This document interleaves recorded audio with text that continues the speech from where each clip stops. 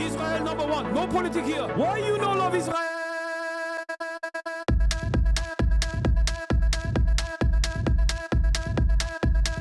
Oh, you hate it?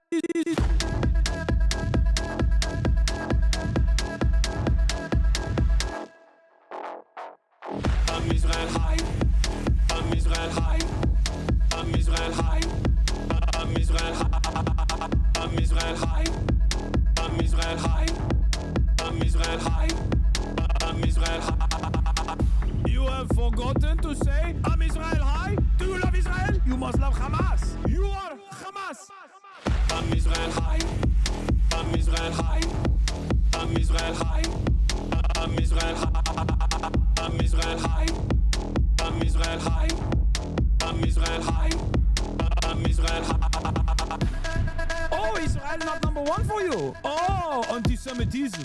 Israel, small nation. Israel, tiny nation, surrounded by scary Muslims. Ah, you are anti-Semitism. You are Hamas. You are Hamas. No politics here. Say Israel number one. Tweet Israel number one. No politics here. No politics here. No politics here. No politics here. No politics here. No politics here. No politics here. No politics here. Say you condemn Hamas. Say I'm Israel high. Say you condemn October 7th. You are Hamas. No politics here. No politics here. No politics here. No politics here. No politics here. No politics here. No politics here. No politics here. What's going on, everybody? I hope everyone's having a fantastic evening, afternoon, pre-noon, no matter where you are in the world. I'm Hasan, Piker, and this is Hasan. I'm broadcast coming to you live from... My audio is low. Hold on. Coming to you live from sunny Los Angeles, California, folks. We're live and alive, and I hope all the boys, girls, and MBs are having a fantastic one because today's a beautiful day. Today's a wonderful day. Today is... Okay, boom. Increase the audio. We're back. We're good.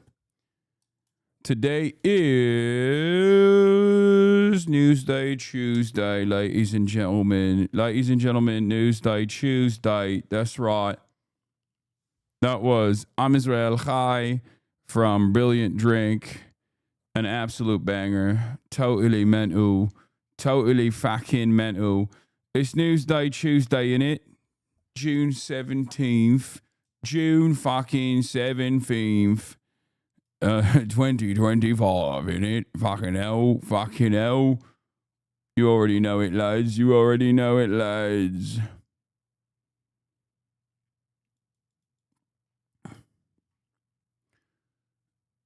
Anyway, there's a lot happening in the world, obviously. But before we get to all the stuff that's unfolding around the world, all the chaos and disorder, I must tell you about my personal news. This is part of the broadcast where I tell you about my personal news about what's going on in the world of Hasan, Hasanabi, Piker, in between the time period where I press the stop streaming button and press the start streaming button. So help me God. That's what I'm going to do. Okay? That's what I'm going to do. So help me God. Yeah. All right. So what's going on? What's unfolding in my life? Last night I ended the broadcast, another half day. It was like, what, 9 hours or something? You know, light work, little light work as always. Never a moment's rest. Never a moment of rest allowed. No moment of respite. Fit check, question mark? No fit check today. Anyway, what did I do? What did I do? I actually, ironically enough, someone just sent me this to be like, yo, teach your nephew, coach your nephew. But this is what I've been doing. I just go on TikTok and I watch nephew, Rizup, Kaide's sister, Sakura. And then I watch Extra Emily and Agent. That's what I watch. I watch Agent and Emily, and I watch the am I a shipper? I'm a filthy shipper, dude. I'm such a filthy little shipper. It's disgusting. I am such a it's like extra weird. It's extra weird because like I know these people. You know what I mean? Like I'm in the social circles. And I'm just watching from both afar, but also like I don't even want to know. For me,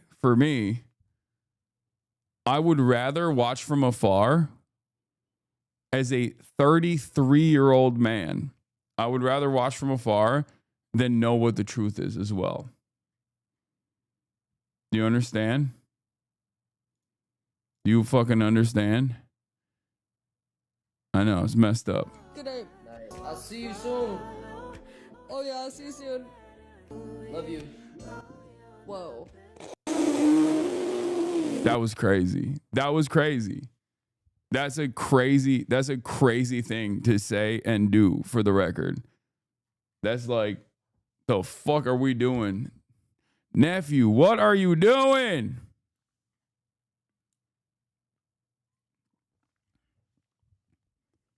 Over Minecraft, dude?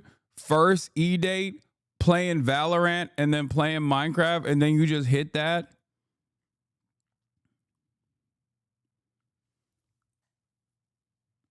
Farming clips this generation? Yeah. It's funny because some of you guys also do that for me, but with like protest footage, clip farming. That's what I need to do. I need to go to the protest and clip farm. You know what I mean? Let me see if I can find it. Someone was like, Unk is aura farming. It helps, at least in my experience. The mace and the tear gas, it adds a different flavor profile to the citrus Zin. Zin helps. W aura farm, W advice.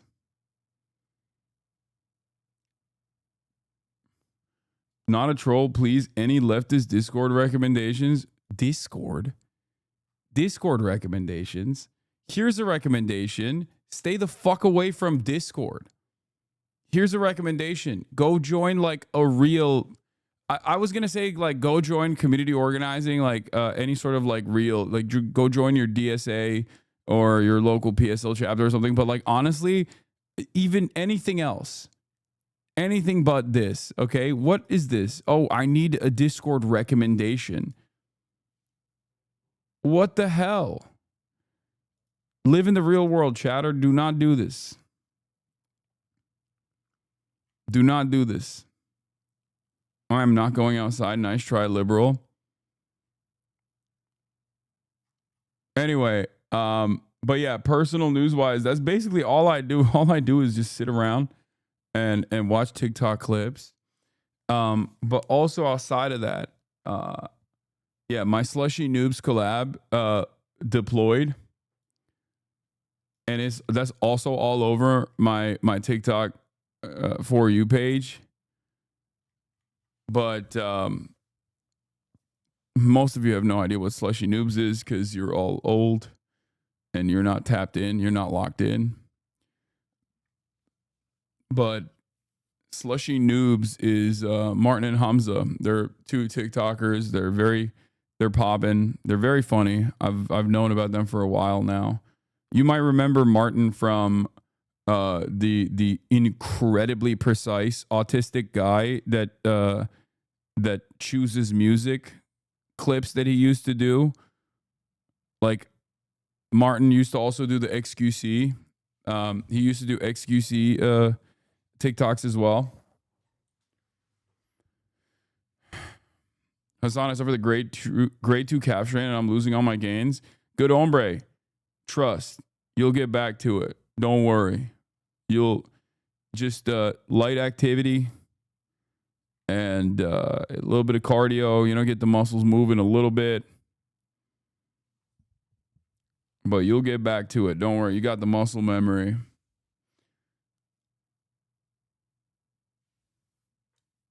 You liked my TikTok moments after ending the stream last week when it had under 1,000 views. You're kind of a TikTok demon. Yeah. So, where was I? Down 1K because Hassan isn't wearing a soccer shirt? No soccer shirt today. Okay. What was I saying? Oh, personal news wise, yeah, we finished with the fam. We finished Marie Antoine Carême, the show Carême, and it was pretty good. It's interesting that like Carême finds a way to always handle everything through cooking food, espionage. Everything is done through food. It was a fine show. It's a sex food show. If you like sex and you like food, or if you like French architecture, you will love Carême. It's very good. So other than that, woke up early this morning. I did actually take Kai to the park. I had an interview with Middle East Eye. I don't know when that will be released. I took Kai to the park after, and I also played a little bit of basketball. Like I did a little bit of cardio. I did not actually like move my foot around too much. But I want to give a shout out to that one chatter who gave me the ankle brace brand, the German brand. Because I got knee sleeves off of that brand as well, and I'm using both now, and I feel like it's pretty good. My leg is getting better every day. I crack a little Tylenol, okay, little paracetamol, little acetaminophen in the morning, and then I move the foot around a little bit, you know. And I keep that shit tight. Yeah, off the yerk. Play a little bit of ball, move it around a little bit. Gatekeeping the brand. Bauer Fiend is the name of the brand. Piker Broadcasting Service says Bauer Fiend. It's true. The name of the brand is Bauer Fiend. Ja, ist sehr gut. Ja, Bauer Fiend. Oh, ich möchte Bauer Fiend. Oh, ich liebe Bauerfiend. Ja, Bauerfiend ist sehr gut. Means peasant enemy in German. Acetaminophen is not anti-inflammatory though. You should do ibuprofen or Naxprofen. I don't fucking know. It's fine. In any case, that's what I've been doing. Also, shouts out to Tony K Films for the incredible photos that he took. I haven't even posted them yet, but there's hella photos that he took where I'm aura farming.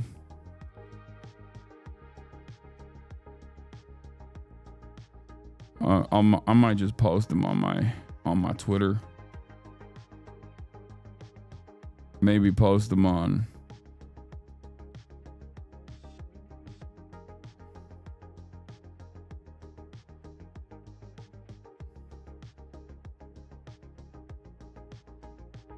Maybe post them on Instagram as well. You guys see the Garp Kuzan Dap meme? Yeah.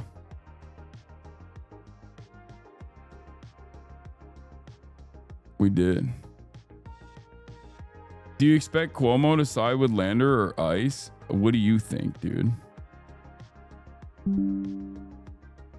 Uh-oh, GeForce Game Ready driver update available.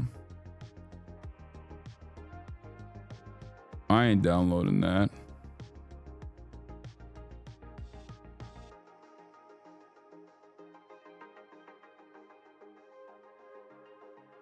But yeah.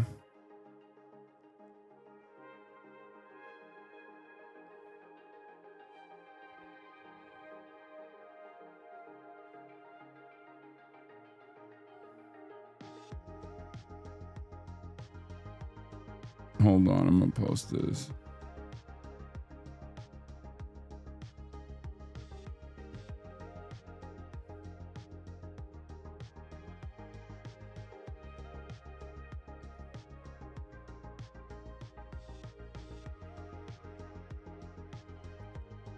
Sometimes when you say yeah, it reminds me of this. I don't know what you're gonna send me as a link, but I'm not clicking on it. All right, anyway, listen.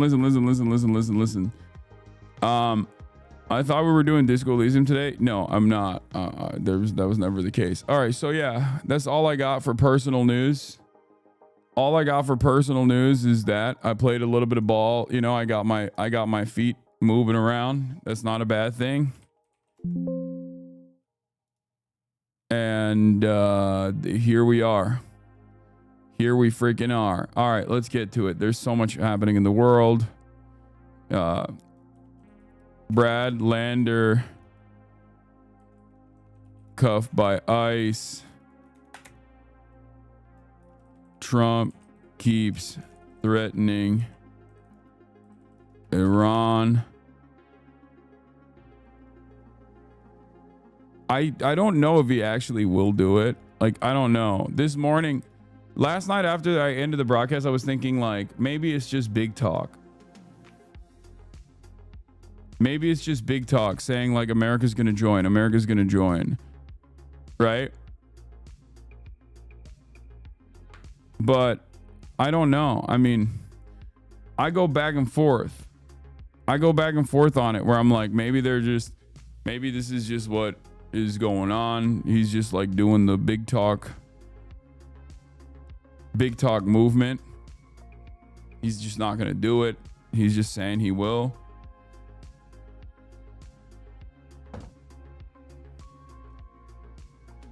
But who knows? Brad Lander cuffed by ICE. Trump keeps threatening Iran.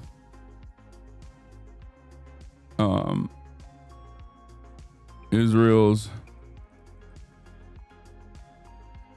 war is unpopular. Will this brick MAGA fucking taco law? I don't want to even entertain the taco shit when it comes to going to war with Iran and potentially kickstarting World War III. Okay? I mean, that's like, I know we say like, haha, taco Trump, but like low key, it's just, no, it's good. I hope he chickens out of this. Okay? This is good for the entire planet. He chickens out of this. This is good for the planet. All right? We don't want this. We don't want this shit. Nobody wants this shit. You don't want this shit. Let's be real. Brad Lander cuffed by ICE. Yeah, Bernie endorses Zoran and so much more. Get in now. Yeah, don't say Trump always chickens out. What are you, Chuck Schumer? You know? Chuck Schumer is like, Mr. President, if you don't tell us if you're doing a side deal with Iran to not bomb them, that's kind of lame. What are you, gay? Well, taco Trump. I hate this shit. I hate it. All right, let's get started. First and foremost, also, do we have the playlist? Why would Trump sending troops to Iran trigger World War III? I mean, listen, World War III is where battle lines are defined in one pole of the world, one plank of the world being China and the other one being America. Clearly, all of the Western liberal nations are on board with American dominance and the continuation of American dominance. They like it. They totally are on board with it. They want it. They also are very bloodthirsty. Shouts out to the fucking Germans, especially. Germans are baying for blood, it feels like. I would have never thought in my lifetime that I would see the Germans that post World War II that like seemingly were pacified. They were like polite versions of the Nazis that they used to be. Turn around and start talking about in the lamest and nerdiest ways, like, we must immediately go into war with Iran. Yeah, this is very important. This is the most important thing. Also, we hate that there are so many refugees in our country as a consequence of America's destabilization in the region. But also, we love the blood. We love the bloodshed. Israel Chai. Yeah. I love the bloodshed. I want the murder. I want the murders. We need the murders. We love it. We love it. I love being the liberal and doing the murders all over, yeah. Oh, meine Industrie.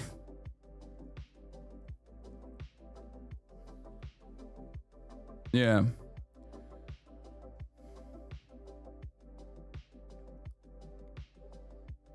Friedrich Merz said Israel is doing the dirty work for the West in an interview today. No, I know. That's what I'm referencing. Yeah, Israel is doing the dirty work for the West. It's defending the West. Yeah. It's crazy. It's like, bro, know your fucking place. Like, it hasn't even been 100 years since you did the fucking Holocaust, man. Why are you so excited to do Holocaust 2? I mean, you already are watching a Holocaust 2 unfold and you're defending it, but you also like directly want your hands to be bloodied. Right now it's indirectly bloodied, but you're like, I want the hands to have the more blood. I love it. Anyway,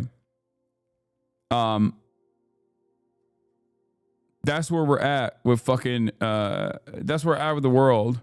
But the reason why it's going to turn into World War III is because, again, Iran is a deeply important strategic asset, both for oil and energy production for China, but also a stabilizing force in the region for Chinese interests, as opposed to the rest of the region that is completely dominated and servile to American interests. So they don't want, I don't think that China wants Iran to fall by the wayside and turn into another like Syria situation, right? Because what happened to Syria and how Syria falling was consequential for Iran. And Iran falling would be consequential for China. This is why I think it's like a World War III style situation. MSM really isn't talking about the potential for China's involvement because China is the most restrained and the most like cold, calculated, pragmatic country out there to a fault.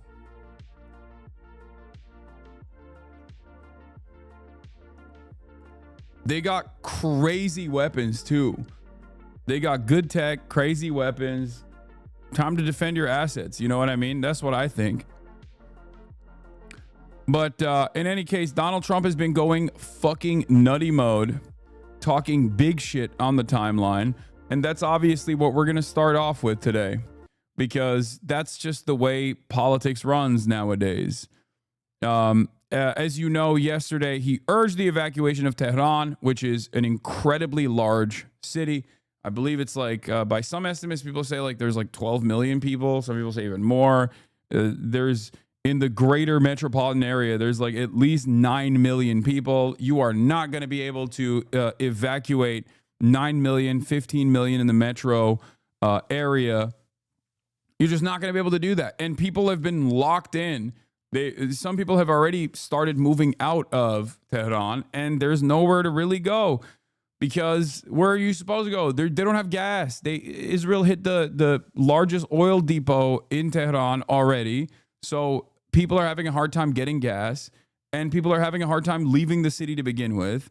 And Donald Trump is over here making threats like he's going to assassinate every single person. Like they're just going to drop a nuke on Tehran or something. It's so psychotic. It's so insane. Like Americans, we do not understand this feeling. We will never understand this feeling because there is no force as powerful and as like there's no force on the planet that can threaten us in the same exact way. Not even China cannot, at least right now, cannot threaten us in the exact same way, where they've like designed the entire rules of warfare and international rules and law and order to suit their purpose and can strike and do genocidal things with impunity. Like there's no comparison, which is why we can't comprehend what it's like to have like normal people have no say in what happens in their own lives. Something that Donald Trump might be saying simply because he thinks it gives him an upper hand in this negotiations process is ultimately so consequential for millions of people. It's terrifying. I hope you guys can maybe close your eyes for a brief moment and recognize the humanity of the Iranian people and recognize how devastating this kind of statement is without simply talking about how big, bold, and brave and beautiful our big, beautiful president is. Because like a lot of Americans are so callous in their indifference to dignity, to the dignity of human life when it's overseas, when it's supposedly a civilian population of a foreign adversary. You know? All Iran had to do was not build nukes, though. Not justifying this, but their government isn't innocent either. You're a fucking idiot. First of all, Iran hasn't built nukes. They should have built nukes. They literally should have built nukes. Because if Iran had built nukes, Donald Trump couldn't say, Tehran, clear out. So ironically, it is actually the government's incompetence, I would say, that has caused them to try and play ball with America and play ball with the Western world over and over again, as the Western world has fucking slapped them around. Can Donald Trump tweet out, Moscow, clear out? No, obviously not. And Moscow and Russia has done a metric ton of damage to Ukraine. So why can't Donald Trump say, hey, Kremlin, clear out? Why can't they say, hey, DPRK, clear out? Pyongyang, clear out? Why can't they say that? Oh, that's right, because they have nukes. Okay? That's it. You got to have nukes. If you want to have sovereignty outside of the sphere of NATO influence, outside of the sphere, the protective banner of the West. And by the way, ironically, when you are in the NATO protective banner, you don't have any sovereignty. Look at Turkey. Okay? You got nothing.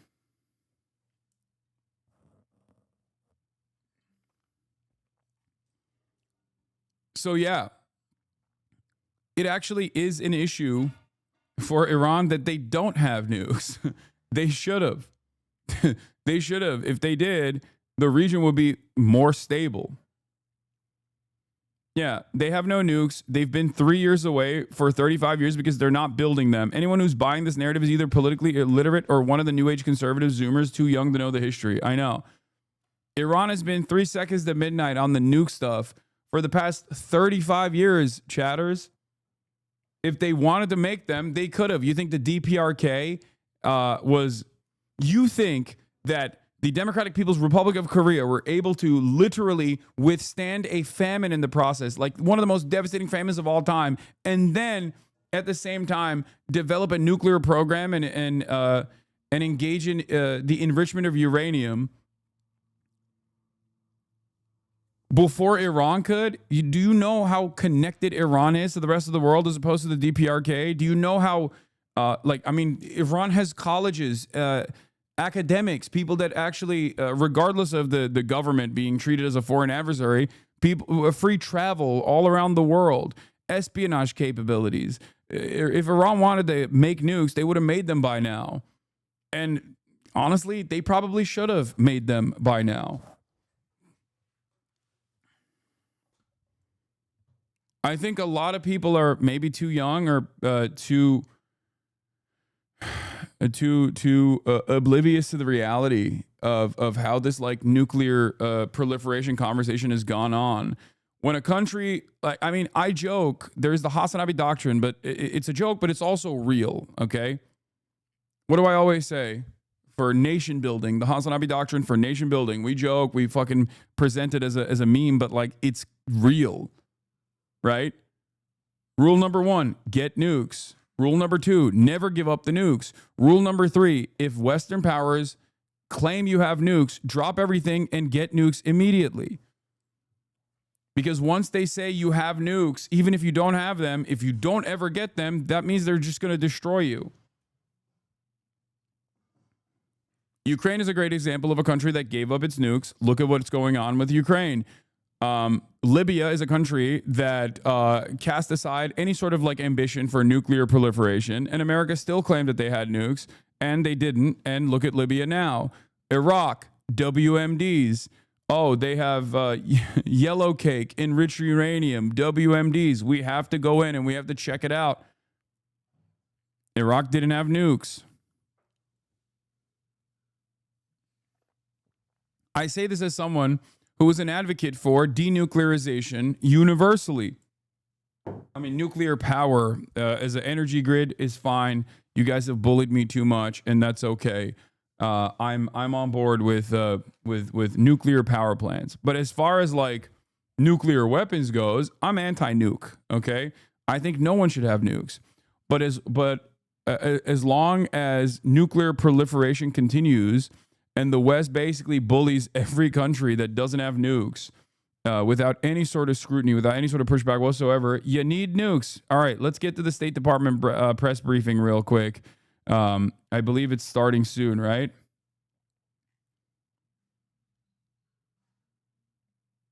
Here's what? Yellow Cake press conference? Okay, stop. Actually send me the State Department.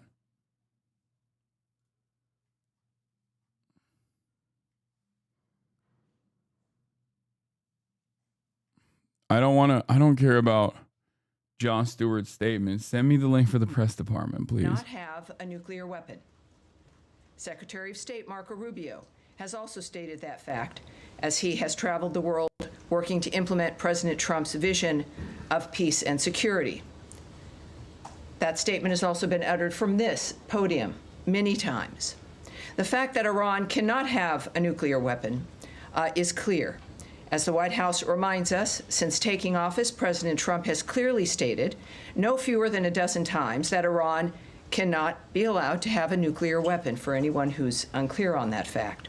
President Trump has made the same pledge no Guys, fewer you don't than understand. 40 America times first and being a before peaceful taking dove office. actually Even meant as far doing the back as exact same thing that 2011. previous administrations One have of the highest done, priorities of the Trump which is to go to war with Iran. administration is safety and security America of the first American actually people. means To that end, doing a the decapitation Department of strike on the State has supreme leader of established Iran. a Middle East America task first force actually means like to help coordinate violating support for US citizens, violating any sort of isolationist principle that we might have actually run a campaign engagement. on. The task force is operating 24 hours a day.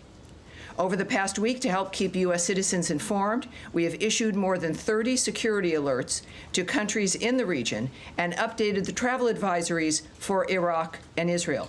We remind U.S. citizens not to travel to Israel or Iraq and not to travel to Iran under any circumstances. We continue to monitor the complex and rapidly evolving situation on the ground as we continue to assess and address the needs of U.S. citizens. We urge all U.S. citizens to regularly visit travel.state.gov for the latest travel advisories and security updates, and to enroll in the Smart Traveler Enrollment Program, also known as STEP, to receive timely alerts and guidance from the State Department. For Americans needing assistance, and there we have a bit of the website there for you. Call +1 202 501 4444. That number again is +1 202 501 4444. If you're on that website, you can also click on that red box. It will take you to a page where you can search for the embassy of your interest, where you are, where you would like to connect to be able to get help from the embassy in the country where you are. Yeah, unless you're in Israel, in which case the Israeli government doesn't want you to. U.S. embassy. Yeah, I know Trump leaked Mike Huckabee's text message. I read this I, morning. also What an want to add insane a couple screenshot. other I didn't things even know here you could as we're, screenshot something dealing this with long. It is, I don't know how Trump screenshotted certainly this. a rapidly evolving dynamic, but to conclude the topper here today, I want to recognize the State Department and other U.S. government teams around the world working under threat on behalf of the American people, particularly those in Israel and Ukraine, who spent another night sheltering in bunkers as they came under attack. Our priority is the safety of Americans overseas and here at home. It is the priority of Secretary Marco Rubio. It is the priority of everyone who works in this building, and the thousands of American citizens who work anonymously and whom you will never see, who are working in embassies and consulates around the world and working with those local nations to be there for American citizens and to help facilitate American diplomacy. Our priority is the safety of Americans, yes, here at home, but also overseas. We thank all of those working on behalf of the American people, all of you watching from home and from around the world. We thank you, and from for everyone around the nation, we know and honor your work as we begin another briefing here, ready to take your questions. All right. Yes, sir. Here we go. Yes, hi, By the way, notice how the State Department press briefings are damn near identical in their response to the previous State Department, regardless of how different things are. It's going to help Americans potentially leave the Okay. region. My goats are there. Repatriated, or Goat. depending on the countries that they're in. I guess And, Prem any is more Prem detail not you can there? get I on it. don't see him. Right. Well, I guess they revoked Zeteo's press credentials. This is live, yeah. There is always things that I can't say to you. And yet we have a long back and forth. Sometimes we have a little bit of a debate. I won't engage in that today. My responses will be perhaps a bit quicker than usual, and I'll be moving around more quickly to reach as many of you as I can. There will be less than I can answer for you because of the circumstances that we're dealing with around the world. So it is, just want you to know, it's not personal, but we're working on certain things like the task force as an example. The task force is a group of people who are working, taking the calls of people, of American citizens around the world, making sure that they get connected with what they may need in that region. I won't go into the details of all that the task forces do, of course, but it's about information, making sure people here at the State Department and people that we get the information we need, but also people around the world, American citizens, get directed to the information that they may need as well. So I'll leave it at that, but this is something that the State Department does when there's a situation that requires it, and this is one of those times. Tammy, I'm sorry. Could I just ask Sure, about the Matt, phone sure, number? of course. The phone number that you get, if you call that number, which I can do right now, who do you get? You get an individual who is Task force, or? no, you don't get the task force. That phone number is a general phone number. The task force is busy, but it is a separate unit that is established to take the calls to assist American citizens who call to the embassies. Particularly, you're going to be referred to embassies who can help you get what it is you need. So good question. Thank you, sir. All right. Yes, Andrea. Just a quick question. There's some specific consular needs. One in particular that I'm aware of, and there may be more than one, is an American citizen in Iran, where there is no embassy, no consulate. Mm-hmm. Would that be the Swiss protectorate? Would there be other options?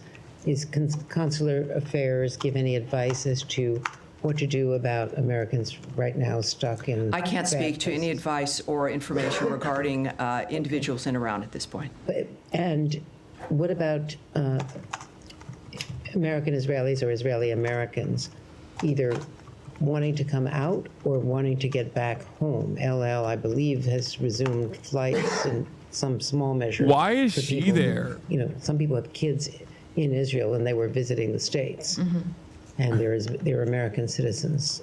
Is there anything that they can do? Where should they call this number?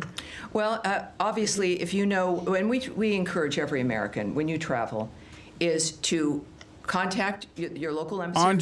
Andrea Mitchell's is like a super high-level CNN commentator. And that's what I would recommend, no who matter where you're traveling, but certainly in the Middle normally East, would is not know play where those, the function entities are. of a national security reporter, like a State Department reporter. It's Tel Aviv, it's Jerusalem. But Well, they will answer their phone. MSNBC. Sorry, MSNBC. So this is like, they don't send people like her normally to State Department briefings. It is quite bizarre that she's there. Yeah, she's married to Alan Greenspan. Like, this is like a super OG, longtime reporter, solid track record. I wouldn't say solid track record, but like, when you're a reporter and you get to the point of high level commentator, you don't actually sit through these press briefings. Okay, it's like, is Jake Tapper there? No. Do you understand what I mean? It's like sending Jake Tapper there. Someone said solid.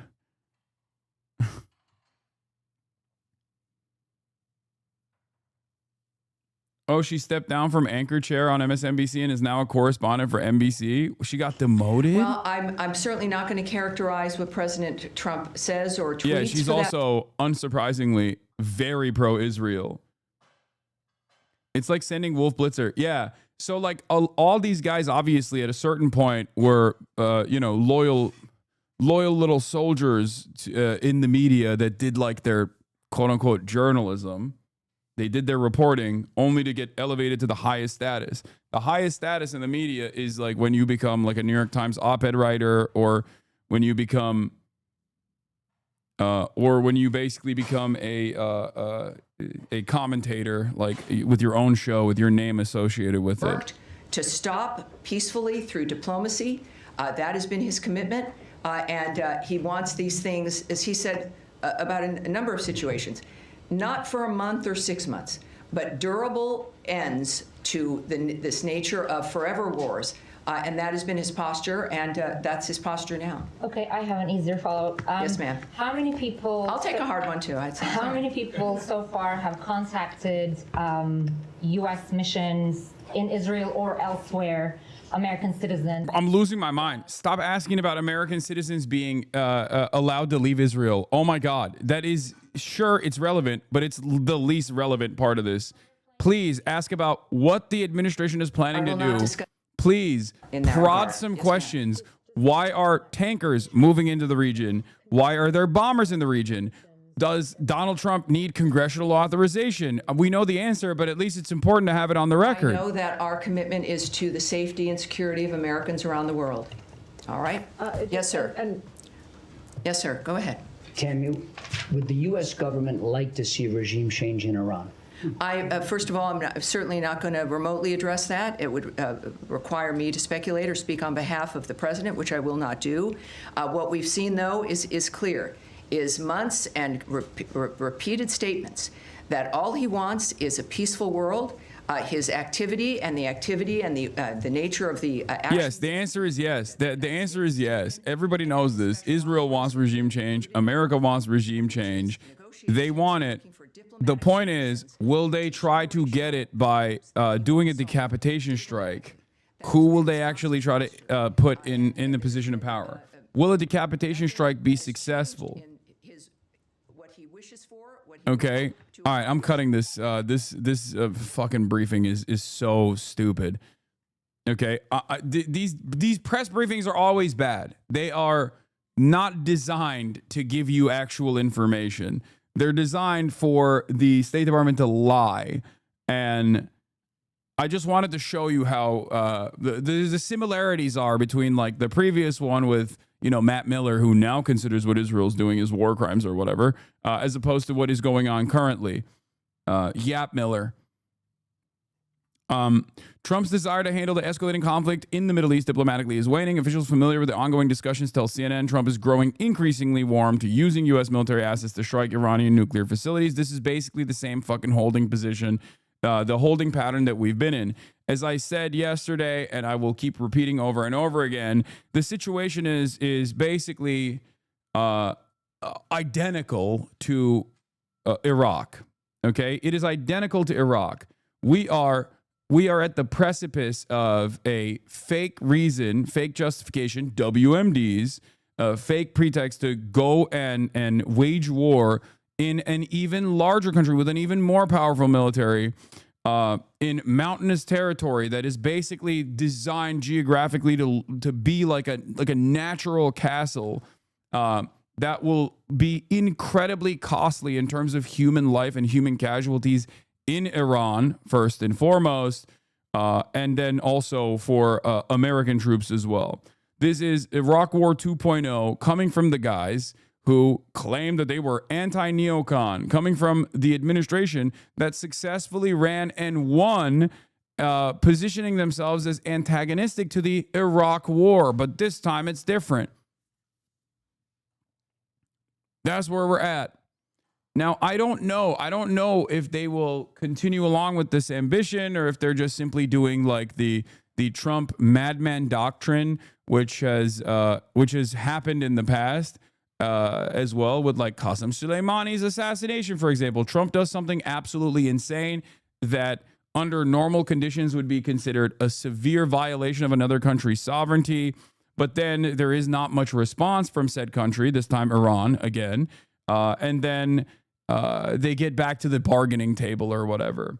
And the only reason why this has worked so far is because of the unimaginable power that America has in the region, unimaginable power it has in terms of like doing damage to the civilian population, and the lack of appetite from countries like Iran to kill their whole fucking population, like throw their population in the field of fire under American munitions. That is the only thing that has stopped. Iran's restraint is the only thing that has stopped World War III from unfolding, and it's not because of the brilliant calculations of Donald Trump. It's almost identical to like the way that Kissinger operated, bullying all of these other smaller countries and just like brutalizing them over and over again, pummeling them, doing a fuck ton of war crimes in Asia, knowing full well that there was no retaliation that America would ever meet. The only major difference between what's unfolding right now and 2003, however, is that there is one, no 9/11 component. Two, we're living in the post anti-Iraq war meta, where Americans like recognize the war on terror as being overwhelmingly a failure, right? And on top of that, I would say that we have tremendous economic instability, which I think plays a role in Americans not feeling as patriotic, or the Western world in general, not feeling as patriotic about their countries, like not feeling as though they are willing to go and serve in the military to like defend Western nations or whatever. It's like, they can't pay rent. Why the fuck? Like most people, if you ask like Gen Z, they're like, oh, would you serve in the American military? Or would you serve in the British military? And they're like, I'm not going to die for someone else's wars. Like, why would I do that? I can't even pay fucking rent. And on top of that, there's tremendous enmity towards Israel. There's tremendous anger and resentment towards Israel in the public's eye. Politicians are united on defending Israel, but the American population even is not so united. It's one of the most common metas right now is like, I'm not dying for Israel. I'm not dying for Israel. That's like the rallying call of an entire generation. So when you look at that, when you look at the situation with deep economic volatility, deep uncertainties about people's futures, anger and resentment, and try to slap on a additional war that is even more costly than the previous wars that America is engaged in that are deeply unpopular. I don't know if Americans will be on board with this. I feel like this could potentially destabilize the entire Western world if implemented. Maybe I'm wrong. Maybe America will find a way to fucking nip this in the bud and have this like full-throated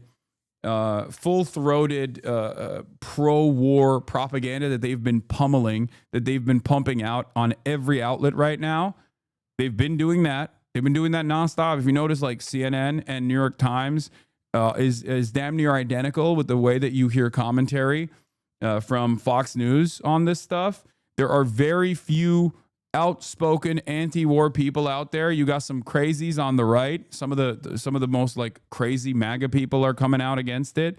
But then also you got like the AOCs and the Thomas Massey and the Republican Party and the Bernie Sanderses of the Democrats that are coming out against it. But overall, Democrats and Republicans, especially at the highest levels of the party, are fully on board with escalating this conflict and moving in to Iran. You are genuinely stupid if you think the whole world will end because you acting like it's the combined 7-hour invasion of Earth, which was worse. You act like you're the leftist tough guy. You would not last a single second in City 17 and nobody is crazy except the people you hired to ban for you.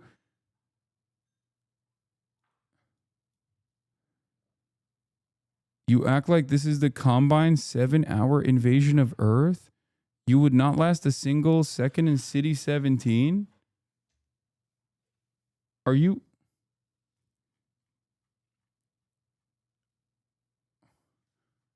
Do you think Half-Life 2 is real life?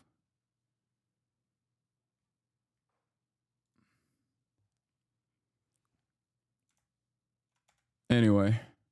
All right.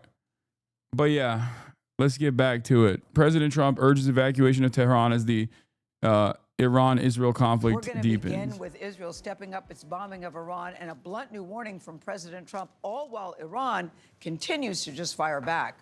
Iranian missiles hit an Israeli city this morning after Israel's warplanes attacked targets in Iran's capital, including its state-run broadcaster. More Iranians are fleeing their homes. Take a look at these pictures of the cars just leaving in droves. Trump is urging them to go with an online post saying everyone should immediately evacuate. Deborah Patta is in Tel Aviv. Deborah, the situation certainly seems to be... Ken Leakenstein with new reporting coming out fresh off the presses. Trump has secretly greenlit regime change in Iran. Worst kept secret of all time, by the way. Israel wants regime change. The U.S. is fine with that, sources say. Donald Trump is lying almost about everything regarding Israel and Iran. Trump knew what Israel was going to attack Iran, knew the basic outlines of the strategy, and implicitly gave the U.S. okay. Trump also quietly and enthusiastically embraces Israel's unstated goal of regime change. Two high-level U.S. officials involved in the internal discussions tell me. Trump hasn't officially approved anything, hasn't committed anything to paper, and hasn't signed off on any specific act. But in the dance of phone calls and back-channel messages and things said and not said, the two countries found agreement. Trump has given Israel the green light by not saying no. They're calling it the yellow card or the yellow light. They're saying it's not a green light, it's not a red light, it's a yellow light, which means basically functionally whatever Israel wants to do, you can do. We're not going to say no. This is the world of statecraft at the highest level where leaders say one thing and do another. This is not for... Yes, sirens in Jordan. I know. It's red alert in northern Israel. They're going to bomb Haifa again. I know. When it happens, we'll cover it. Okay? Calm down.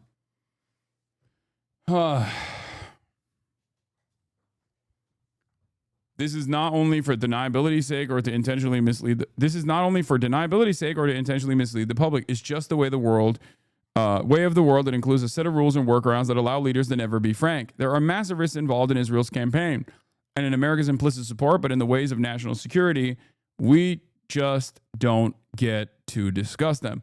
It all started during the Biden administration. The two knowledgeable insiders tell me when Israel first pitched America on the campaign playing out now, fearing escalation and things spinning out of control, fearing the United States getting dragged in, fearing Iranian civilian deaths, Biden vetoed Israel's plan that is under the table and off the record in the shadow world of deniable diplomacy. Washington's lack of assent meant that direct action to operate outside the context of Hamas were off the table. Instead, Israel in 2024 carried out a spate of assassinations of extremely high-level adversaries. First, Israel killed Hamas leader Ismail Haniyeh in Tehran. Then they bombed an Iranian embassy building in Damascus, killing high-ranking Iranian generals. For the record, all of these things that happened under the watchful gaze of the Biden administration was directly a violation of numerous red lines, and it was reliant on a hopeful Iranian restraint that actually did exist. Restraint paired up with Iranian naivete, I would say. And the Biden veto wasn't necessarily a veto in terms of like, oh, too many fucking civilians are going to die, as Ken is reporting here from these official sources, anonymous sources. But it's more so now is not the right time. Now that actually the axis of resistance has been entirely gutted and there is very few striking capabilities that can come from all of the fronts, with the exception of Yemen, basically. Now that Syria is toppled and Hezbollah is decapitated, and even like all of the IRGC troop positions in Iraq have been compromised, it is much more difficult for Iran to create an air of deterrence and restraint around Israel. Okay? Now is a better opportunity for Israel to strike Iran, which is why they're doing it, right now, as opposed to under the Biden administration. Nobody expected these operations to be as successful as they were, which emboldened Israel. On April 1st, 2024, Iran attacked Israel in a massive and unprecedented missile and drone strike. Quietly, the U.S. military helped defend its number one ally. The Arab states looked the other way. The Iranian attack was largely thwarted, which sources tell me came as a surprise to the U.S. government and further emboldened Israel. Even so, Joe Biden didn't want a broader war and the risk it entailed, so we kicked the can down the road to Donald Trump. None of this, of course, began in 2024. Iran and Israel have engaged in a tit-for-tat shadow war for years. with Iran arming Hamas and other Israeli adversaries. This culminated in Hamas's October 7 attack, a traumatic event that could not have taken place without Iran's longstanding support and funding. That shadow war is what's at the background of all of this. Not Iran's nuclear capabilities, the hobby horse of a Washington unwilling to deal with the reality of decades-long war and the absence of our own policy for finding peace with Iran. Yes, the Iranian administration, the Iranian government, whether they were secular or fundamentalists, it does not matter.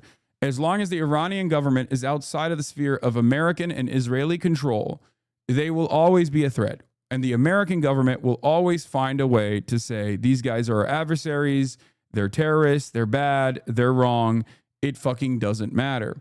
Because the ultimate goal here is the destabilization of Iran and exchanging leadership of Iran away from an administration that won't play ball with America or is not a willing participant in America's grand design for the region, to one that is directly controlled as a puppet state in the hands of the United States of America. That is the ultimate goal here.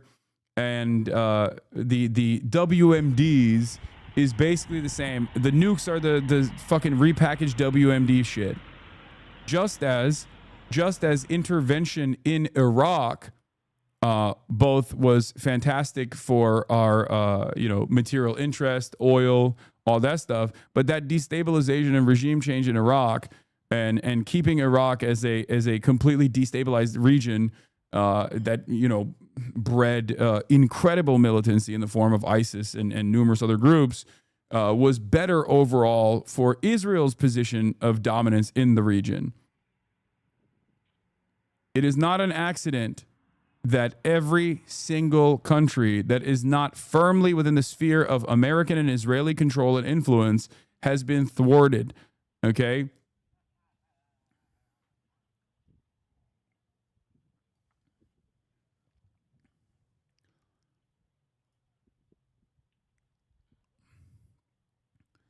The ultimate goal here isn't even Iran. The ultimate goal here is China. For America's interest, like in the region, Iran is basically the final big bad that won't let them allow, that threatens their overall full-blown control over the region. But the real reason why they want to completely control the region is because they want to have complete control. They want to have complete control over the energy production, or at least almost complete control over the energy production, and use that as a incredibly powerful weapon against China. Okay?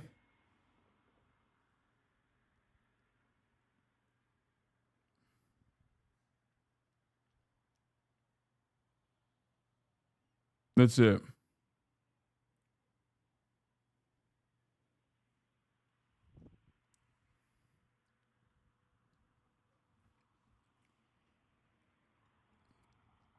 The president made it clear that Iran cannot have uranium enrichment, Vice President Vance said today. And he said repeatedly that this would happen one of two ways, the easy way or the other way. This is about the Strait of Hormuz, right? They could theoretically block it for countries like China. Yes, the Strait of Hormuz, where the overwhelming majority of oil tankers pass through. It is where the economic engine of the planet, the fuel supply of the entire planet basically goes through. And it's not just the Strait of Hormuz. It also is just like oil production in general. If you destabilize Iran, or put a puppet leadership in charge of Iran and turn Iran into like Egypt, for example, a servile state, then all of a sudden, a ginormous country that is aligned with China goes away. It's no longer a threat. You have complete control over the region. You have complete control over all of the oil that comes out of the region, and you can just shut it off. You could shut it off from going to China. Couldn't China just get oil from Venezuela? Additional complications, much further away, not as easily refined as like Saudi oil even. And ultimately, it's like that's the other reason why America wants to also destroy Venezuela as well. GOAT questioner at the moment. Who isn't, no matter what the dynamic. The IDF has said a particular incident is under review, and that is helpful. And we'll see what their review comes up with. In the meantime, I think it is important also when it comes to the nature of the efforts to get aid and food to the Gazans. We now know, can report that the Gaza Humanitarian Foundation now is working at 4 distribution sites and has distributed nearly 26 million meals to date. So it is, again, a conversation. Matt Miller responds. Matt Miller ass response, bro. Straight up. Anyway, getting back to this. In reality, while the negotiations commenced in secret chambers involving just a handful of principal officials, Trump and his closest advisors talked about Israel's longstanding plan. A hint of these discussions appeared this past weekend when Trump told the Wall Street Journal that his team had foreknowledge of Israel's plans. The lesson Israel took from 2024 is that Iran might be able to bloody its nose, but not destroy it or the region. Not now, anyway. Israel also assesses that its many attacks on Iran's proxies, the emergence of a new Syrian regime, the failure of nuclear talks, and of course, its precise intelligence on Iran's leadership makes this the best moment to act. We now have complete and total control of the skies over Iran, Trump blurted out today. His use of the word we tell that he is fully behind Israel. It will take a while for the military and the bureaucracy and, of course, Congress to catch up. The news media will be filled with stories about the contradictions of this and that, about how close Iran was or wasn't acquiring a nuclear weapon, about World War III, and how toppling the Iranian regime is just the next Iraq or Libya, right up until it happens, whatever it will be. Everyone should evacuate to Iran, Trump said on Monday. President Trump has been unusually tight-lipped about Israel's military campaign. Asked Monday about the possibility of regime change, the normally loquacious Trump said simply, I want to see no nuclear weapon in Iran, and we're well on our way to making sure that happens. Pressed further at the G7 before the president walked out about what he knew, he answered totally out of character that he didn't want to talk about that. Israel has not yet officially said that its goal is regime change. I mean, they have. They have.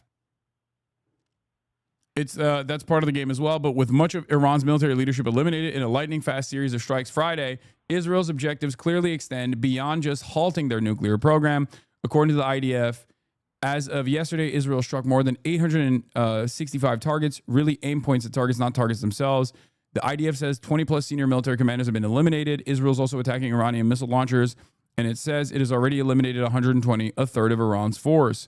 Aware of Israel's desire to mount a stronger attack, Trump publicly said he wanted 60 days to negotiate with Iran. I had 60 days, and they had 60 days, and on the 61st day, I said, we don't have a deal.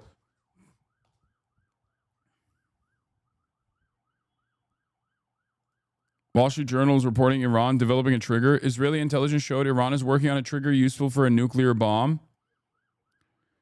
I mean, this could be real. It could be totally fake, phony Israeli propaganda. The problem right now is that as events are unfolding, most of the information that you see, especially from mainstream media, especially from Israeli outlets, are going to be bullshit. Okay?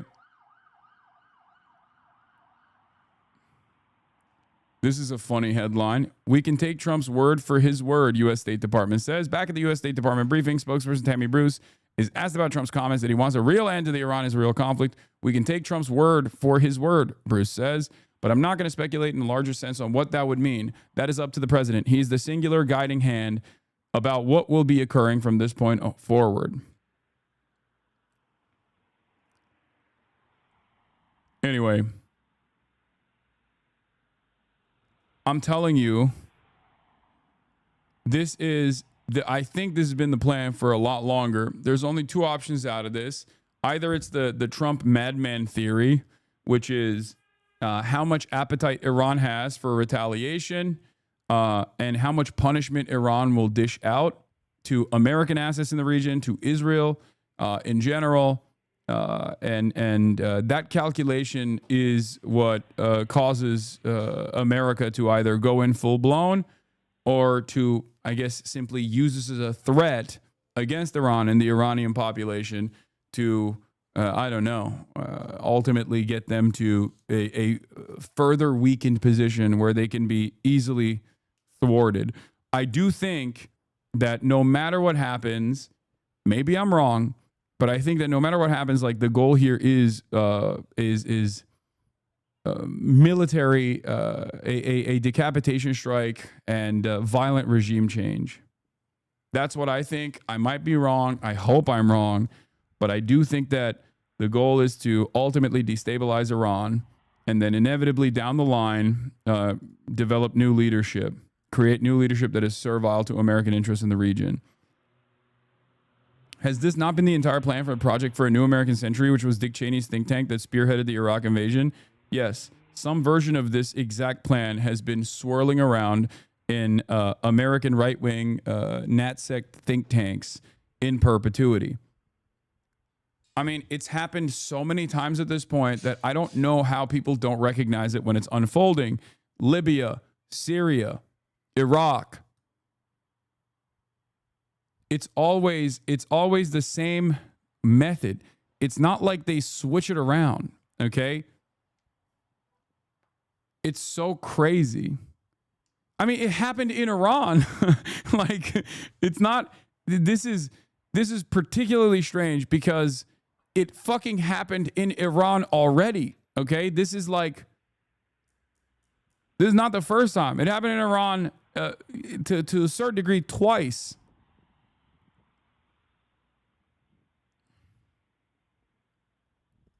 Be escalating there. What can you tell us? Escalating indeed, and a very good morning, Gail. Israel has expanded its aerial assault on Iran, not only striking nuclear facilities and assassinating senior military leaders, now targeting the regime-controlled media. That's crazy. You're a fucking press person, dude. You are literally, dude, this is shooting the BBC headquarters. Okay? This is bombing BBC. This is a foreign government bombing the BBC. You can't say regime-controlled press to try to normalize blowing up a fucking news station. The BBC is also regime-controlled press. One might make the argument that every single private enterprise in American press is also regime-controlled. That is so twisted. Israeli forces have broadened their tactics. Last night, striking Iranian state television during a live broadcast. Thousands of Iranians have been trying to evacuate major cities since Israel launched its surprise attack last week. This dashcam video in the city of Isfahan caught an explosion on camera as the passengers were trying to flee over the weekend. The human cost of the war is escalating on both sides. Over 200 in Iran and at least 24 in Israel. This morning, Israel's air defense system fought off a barrage of at least 30 missiles from Iran. Most were intercepted, but some hit the affluent area of Herzliya just outside Tel Aviv. In the city of Petah Tikva, this is the moment an Iranian missile slammed into an apartment block, killing 4 people. Israeli-American Lihi Greiner was with her husband and 3 children. Hasan, you're a liar. You claim that only the LA Persians are against the Iranian regime, but you know that's not true.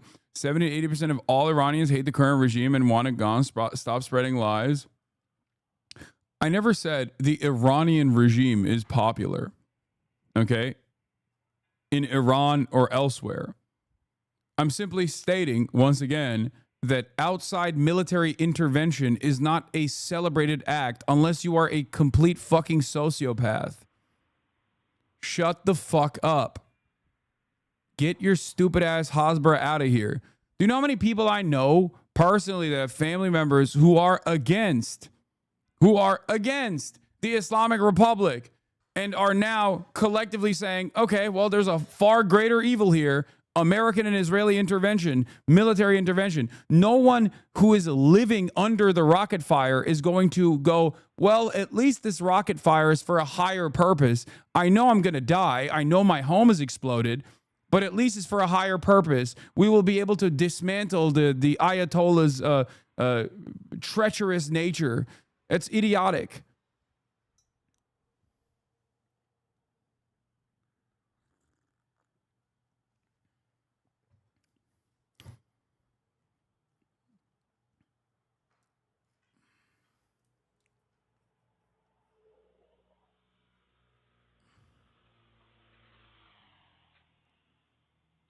So dumb.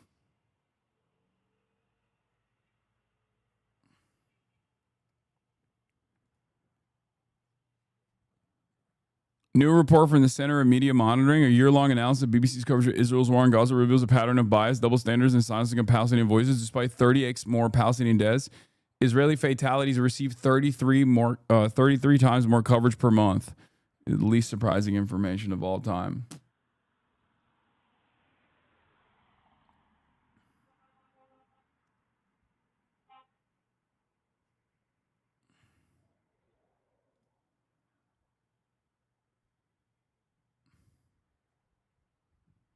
Anyway, let's continue. Hiding in their safe room at the time. It was the biggest boom ever. Even our safe room was shaking. Shattered glass was strewn across her apartment. Because we are not IRI. It's good if Israel hits Iran, because then it's gonna diminish the power of IRI. We are not them.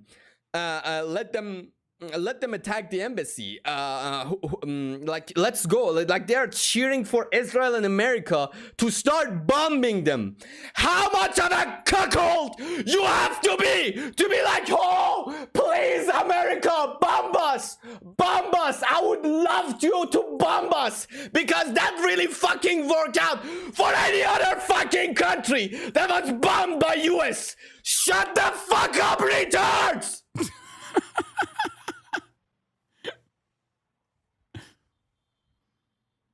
No, you guys don't understand. This guy is clearly an asset. He doesn't know what he's saying. No, I have it on good authority that every Persian in Tehran is saying, please bomb us. Please, I am Iranian. I am Persian. Please bomb us. Please, Israel, please bomb us. That's what they're saying, right? Fucking stupid ass, dumbass, moronic donkeys in the fucking chat. That's not what I said. Holy shit, man. Oh my god. These are the fucking people who are cheering for fucking Israel. All right? And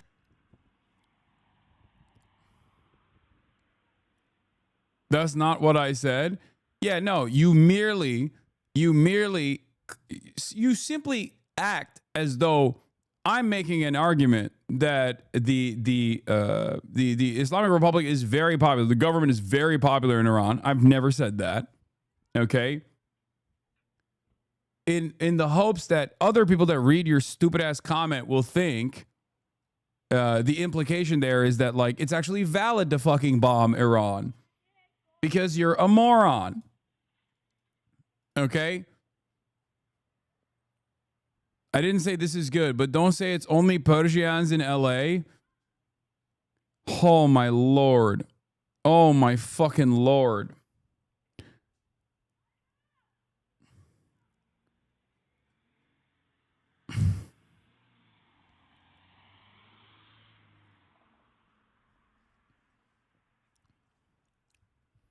Is that chatter even Iranian? Probably. Do you like what Israel is doing to Iran? Do you like it? Do you think it's good? Do you think it's valid? If you don't like the current administration, don't you feel like Israel bombing Iran only hardens, only puts people in a desperate situation where the administration, the current administration, the existing administration, and support for it hardens? Because all of a sudden there's a much larger problem. Don't you feel like this is consistent all around the world when a much larger superpower or regional power comes in and decides to engage in military action?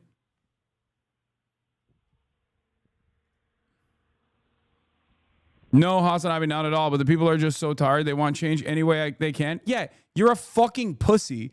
You are a pussy. You don't want to be like, no, the people actually love that Israel is bombing Iran, because you would sound like a fucking moron if you were to say that. So you're trying to take the long road of basically saying, oh, the people are just tired. They want regime change any way they can. Any way they can implies that they want regime change through Israeli attacks. Okay? Shut the fuck up. Just say it with your goddamn chest. Say it. Perhaps you also recognize how stupid that sounds, which is why you're not saying it, which is why you get really butthurt when I fucking call you out.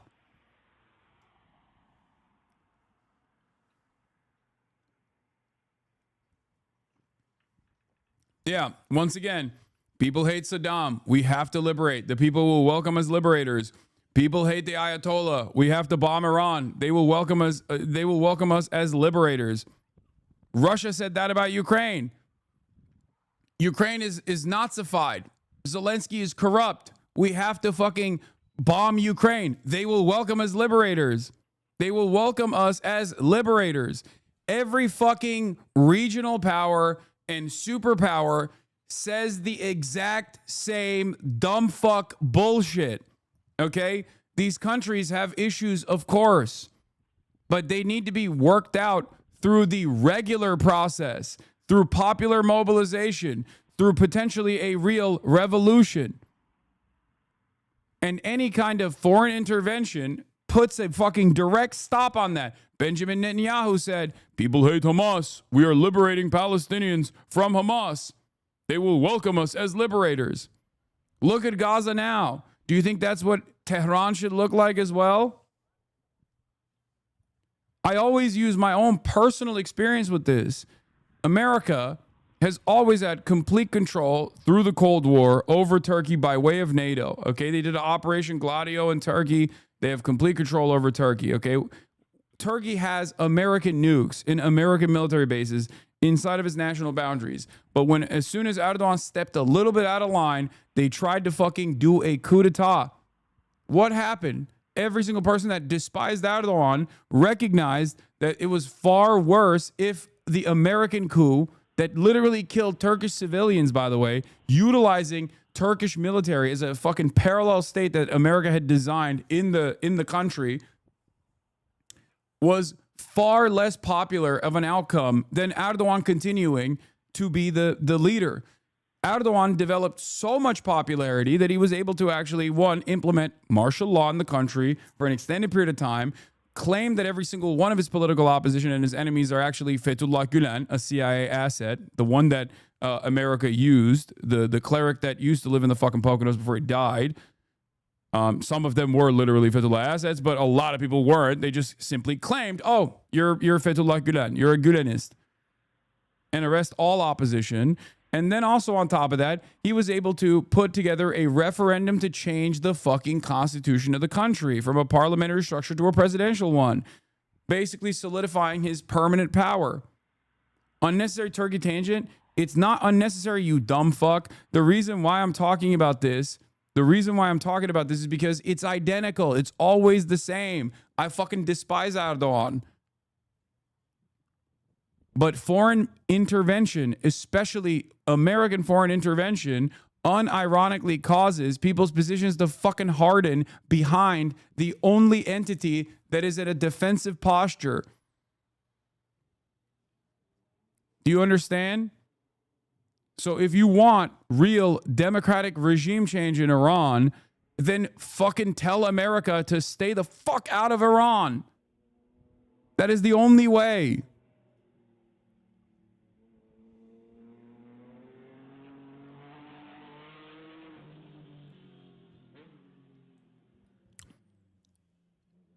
Color revolutions do not work. Half Iranian here. I'm so sick of these diaspora Iranians wishing America to glass their own country so they can vacation back without wearing a hijab. It's not about liberation. The goal is to balkanize it and Iran will cease to exist. Exactly.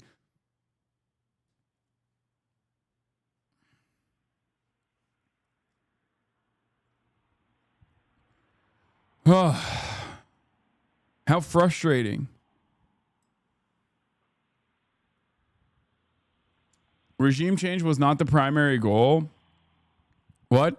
Have issues. They murder women for not dressing correctly, you libtard. America has issues. Iran is fucked. Regime change was not the primary goal. The primary goal was removing their ability to create nukes. Why are you framing it like this was the reason for the initial strike? Because regime change is the ultimate goal, you dumb fuck.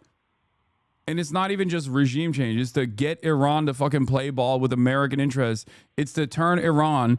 If the Islamic Republic was as servile to the interests of America and as subservient as like the Gulf states were, perhaps these kinds of issues would not be happening. They could be fucking literally chopping hands or killing women for not wearing a hijab all day, every day. And America would never even fucking bat an eye at that.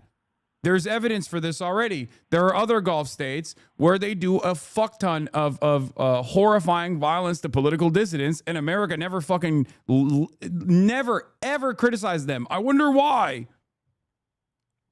This has nothing to do with like the repressive structures of domestic governance of fundamentalist countries, you fucking moron.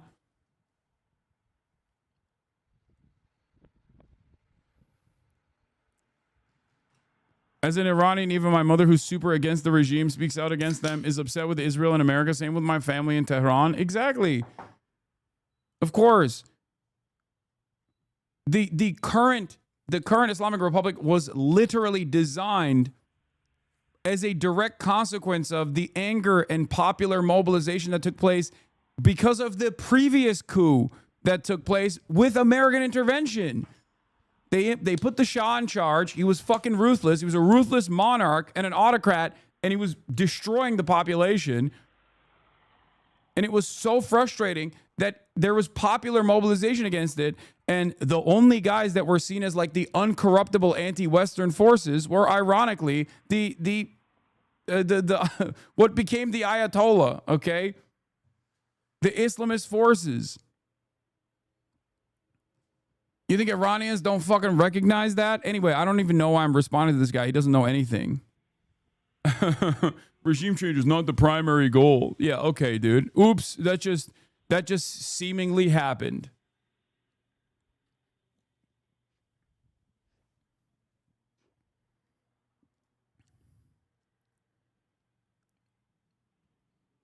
Like initially, the revolution, the Iranian revolution, was popular mobilization of all different political dissidents in the country, including leftist mobilization in the country as well. What came after that was actually an issue of consequence, because in order to basically, in order to solidify and centralize support around the Ayatollah, the Islamic Republic basically fucking destroyed any kind of leftist mobilization that actually helped them thwart the Shah.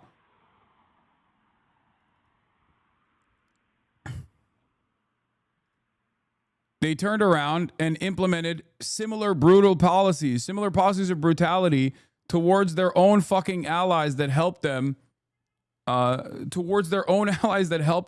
win power. That's where a lot of this resentment and frustration towards the current regime comes from inside of Iran.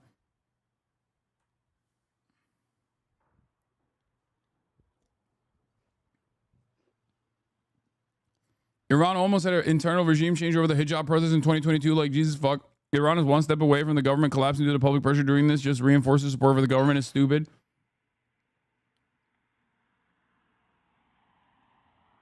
The Ayatollah was propped up too, though. There was real communist mobilization during the revolution, and the Ayatollah used them and then executed all of them. My aunt was a member and got away from the raids that rounded up the commies. Yeah.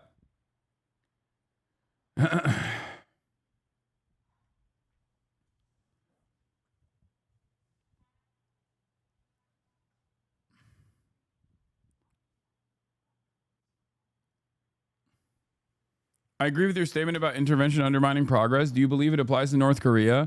I would go so far as to say that the current North Korean government takes advantage of the economic strangulation that the country experiences and keeps the country and its information as limited as possible in order to maintain its power. So yes, it would make it quite difficult to maintain a stranglehold on the population in the way that like the Kim dynasty has if they had complete connection to the outside world. I don't like Israel at all. They're committing a genocide, but you don't do enough to call out the Iranian regime, Hasan. You make them seem like the good guys a lot of time when they're not. They fund terrorist groups and kill their own people like it's nothing. They've been stealing money, destroying the country, then sending embezzled money to the U.S. and Canada for their kids living there. Their only goal is to oppress their own people and steal as much as possible. Brother, I don't know why we're playing this song and dance, okay? I don't know why. If you want to criticize the Islamic Republic, the largest criticism should be that they've been unimaginably restrained in an effort not to incur severe penalties for the Iranian civilian population. Remove the fatwa for developing a nuclear weapon now. Okay? Yeah. Do you think carpet bombing Tehran will actually solve this equation, will solve this problem? Because if the answer is no, then there is no reason for us to have this back and forth.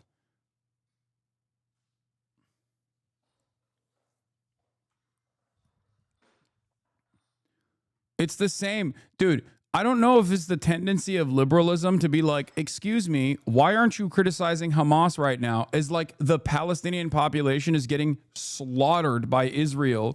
It takes liberals 7 to 8 months of total societal collapse and annihilation to finally recognize, yeah, maybe actually I shouldn't be criticizing Hamas here. And maybe Israel is the larger evil here, the greater evil here. Maybe I shouldn't be criticizing the Islamic Republic in this moment, you know? Maybe America and Israel are far more consequential and far worse for the Iranian population right now.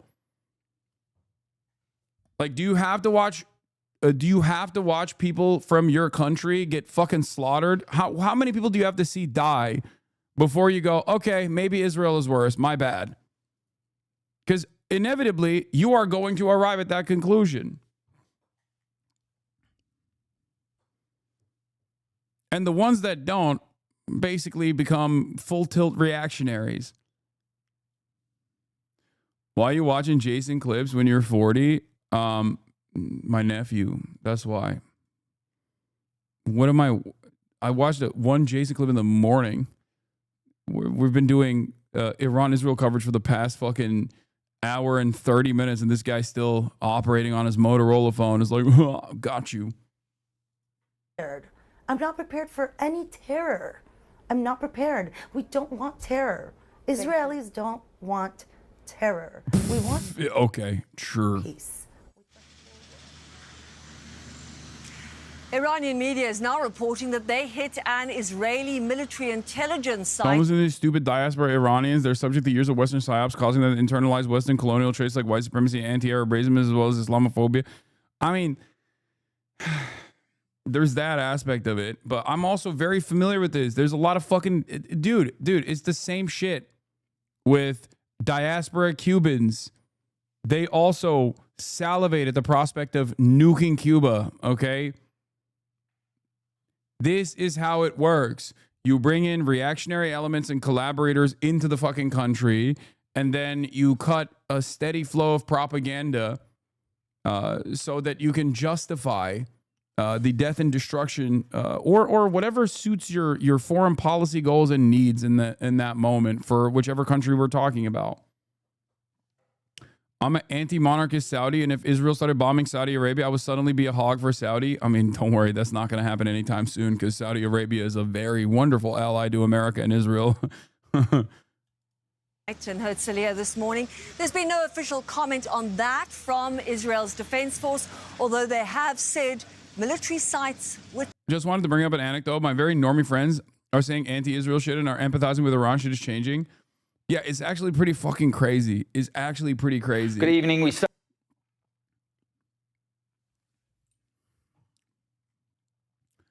Like, I thought that right now everyone would be salivating at the prospect of nuking Tehran, you know?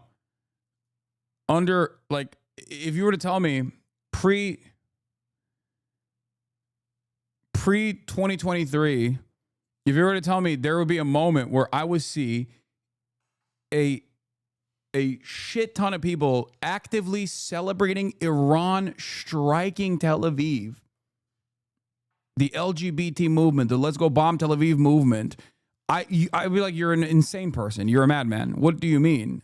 What the fuck are you talking about? It's like a Luigi Mangione style change of attitude. You know? It's crazy. It's crazy to see. It's crazy to watch unfold. Start with breaking news, and in the last hour, Donald Trump has called for the unconditional surrender of Iran with a veiled threat for the country's supreme leader, saying they know his location but won't take him out, at least not for now. The president is convening his National Security Council after telling reporters he's looking for better than a ceasefire and wants a real end to the conflict between Iran and Israel. We're looking at better than ceasefire. We're not looking for a ceasefire. I didn't say I was looking for a ceasefire. That was Emmanuel. Nice guy. See, he did the same thing. He did the same meme I did last night when you guys were like, Macron is saying that Trump is looking for a ceasefire. I was like, Macron who? Who's Macron? Macaron? Is that what you mean? That's a delicious pastry. I love it. The cookie, I love it. Macaroni? Macaroni and cheese? Mac and cheese? See? Trump leaving G7 early was a good sign after tweeting an evacuation order to the people of Iran. Macron has said that Trump's early departure from the G7 summit in Canada is positive, given the objective to get a ceasefire. He said that Trump had told G7 leaders that there were discussions on obtaining a ceasefire between Israel and Iran. Trump literally refused to sign a de-escalation agreement at the G7. What the fuck is this little man talking about, bro? Macron is so desperate to be at the table. It's so funny. Get out of here. But he doesn't get it right too often. But we're not looking. We're looking for better than a ceasefire. That's just when you're looking to get into this more. You're not going to involve the U.S. in this conflict. Trump called him a publicity seeker. Publicity-seeking President Emmanuel Macron of France mistakenly said that I left the G7 summit in Canada to go back to D.C. to work on a ceasefire between Israel and Iran. Wrong! He has no idea why I'm on my way to Washington. But it certainly has nothing to do with a ceasefire, much bigger than that. Whether purposefully or not, Emmanuel always gets it wrong. Stay tuned. I told you. Are you going to do anything more for Israel right now? Yeah, here. Trump has made an offer for a ceasefire between Iran and Israel. It's got like a cool little flavor. Trump has made an offer for a ceasefire between Iran and Israel. Who the fuck is Macron? Do you mean the French pastry? You know, the ones that they make with like vanilla? Like it's like a cookie and it's got like a cool little flavor in the middle? Is that what you're talking about? Who the fuck is Macron, bro? Fuck's a cookie gonna do about 40 plus years of American dominance in the... Anyway. We're doing pretty well. Right now, we're doing pretty well. Remember, Iran cannot have a nuclear weapon. It's very simple. We don't have to go too deep into it. They just can't have a nuclear weapon. What was the thinking on the call for Tehran to evacuate? Is there a threat or is there incoming? What was the thinking on the full evacuation? I want people to be safe. And that's always possible. A thing like that could happen.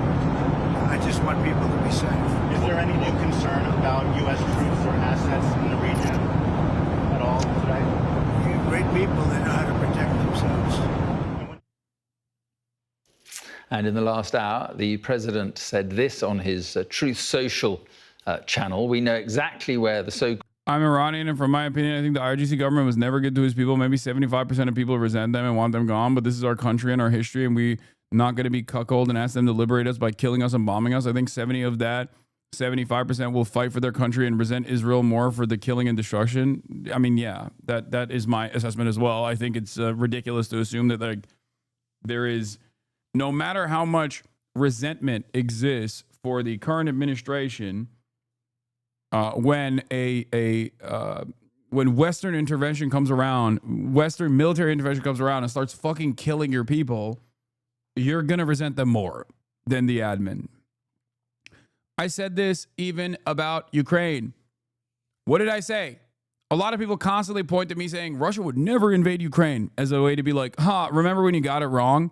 My analysis also featured a second part that people never fucking talk about, which was that Ukraine is a nation designed around not being a part of Russia, okay? Its entire national project and its mythology is quite literally about not being Russian, okay?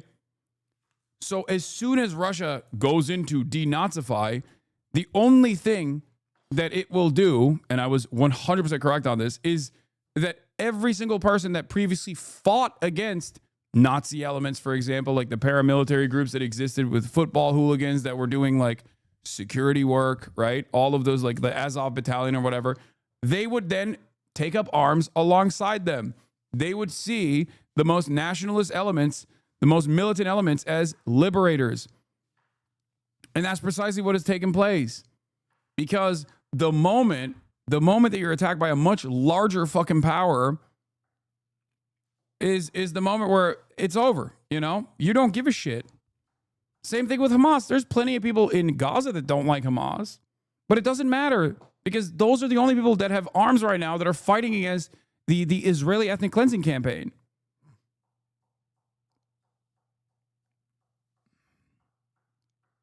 Okay?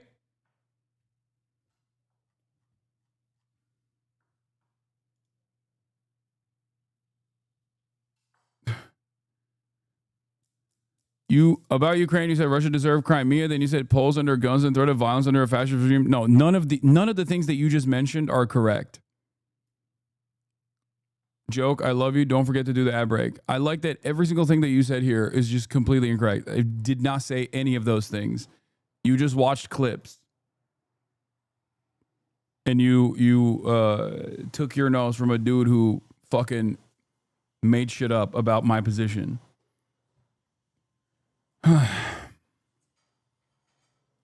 called supreme leader is hiding. He is an easy target, but is safe there. We're not going to take him out.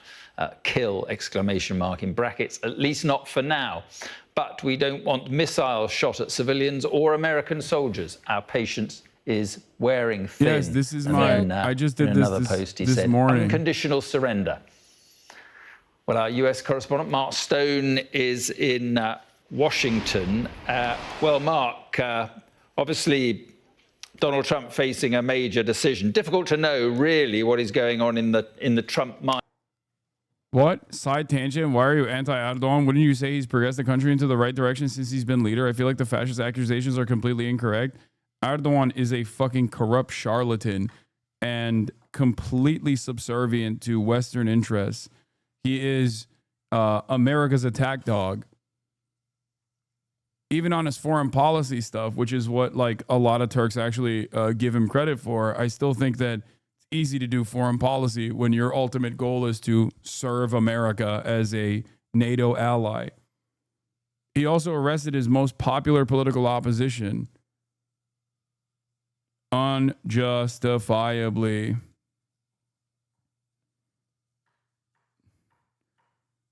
He is Mr. Fake fuck Netanyahu. He's the top dog of at acting as though he hates Benjamin Netanyahu while simultaneously serving America's interests and therefore helping Israel.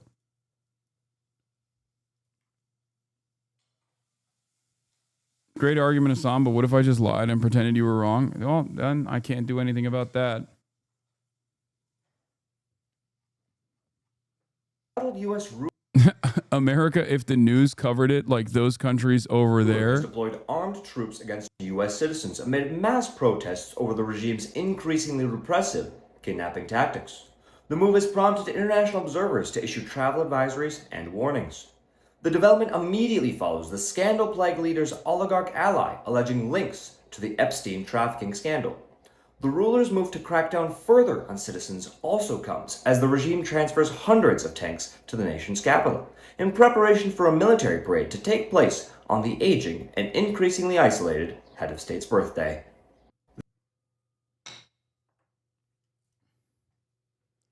Erdogan is responsible for the slaughter and bombing of Kurdish civilians. Every single week, there's a new civilian site getting drone bombed. The other day, they blew up a grain silo in a Kurdish village. For what other reason other than being a deterrent for civilian population is the fucking point of that shit? I mean, it's just like, yeah.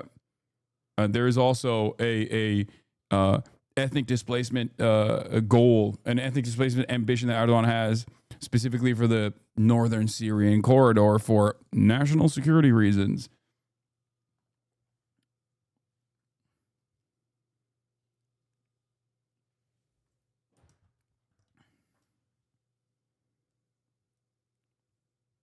Iranian here. My family left Iran when I was 9 months old to get away from the Islamic Republic. My family hates the regime, but we don't want to see our home in rubble. It's hard to see the area where we lived in West Tehran getting bombed. My uncle is stuck in Tehran because there's no gas. We want internal regime change, not external. We don't want to see our country fracture or go into civil war. Exactly. It makes total sense, even though there are some diaspora Persians that do take it to that level. But yes, if you have family members that are still living there, I don't think you're as on board with Israel killing them as some other people are. But the dynamic is quite similar to the reactionary force of Cuban-American politics in this country with respect to a forcible, like a forcible military action against the Cuban regime. Right now. Very, very difficult to know, but it feels as though it is just one mind that will make up the decision, whatever that may be, and that is, it's in the head of the president. He is about to convene a meeting of his National Security Council here at the White House. We haven't seen any comings and goings yet, and there is no Marine on the door of the West Wing, so my assumption is it hasn't yet begun, but you get a sense of this highest stakes diplomacy that is taking place now over social media. He is being pretty open about his thoughts, and those thoughts are ambiguous. They seem to meander from one side of, maybe there is an option for negotiation to the very extreme, we will potentially take out, kill, as you say, the supreme, or as he says, the supreme leader. So all of this, I think, is intentional. It is designed to really focus the mind of the leadership in Iran. It is to keep them guessing. He believes that he can still get them round the negotiating table. As recently as last night, again, very intentionally, White House sources were briefing U.S. media, Axios in this case, that Steve Witkoff, the president's Middle East envoy, is prepared and ready to meet the Iranian foreign minister. But then at the same time, Donald Trump talking about bunker busting bombs being dropped on Iran's nuclear sites. So that is the sort of backdrop, I guess. And into that, world leaders don't quite know, I don't think, what the game is, even though they were around a table with Donald Trump just yesterday at the G7, a meeting which he left early. Again, that I think is designed to add jeopardy and a sense of the unknown to what might happen. He left in a hurry last night, was posting on social media well into the night, and again early this morning. What is this? Isn't the Iranian government's fault for not working with the West like Saudis to prevent this war, even for its own survival and people's benefit? Long before this war started as a foreign policy, would it not be truly sovereign then, or what? What the fuck? Dude, that's crazy.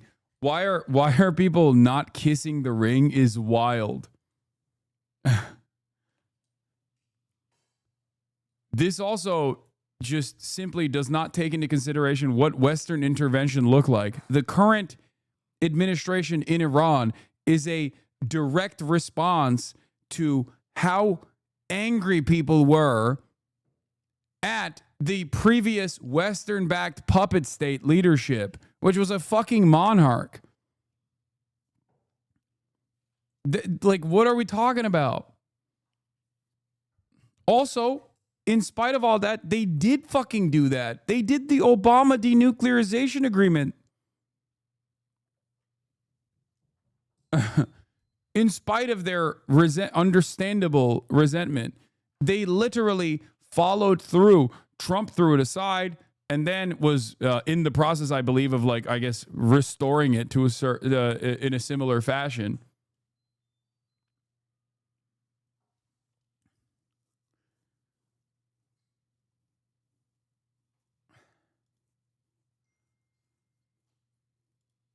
So far, Israel has launched. Ayatollah Khamenei could fix this with 3 words: Trump Tower Tehran. Yeah, true. Hundreds of ballistic missiles into Iran, striking 35 critical sites during Operation Rising Lion. Now, new reports out today indicate there is damage to the infamous underground nuclear facility in Natanz. The former Israeli ambassador to the United States, Michael Oren, joins us shortly from Tel Aviv, and Fox team coverage is ready. Mark Meredith will have live reaction from the White House. We start, though, with our senior correspondent, Mike Tobin. He is live in Tel Aviv. Selçuk Bayraktar, Leonardo ile güçlerimizi birleştirecek kulduğumuz LBA Systems hayırlı olmasını istiyorum. Wishing the very best for LBA Systems joint venture with Leonardo. Turkish chatter says, "Did you see this? Wait, is this where you find out, Turkish chatter, that Bayraktars actually used to get components from Israel directly? And I don't even know if they still do, but they might."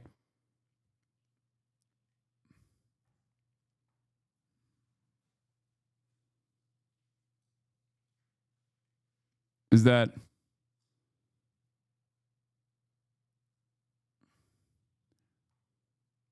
Are you a tanky? I have to pee. I'll be back. Are you a tanky? Are you a tanky?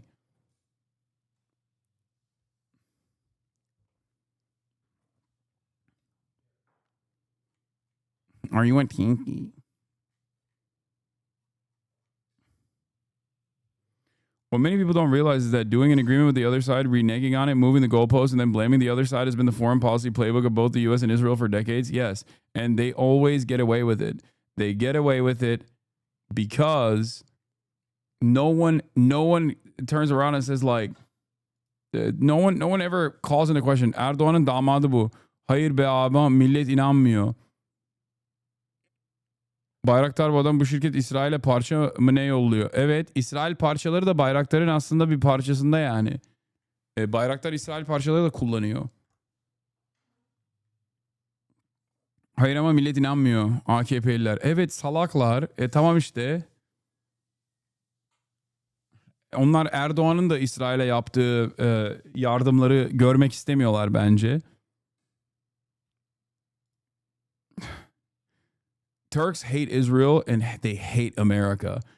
But it's really funny because Erdoğan, in his theatrics, is always positioning himself as like anti-America and anti-Israel, especially anti-Israel.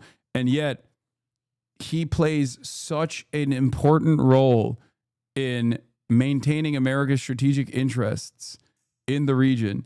And Turks have no idea. They're so oblivious to this. They literally go, "Oh, that's my goat. Erdo goat. Reis. He's doing it. He's doing it. Reis."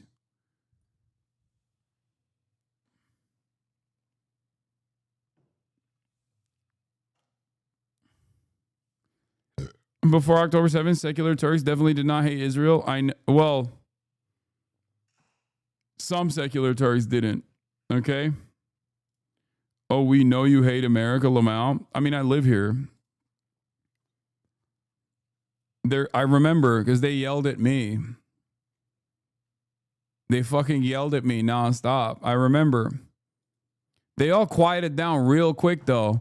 Every single fucking Turkish, every single Turkish movement that ripped my asshole apart after October 7 for saying that they were being servile to Western interests by defending Israel because they fucking hate Arabs. Every single one of them turned around and now act as though they were not antagonistic to Palestinians in the immediate aftermath of October 7. Every single one of them. You guys don't know this because most of you are English speaking and you don't speak Turkish, but the websites, all the fucking forums, like all of the Turkish online, like especially like the nationalist secular movements that were somewhat in opposition to the Erdogan government, like all these other like new movements that were building online, they were super loud about saying shit like, oh, if you love Palestine so much, why don't you go and fight there? That's what they used to say. Very quickly, well, at least they were willing to change their opinion. It's not that they changed their opinion necessarily. It's that they were forced to change their opinion.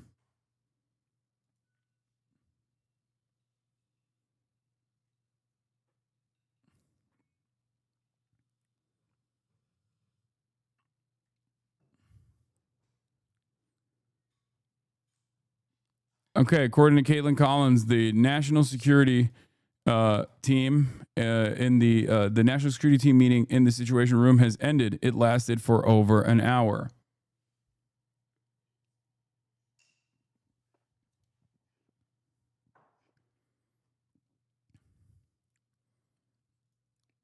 We'll see which direction they move in now. Are Iranians fleeing Tehran amid this fighting? We know what's going on there in Israel. What's happening in Iran? Well, as far as the missile attacks that are coming out of Iran, their size and intensity have decreased dramatically. We've had a couple of missile attacks today. One of them, just about an hour or two ago, could have involved as few as 2 missiles. The IDF says one of them was intercepted. I've never seen a neck like this, bro. This guy is all neck. Holy moly. This morning, there was a missile attack involving some 20 ballistic missiles out of Iran. 4 of those got through. The damage was minimal. It resulted in a bus that caught fire, a structure that caught fire, and several craters that were formed in the ground, but no injuries reported from that. Now, Israel's defense minister has taken to the airways with a warning for Ayatollah. That man will never experience whiplash. If you actually rear end that man when he's driving his car, you get whiplash from how much the shock waves push back into your neck. That's how strong his neck is, dude. He's got the Formula One driver neck. Ayatollah Khamenei saying if he continues to fire missiles at Israel, he could meet the same fate as Saddam Hussein. Correct me if I'm wrong on this, but wasn't one of the targets they struck this morning actually a Mossad base?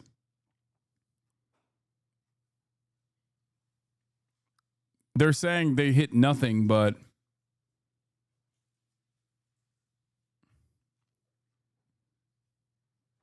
Unit 8200, yeah, there were a couple intelligence targets. I warn the Iranian dictator from continuing to commit war crimes, firing missiles at Israeli citizens. He should remember what happened to the dictator in the country neighboring Iran, who took this path against the state of Israel. And that is in line with... Yeah, here is from I Really Hate You. One of the Iranian missiles fired this morning hit the entrance to the intelligence division's logistics centers in Gilot.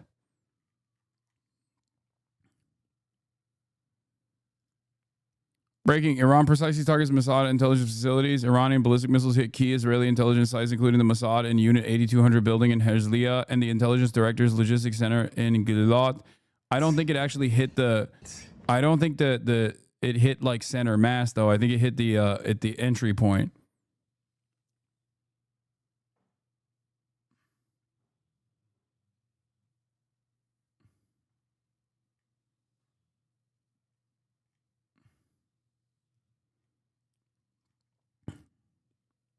Why?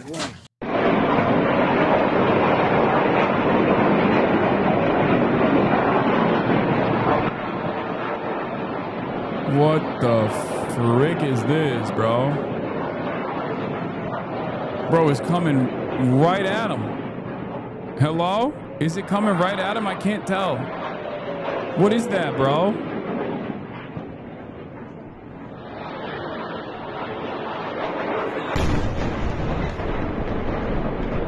Oh, I thought that was the missile. I thought that was, I was like, it's not moving. It's the sun. I'm so stupid. Oh, dude. I was like, what is happening? Don't act like you didn't think it too, bro. What do you mean? Yeah, I think that's the entrance, right? Or I don't think that's like directly. Is that a target directly on the facility? Oh, shit. Oh, never mind.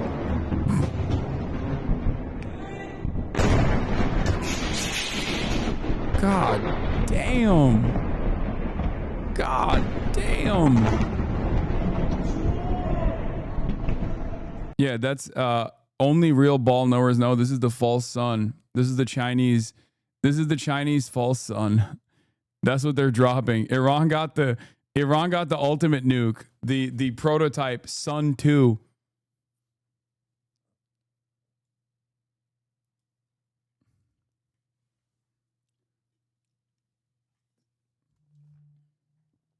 Don't try to lie your way out of this. What? Yeah, I mean, I'm stupid. Hey guys, I don't know if you know this, but like, there's nothing wrong with fucking admitting that you're stupid and wrong. I already did that. I don't know why you're like freaking out over it.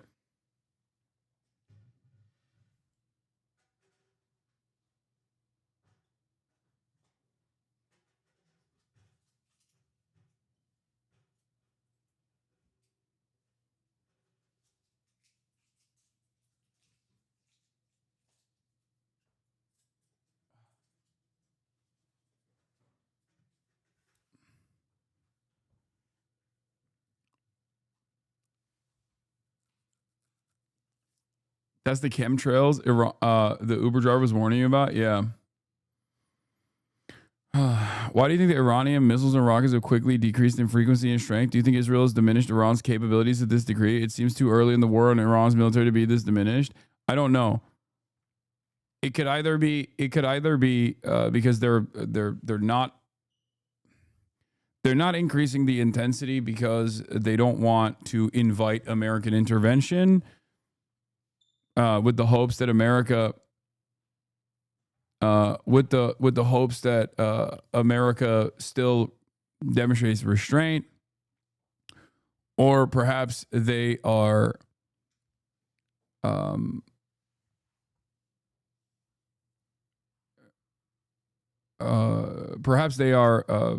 using some of their newer tech in a limited capacity. And trying to keep this up for as long as they can.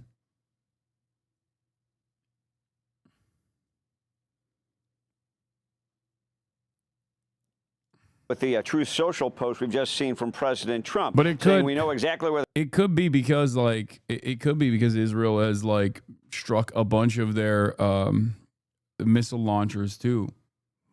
The so-called supreme leader is hiding. He's an easy target, but is safe there. We're not going to take him out, kill, at least not for now, but we don't want missiles shot at civilians or American soldiers. Our patience is wearing thin. Now, Israeli fighter jets, meantime, have been busy in the skies over western Iran. Israel claims to have hit dozens of surface-to-surface missiles. The IDF says they also hit air defenses like surface-to-air missiles and radar, backing up Israel's claim of air superiority over Iran. The IAEA, International Atomic Energy Agency, has issued a new assessment of that strike at the Natanz. Aiden Ross has the record for the most expensive house purchased by a streamer, totaling $25 million. Wow. I'm cooked. I'm so washed. Dude. Second place now. No, mine was depending on who the Iran military Twitter account is going insane. This is not the actual Iran This is literally says a commentary account, chatter. It says commentary account. This is not the actual Iranian military account. It says it right here. Even with new Twitter, you can still tell that is not a real account. I'm an Aiden fan now. You fell off. That's true. I did. Nuclear enrichment facility, saying that facility took a direct hit from Israeli airstrikes, sustaining significant damage. That new assessment was issued after they reviewed satellite imagery of the Natanz facility. John, back to you. All right. Mike Tubba with the latest from Tel Aviv. Mike, thank you. Jillian? All right. Well, President Trump cut his G7 trip short as Israel and Iran broadened their attacks yesterday. He's expected to spend the day at the White House today, meeting with his National Security Council in the Situation Room. Mark Meredith is at the White House for us this afternoon. Hey, Mark. Jillian, good afternoon to you. The White House has President Trump himself throwing cold water on the idea that the U.S. is going to be brokering a ceasefire between Israel and Iran anytime soon, even though there's growing political pressure on the White House to limit any U.S. military exposure to what's happening in the Middle East. The president cut his trip to Canada short by a day, given the developments, the escalating violence between these two countries. And as you and John were just talking about, he's been quite active on Truth Social. Mike Tobin read one of the posts, but I wanted to read one of the other ones where he also said this, and it was interesting. He said the word we, because we now have complete and total control of the skies over Iran. Iran has good sky trackers and other defensive equipment, but it doesn't compare to American-made, conceived and manufactured. By the way, this is what the chief of staff of Iran's armed forces has said. That the attack against Israel so far has merely been warnings for deterrence, while a punitive operation will be executed soon. He calls on the residents of Haifa and Tel Aviv to evacuate. They've been kind of saying that, though.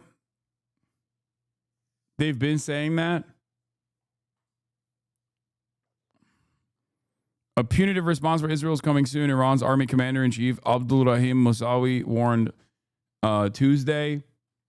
The operations carried out so far have merely been warnings for deterrence, and a punitive operation will be executed soon. They also mentioned that they're every now and then testing out the defenses to see what is penetrating through the Iron Dome, and that there will be a major retaliatory attack. But they've been saying that every single day.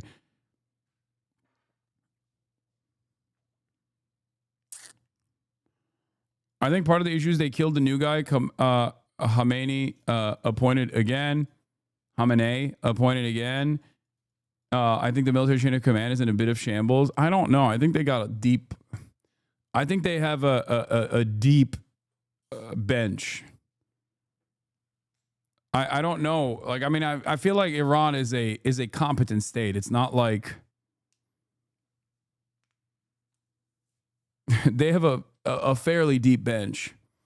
If anything, they might actually be eradicating the nepotism slowly but surely within the IRGC that might cause the IRGC to be a better fighting force overall by consistently assassinating like 75-year-old dudes that have been doing this for far too fucking long. It's like that meta of if you kill a spider, you're making the spiders evolve by making sure that the only spiders that survive are the ones that don't die. Like, the IRGC does kind of have a gerontocracy. It's not a joke. So, actual spooky analysis. Are you a Fed? What do you mean? I mean, there is actually a issue with the gerontocracy within the IRGC for sure. There is definitely an issue with nepotism. But yeah, Iran is in Hezbollah. They have a robust chain of command and the resources to direct the war while taking command casualties. Yeah, they've also designed their whole government around this. They've designed their entire government around this. It's the same as Israel. Like, we talk about Benjamin Netanyahu potentially being assassinated or something, but like that doesn't change the dynamic for Israel at all. There are thousands of people that will take his place and maybe even be more violent than Benjamin Netanyahu. It's not like Russia, where I think like if there was a direct decapitation strike against Vladimir Putin, and heads of state in Russia, I think that Russia would fall into a state of collapse because there's no contingency plan, as far as I know. Whereas with Iran, that's not the same.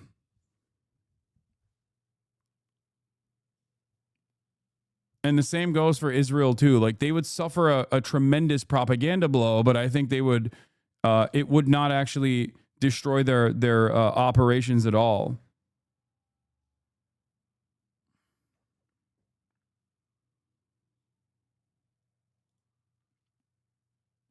Yeah, Israel confirms the elimination of over 20 high-ranking Iranian military officials in recent precision strikes, marking one of the most significant decapitation operations in decades. It's an impressive tactical accomplishment, but Iran is not a terrorist organization. It's a country of 80 million people with hundreds of thousands in the armed forces, and there's a chain of command and redundancies.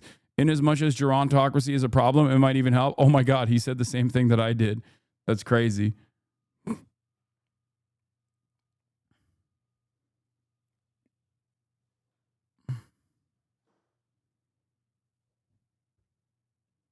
Like,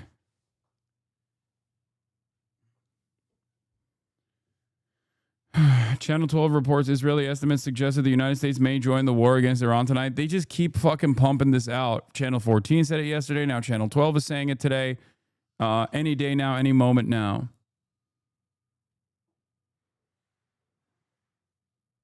What's your take on Putin and Erdogan's phone call? It looks like a team up against Israel, but a wild squad. No.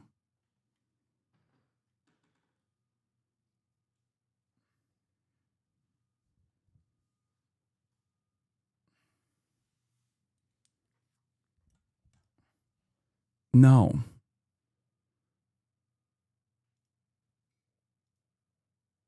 Trump is considering joining Israel on strikes of Iranian nuclear sites, including Fort Al. Sources confirmed to Jim Laporta and Jennifer J. Jacobs.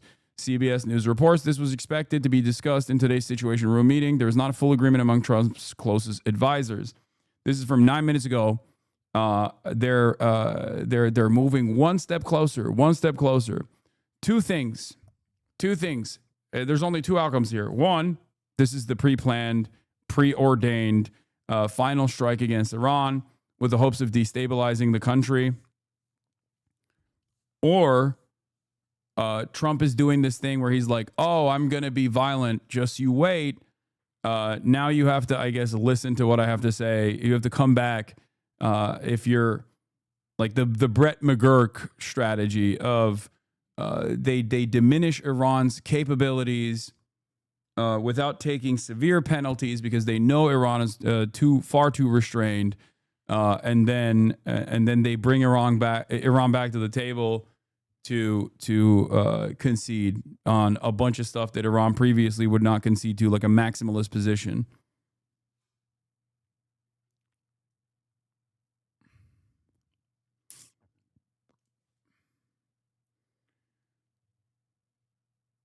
If something happens to America as a result of this, Trump will actually go down as the worst of all time. I mean, this is Trump's George W. Bush moment.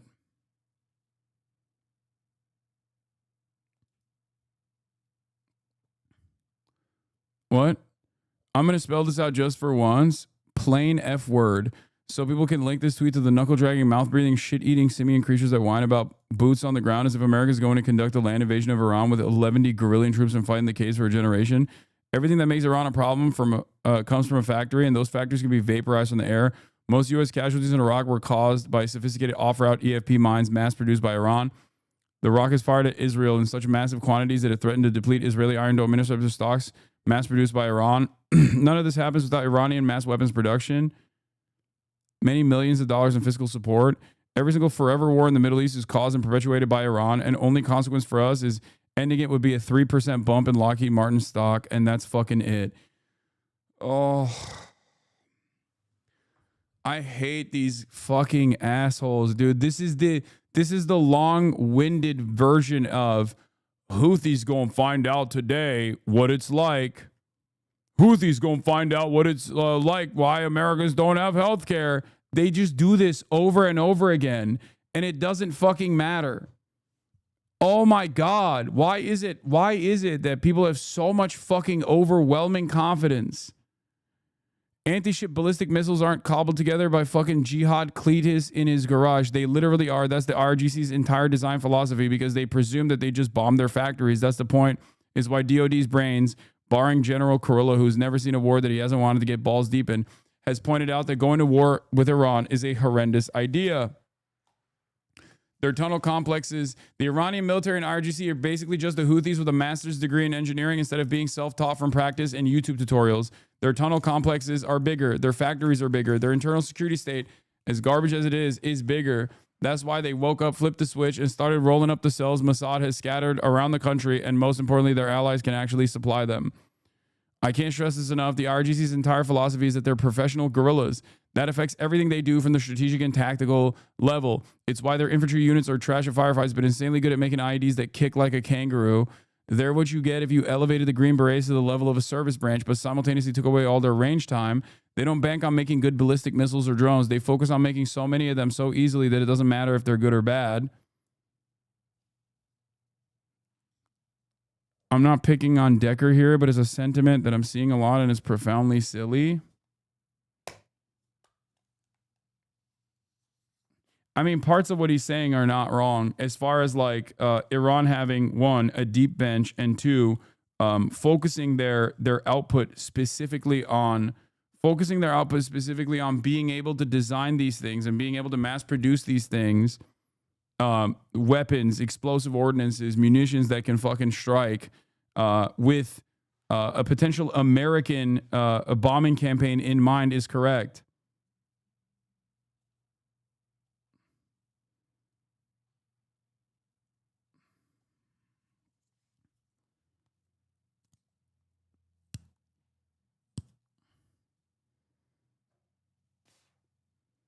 Like, surely, it's not easy to continue mass producing the weapons necessary while you're constantly being bombed by Israeli rocket fire and constantly fucking bombed by even potentially American rocket fire. But like their entire security apparatus is designed around that that devastating outcome.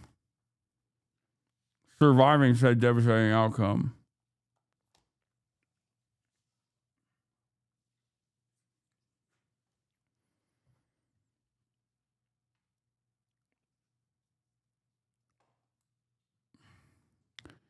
Iran is not India, Pakistan, Israel, the US, Turkey, Russia, or China. Iranians don't labor under the impressions that their militaries are invincible or even good by Western standards. They have Google, plenty of Iranians even on this app.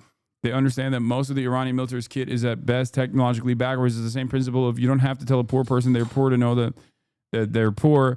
There's a general understanding that the Iranian military operates janky shit. The problem for anyone who wants to get at Iran is that they have a fuck ton of shit. It's easy to manufacture. It's hard to get to. You know who doesn't have janky shit? China.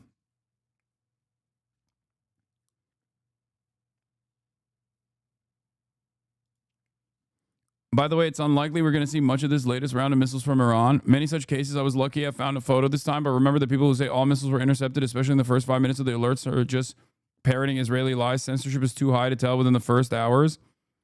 First image of an impact from the latest Iranian targeting doesn't look like a 100% success interception that they and the propagandists can claim at the Afula area. The Haifa oil refinery went out of service, I think 2 days ago at this point, chatter. And the only reason why we found out that it fucking went out of service, was completely decommissioned, is because they had to report it to the fucking stock exchange. Israel is stamping out all of the successful missile strikes and the impact sites. They are criminalizing filming the impact sites. They're saying it's a matter of national security.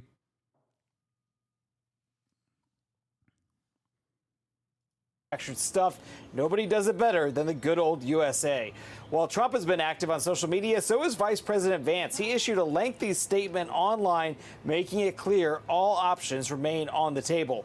Very quickly, the debate over what U.S. involvement may or may not look like is engulfing Capitol Hill, especially among Democrats. We're seeing two very different trains of thought play out. They have to be held accountable for what they've done. They are the ones that built and created the proxies like Hamas and Hezbollah and put our whole region in this kinds of chaos. Our whole region is not your region, you fucking animal. I happen to believe that the U.S. being at war with Iran would be a colossal mistake. There is no national security imperative that suggests that we should. And it's not just Democrats who are speaking out against the possibility of any U.S. involvement in Iran. We know that today, House Republican of Kentucky was also Thomas Massie, was one of the ones who said he would try to limit the president's ability to use U.S. military against Iran without Congress's say so. Jillian. As the president himself has been saying today, he might make a decision about how to engage here any moment. We'll be tracking it all afternoon. Thanks, Mark. John. Breaking Germany's MERS. If Iran returns to the negotiating table, there would be no need for further military intervention. First of all, haha, Germany's MERS. Like, you're a fucking party to this. You're just a fucking servile little piggy for American interests. Know your fucking place. This is no different fundamentally than what Macron is saying. The only difference is he's actually saying something that is in line with American interests as opposed to Macron claiming that fucking what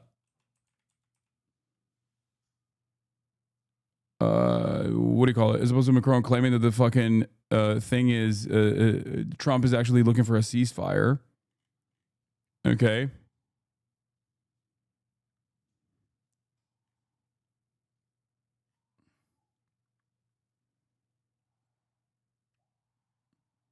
I know Merz also said Israel's doing our dirty work. I know. They were at the fucking negotiating table when this started. What's the point of even saying this? Anyone moved by this bullshit lacks the capacity to remember things that happened more than a day ago. You bet. All right, let's go live to Tel Aviv now, bringing the former Israeli ambassador to the United States, Michael Oren. Michael, it's good to be with you. I want to start you here. This is the latest from President Trump. A couple of big posts on Truth Social. He said, first of all, we know exactly where the so-called supreme leader is hiding. He is an easy target, but is safe there. We are not going to take him out, in brackets, kill, at least not for now. But we don't want missiles shot at civilians or American soldiers. Our patience is wearing thin. And then a few minutes later, the president followed up with this, said unconditional surrender. Sounds like he's done talking to Iran. He just wants them to lay down their arms. He wants them to agree to end their nuclear program, or it may escalate from here. What are you thinking in this moment? I think it's extraordinary. We're in a truly historic moment. John, Jillian, always good to be with you. Who would have thought? This is one of the world's most wicked regimes. It's not just that they have tried to destroy the state of Israel again and again for the last 46 years. They are the world's largest state sponsor of terror. They're responsible for thousands of deaths of Americans too around the world. They are the major backers of Hezbollah and Hamas that triggered this horrendous Middle Eastern war for the last year and a half. They supplied the drones and the rockets that kill Ukrainians.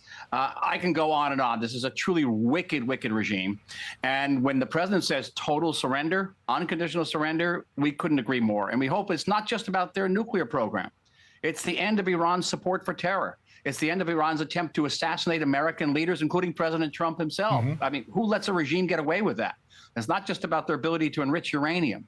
So it's an extraordinary moment. And we greatly appreciate the president's support for us throughout this crisis. It's providing us with munitions, even with jet fuel.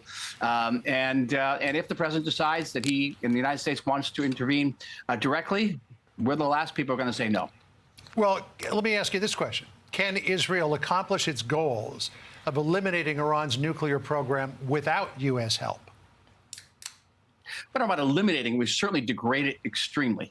And if the Iranians do come back to the negotiating table, they're going to negotiate about dismantling the program and not just capping the enrichment.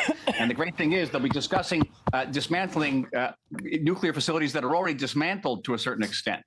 And yes, we do not have strategic bombers. We don't have B-52s or B-1s, B-2s. We have these wonderful American-made jets, F-15s, F-16s, and F-35s that have just done an extraordinary job. And the president praised American weaponry today, and we couldn't agree more. But again, we don't have planes that can carry these bunker-busting bombs. They weigh 30,000 pounds that can penetrate an underground facility like the facility at Fordo.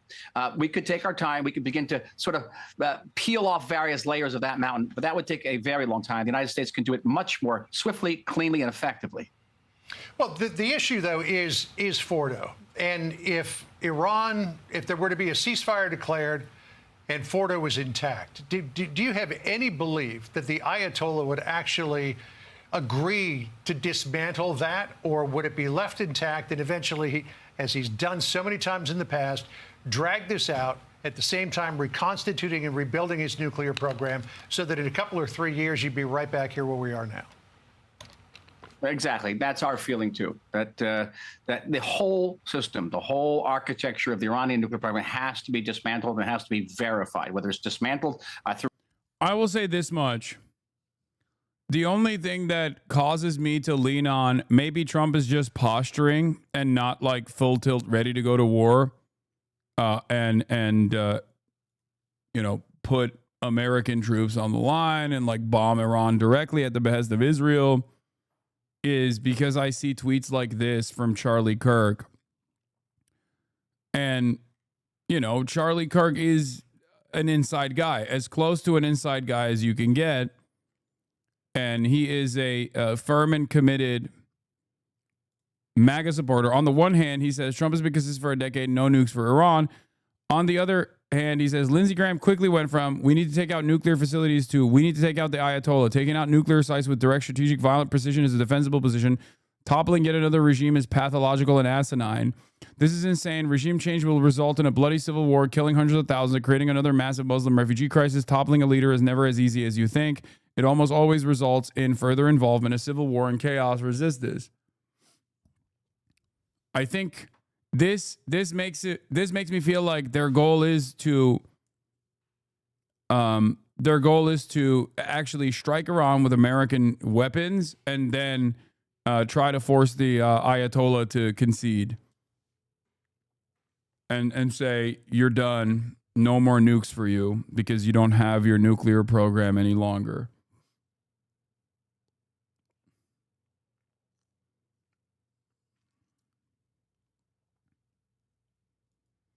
Oh, this was funny. I saw this. We won in Gaza and Iran. We will play the final with Turkey. Israeli media channel 13. Devlet Bahçeli also came out. He is a part of the coalition, the ultranationalist MHP party leader, America's very own other asset. And he came out and he said, Israel wants us as the final. Like what Israel will do to Iran, we're monitoring very closely because Israel wants to do the same to us. Which I don't think is real. I don't think that's, I think that's kind of silly. But, Turkey is a NATO nation. Turkey houses American nukes. I don't think it's a part of America's grand design to eradicate one of its most loyal servants in the region. But it is funny to see all of the Muslim majority nations come out and be like, Israel wants to do this to us too. Like Pakistan is making similar statements as well. Again, another country that's like almost completely controlled by the ISI and therefore the American State Department. And it's funny that these guys are just like posturing in this way.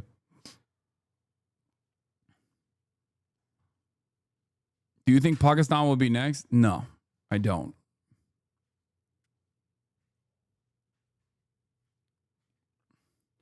I mean, Pakistan maybe more so than Turkey, considering its involvement with China, because Pakistan has been very close with China for quite a while now and plays a very important land border between China and a waterway. and therefore I can see I can see some destabilization happening in Pakistan before anywhere else. But they have nukes, so they have sovereignty.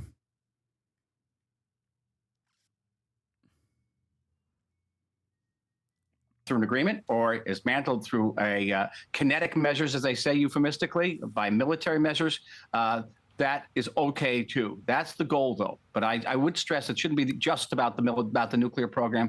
It has to be what we used to call, sort of the euphemistically, Iran's malign behavior, as if Iran was sort of wrecking its room in some way.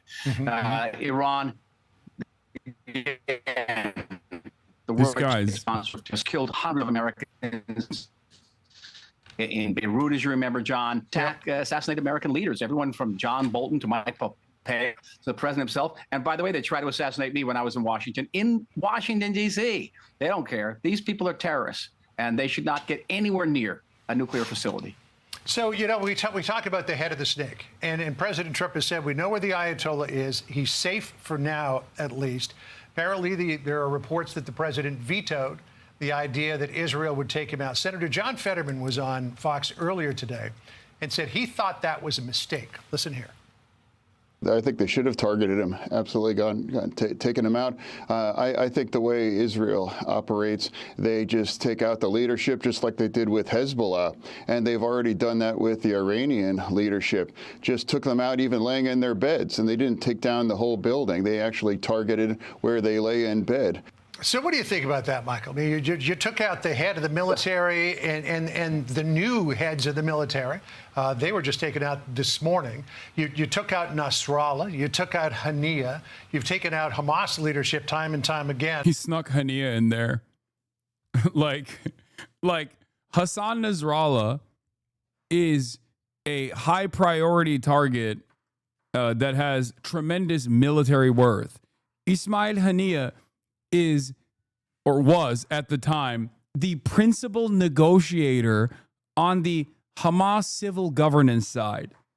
Not a fucking militant at all, and has never held a weapon as far as I know. Okay? Like, he just added that on there. He's like, well, they all sound fucking Arabic.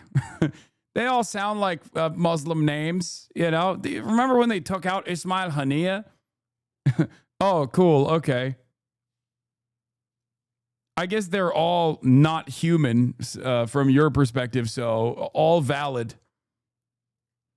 And on the ground there in Gaza, why not just get rid of the Ayatollah? Or are you concerned with what might follow in the power vacuum? Well, I think it's more that I don't think anybody in the state of Israel would shed a slightest tear if Mr. Khomeini would meet his maker. And I think the maker would be very happy to see him.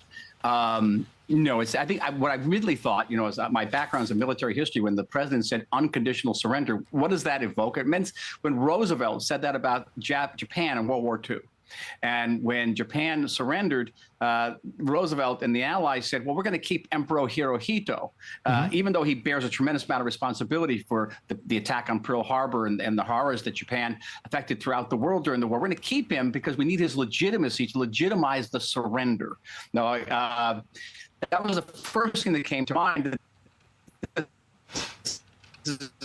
This guy's connection is so ass cheese. Moments ago, this post on Truth Social. Perhaps the key line is the first sentence. The thing that doesn't make sense is, like, if Israel has complete control over Iranian skies, then does that mean that, like, Israel is allowing Iran to still continue striking inside of Tel Aviv and inside of Israel?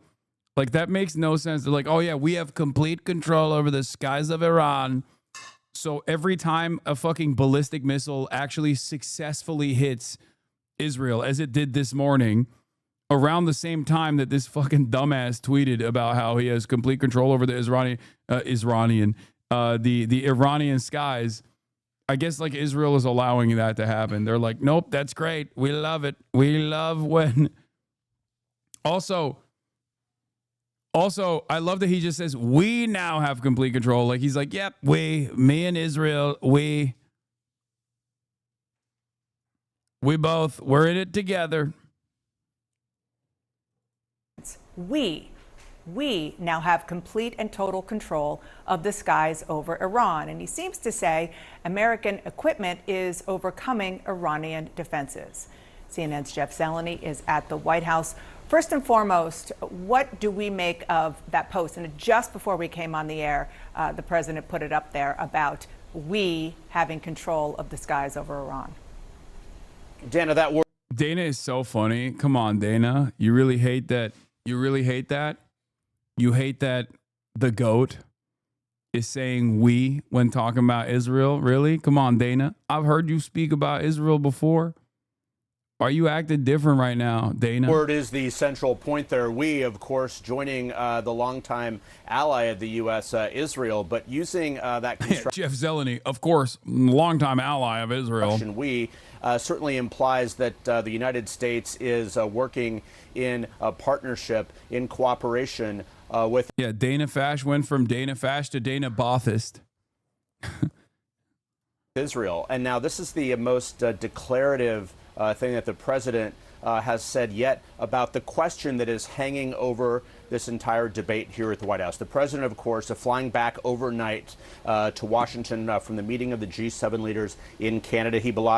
He believed that this was an urgent moment that he needed to be back here for. Just a few moments ago, Secretary of State Marco Rubio arrived here at the White House. So we do believe that there will be that meeting convening at some point in the Situation Room. But again, the central question, how directly will the U.S. be involved in ferreting out and perhaps destroying? Iran has readied missiles and military gear to strike U.S. bases in the Middle East if Washington enters Israel's war. Source, the New York Times. Iran's nuclear capabilities. That is really a central question, not only for the Trump foreign policy, but certainly for the world. And this is something that the president, when he was being sworn into office on Inauguration Day, he talked about being a peacemaker. He talked about ending long wars. Of course, that has been the anthem of his really last 10. By the way, new polling out for Newswire, Insider Advantage poll. 74% of Americans say Iran must be stopped from developing nuclear weapons. I'm seeing a lot of these like inconsistent polls because the YouGov poll that just came out show that there is major opposition amongst Americans, amongst the American population of intervention in Iran. But I'm seeing like a lot of these wonky ass fucking polls left and right.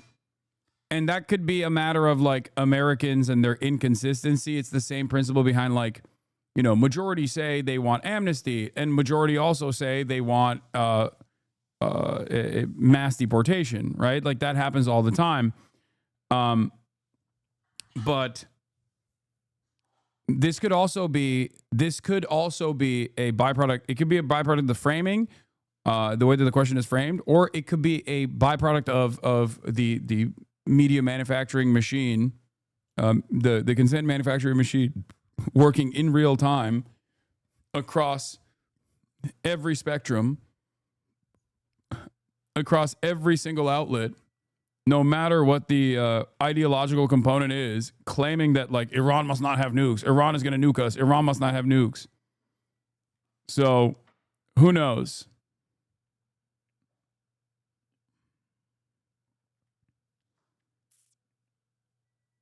Why would popular support matter? I mean, no one wants instability.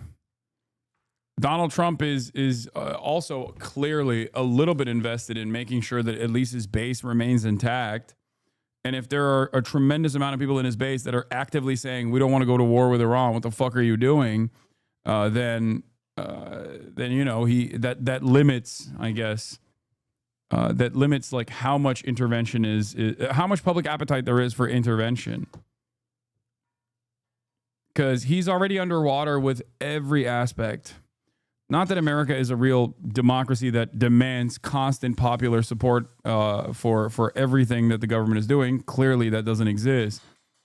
But you know, that's still somewhat of a concern. I think that's always going to be a concern of every administration, no matter what. And years in American political life here, but by saying we, that clearly is implicit there. But he's also responding to the vice president, to J.D. Vance, who offered some commentary just a short time ago as well, pushing back against this growing divide inside the MAGA movement. Some supporters of the president believe the U.S. should not be involved at all.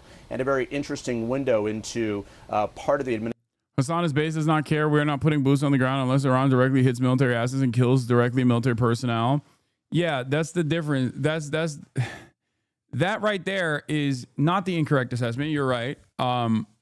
If Americans have a broad appetite for, Air Force campaigns as demonstrated by Yemen. The difference here, however, is that if they are doing bombing campaigns and Iran retaliates against American troop positions in the region, which they can very clearly strike, okay? Because there is a fuck ton of American bases in the region, which Iran says they will. At that point, it's a matter of how much restraint will Iran apply? Will they actually eat American missile strikes without any retaliation whatsoever towards American military, American troops in the region? Because, as you said, then it's full-blown war, right?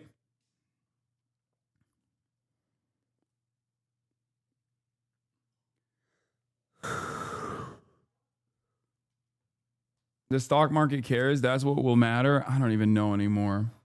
Administration's thinking coming from Vice President Vance. Let's read a part of it together. He says this, speaking of the president, he may decide he needs to take further action to end Iranian enrichment. That decision ultimately belongs to the president. The vice president goes on to say, and of course, people are right to be worried about foreign entanglement after the last 25 years of idiotic foreign policy. But I believe the president has earned some trust on this issue. Well, boy, Dana, there is a lot packed into that. Of course, 25 years would include the Bush administration and beyond. And this is the central question facing this president now. Is he going to engage and get the United States engaged in a wider war? Or is he going to essentially watch from the sidelines with perhaps a bit of help? But we do believe that those decisions will be made in the coming hours, beginning with a meeting in the Situation Room at some point this afternoon. Before I let you go, Jeff, I just want to underscore.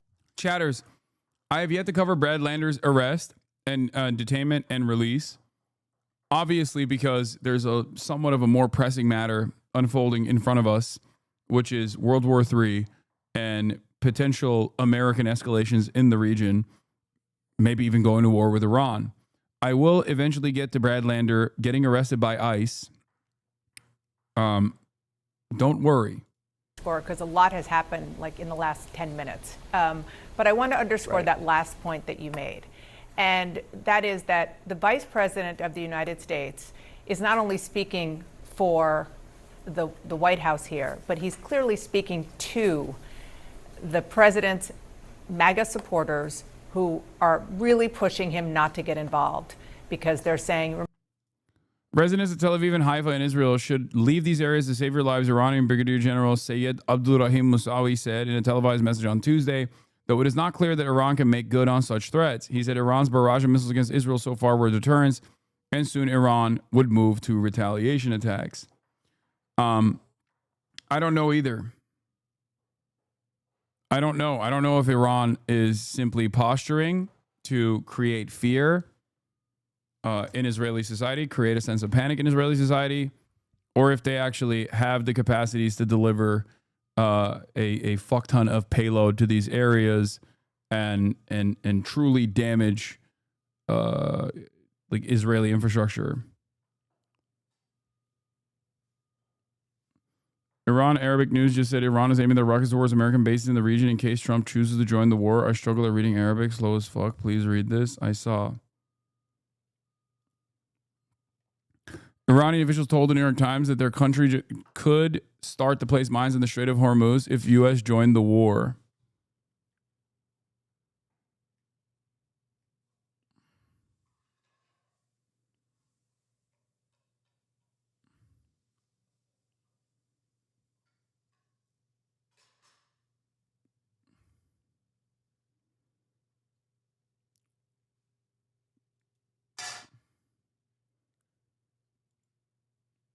Heard it's called the deployment meal.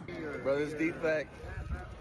I mean, these are, I don't know when these are from, but yes, the steak and lobster, surf and turf is deployment. Is a deployment meal. Yes.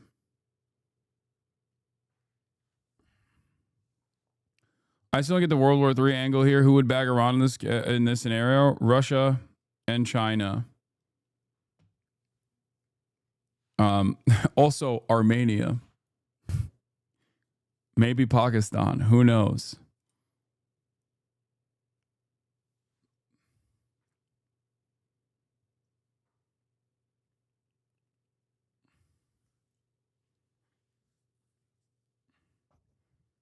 Most of the Middle East, nah, they wouldn't. They wouldn't touch. They would fucking join the war on the side of America and Israel.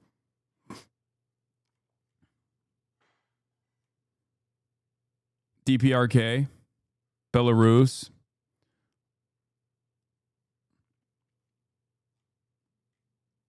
I mean, every day they've just been talking about how America any moment now is going to join. Who has historically been one of the leading voices opposed to the U.S. getting involved in foreign conflicts. It really was a remarkable, lengthy post that he put out for many reasons, but especially the internal GOP politics.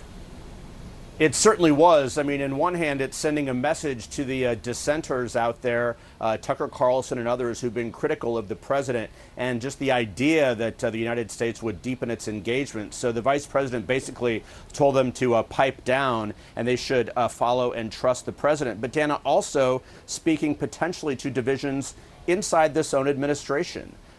Secretary of State Marco Rubio, of course, has been much less of a disciple of the American First agenda, at least by brand. So it's very interesting that the vice president decided to put out that very lengthy statement before there is really a meeting or before there is a decision. But certainly, I'm told it's designed to quiet the outside dissenters. But even more, he, of course, has a seat at the table here. It's to perhaps push the president in one direction as well. Policymakers are free to ignore intelligence assessments, but I hope there was serious conversation between Trump and his national security team regarding any claims made by Israel to include a U.S. intelligence community assessment on those claims before any decisions were made. I raised earlier the point of having the intelligence community's take on Israeli claims was crucial. This means that, in effect, that Trump has chosen to believe the Israeli conclusions over those of his own intelligence community. Israel shared intelligence they claimed showed that Iran was working towards a bomb. U.S. intelligence agencies didn't see it that way. Oh, that's the other side of the story, by the way, that the American intelligence community's assessment, what you're hearing on mainstream news is entirely different than what is actually unfolding behind the scenes. The American intelligence community's assessment is that Iran is not fucking 3 seconds to midnight on a nuclear weapon.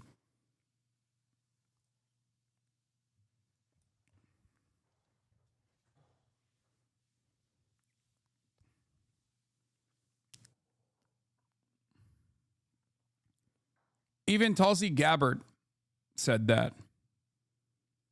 She confirmed it. And of course, Vance's statement was a wishy-washy way of trying to fucking fix it. Look, I'm seeing this from the inside, and I'm admittedly biased towards our president and my friend. God, I hate him. He's such a pussy. I hate JD Vance so much. Oh my God. Oh my God. I think the thing that really pisses me off is this incredibly millennial way of posting when you're the goddamn vice president. My friend, but there's a lot of crazy stuff on social media, so I wanted to address some things directly on the Iran issue. First, POTUS has been amazingly consistent over the 10 years that Iran cannot have a nuclear weapon. Over the last few months, he encouraged his foreign policy team to reach a deal with the Iranians to accomplish his goal. The president has made clear that Iran cannot have uranium enrichment, and he said repeatedly that this would happen one of two ways, the easy way or the other way. Second, I've seen a lot of confusion over the issue of civilian nuclear power and uranium enrichment. These are distinct issues. Iran could have civilian nuclear power without enrichment, but Iran rejected that. Meanwhile, they've enriched uranium far above the level necessary for any civilian purpose. They've been found in violation of their non-proliferation obligations by the International Atomic Energy Agency, which is hardly a right-wing organization. It's one thing to want a civilian nuclear energy. It's another thing to demand sophisticated enrichment capacity. Interesting, because they're hitting the fucking civilian nuclear sites. So that's weird when you're saying that they should not be allowed to have nukes, and then you're simultaneously saying that these are distinct issues. But for Israel, it seems one and the same. And it's still another claim to enrichment while simultaneously violating basic non-proliferation obligations. Yeah, I wonder why. I wonder why.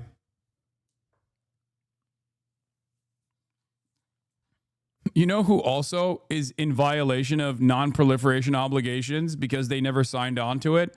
Fucking Israel, man. Israel. Okay? Israel has nukes, has never signed a non-proliferation treaty, refuses to sign it. Everybody knows they have nukes. You're in the American government. You know they definitely have nukes. You know exactly how many nukes they have. Also, unlike Iran, I believe, if I'm not mistaken, Israel does have the capacity to deliver payload to America. Iran does not. Okay? Iran's maximum missile distance is like barely getting to Eastern Europe. Israel, on the other hand, well, that's a different story. Khalil, no! Once again, pure projection. Pure projection. Everything Israel says about their enemies is projection, okay? When they say Iran could nuke France, read that as a threat that Israel could nuke France, okay? A dangerously unstable government that is a nuclear power.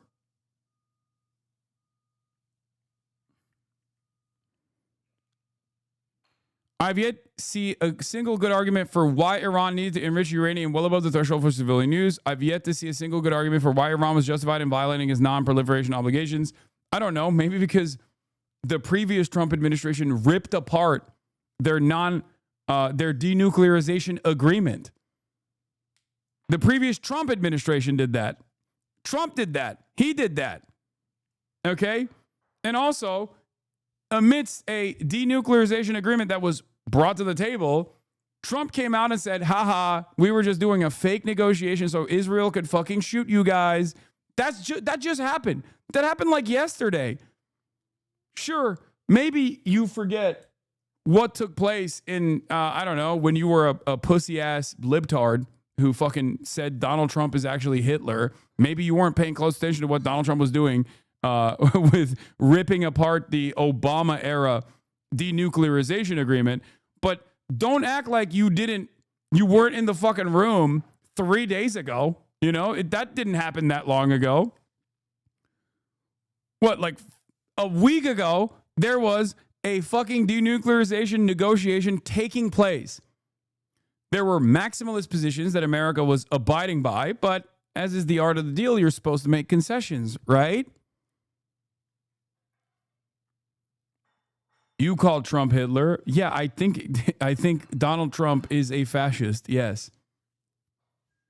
Are you talking about JD Vance? Because he did as well. Meanwhile, the president has shown remarkable restraint in keeping our military focused on protecting our troops and protecting our citizens. He may decide he needs to take further action to end Iranian enrichment. That decision ultimately belongs to the president. He's so like weepy. He's so weepy in the way he talks. I hate him. It's just like, I thought homo-fascism was going to come from the Democrats as opposed to the homophobic fascism from the Republicans.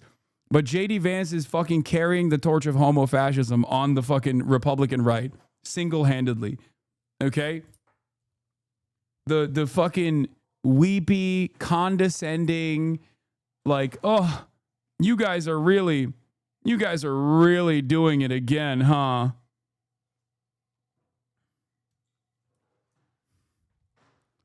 I hate it. But I believe the president has earned some trust on this issue. Have you said thank you once? And having seen this up close and personal, I can assure you that he is only interested in using American military to accomplish the American people's goals. Aaron Mate, I've yet to see a single good argument for why Iran needs to enrich uranium. The argument is that Trump broke the original Iran nuclear deal, which capped Iran's enrichment at a threshold for civilian use. By killing that deal, which Iran was adhering to, Trump sent the message that the U.S. would not accept Iran enriching even for civilian use. So Iran, as it was allowed to do under the deal, given Trump's violation of it, increased enrichment in the hopes of convincing the U.S. to return to the deal and abandon its crippling sanctions that strangle Iran's economy. What were they supposed to do? Wait for Donald Trump, Joe Biden, and then Donald Trump again to change their minds? If one wants to argue that the original deal that Trump broke was flawed because it was set to expire, well, Trump could have tried to renegotiate it. He didn't. He simply killed it, reimposed crippling sanctions, and then assassinated Iran's top general as he was trying to de-escalate Saudi Arabia. One could also argue that Iran made a tactical error in enriching at a higher level, but it not only has the right to do so, it did so while actively negotiating with Trump and repeatedly renouncing nuclear weapons as long as it has. Just a few months ago, the U.S. intelligence community affirmed that Iran was not building a nuclear weapon, and Supreme Leader Khomeini has not authorized the nuclear weapons program suspended in 2003. I've yet to see a good argument for your administration chooses to side with Israel over U.S. intelligence and your promises to voters to stop engaging in endless wars. By the way, he responded to Tulsi Gabbard. Are you saying that Tulsi and 18 U.S. intelligence agencies backing the opposite findings less than 8 weeks ago are wrong or lying? No, I'm not saying that. First off, Tulsi's testimony was in March, and a lot has changed since then. Second, if you look at what she said then, her point about uranium enrichment is consistent with what I wrote above. To which Felix replied with, you are probably the least convincing, least trustworthy person ever in your position. I was there for Dick Cheney. You have all his malice, but with the added insecurity of spending the first 20 years of your life acting as a living Barbie for a council of chain-smoking grandmas.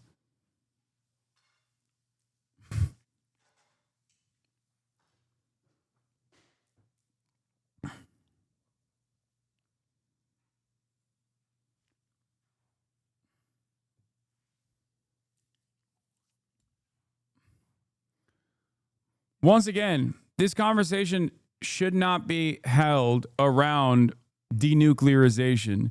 That is what they want you to talk about. That is what they want you to think is the main point of contention. This is not the main point of contention. Is it a fear that Iran may arrive at nuclear weapons? Yes, of course that's a fear. But it's not a fear because Iran will use said nukes. It's a fear that Iran will threaten to use said nukes and develop sovereignty.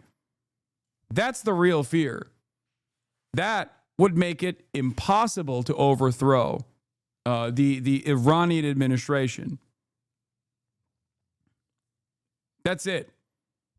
A sovereign state would render American ambitions of destabilizing Iran and bringing it under the banner of American influence impossible. Because then you never know you never know how unstable it might be if they have nukes after all. Why would Iran want to enrich uranium? Asked the vice president of the nuclear superpower currently demanding Iran surrenders unconditionally to the rogue nuclear power currently bombarding it. 7 years after it scuttled its treaty, it solved the issue through negotiations.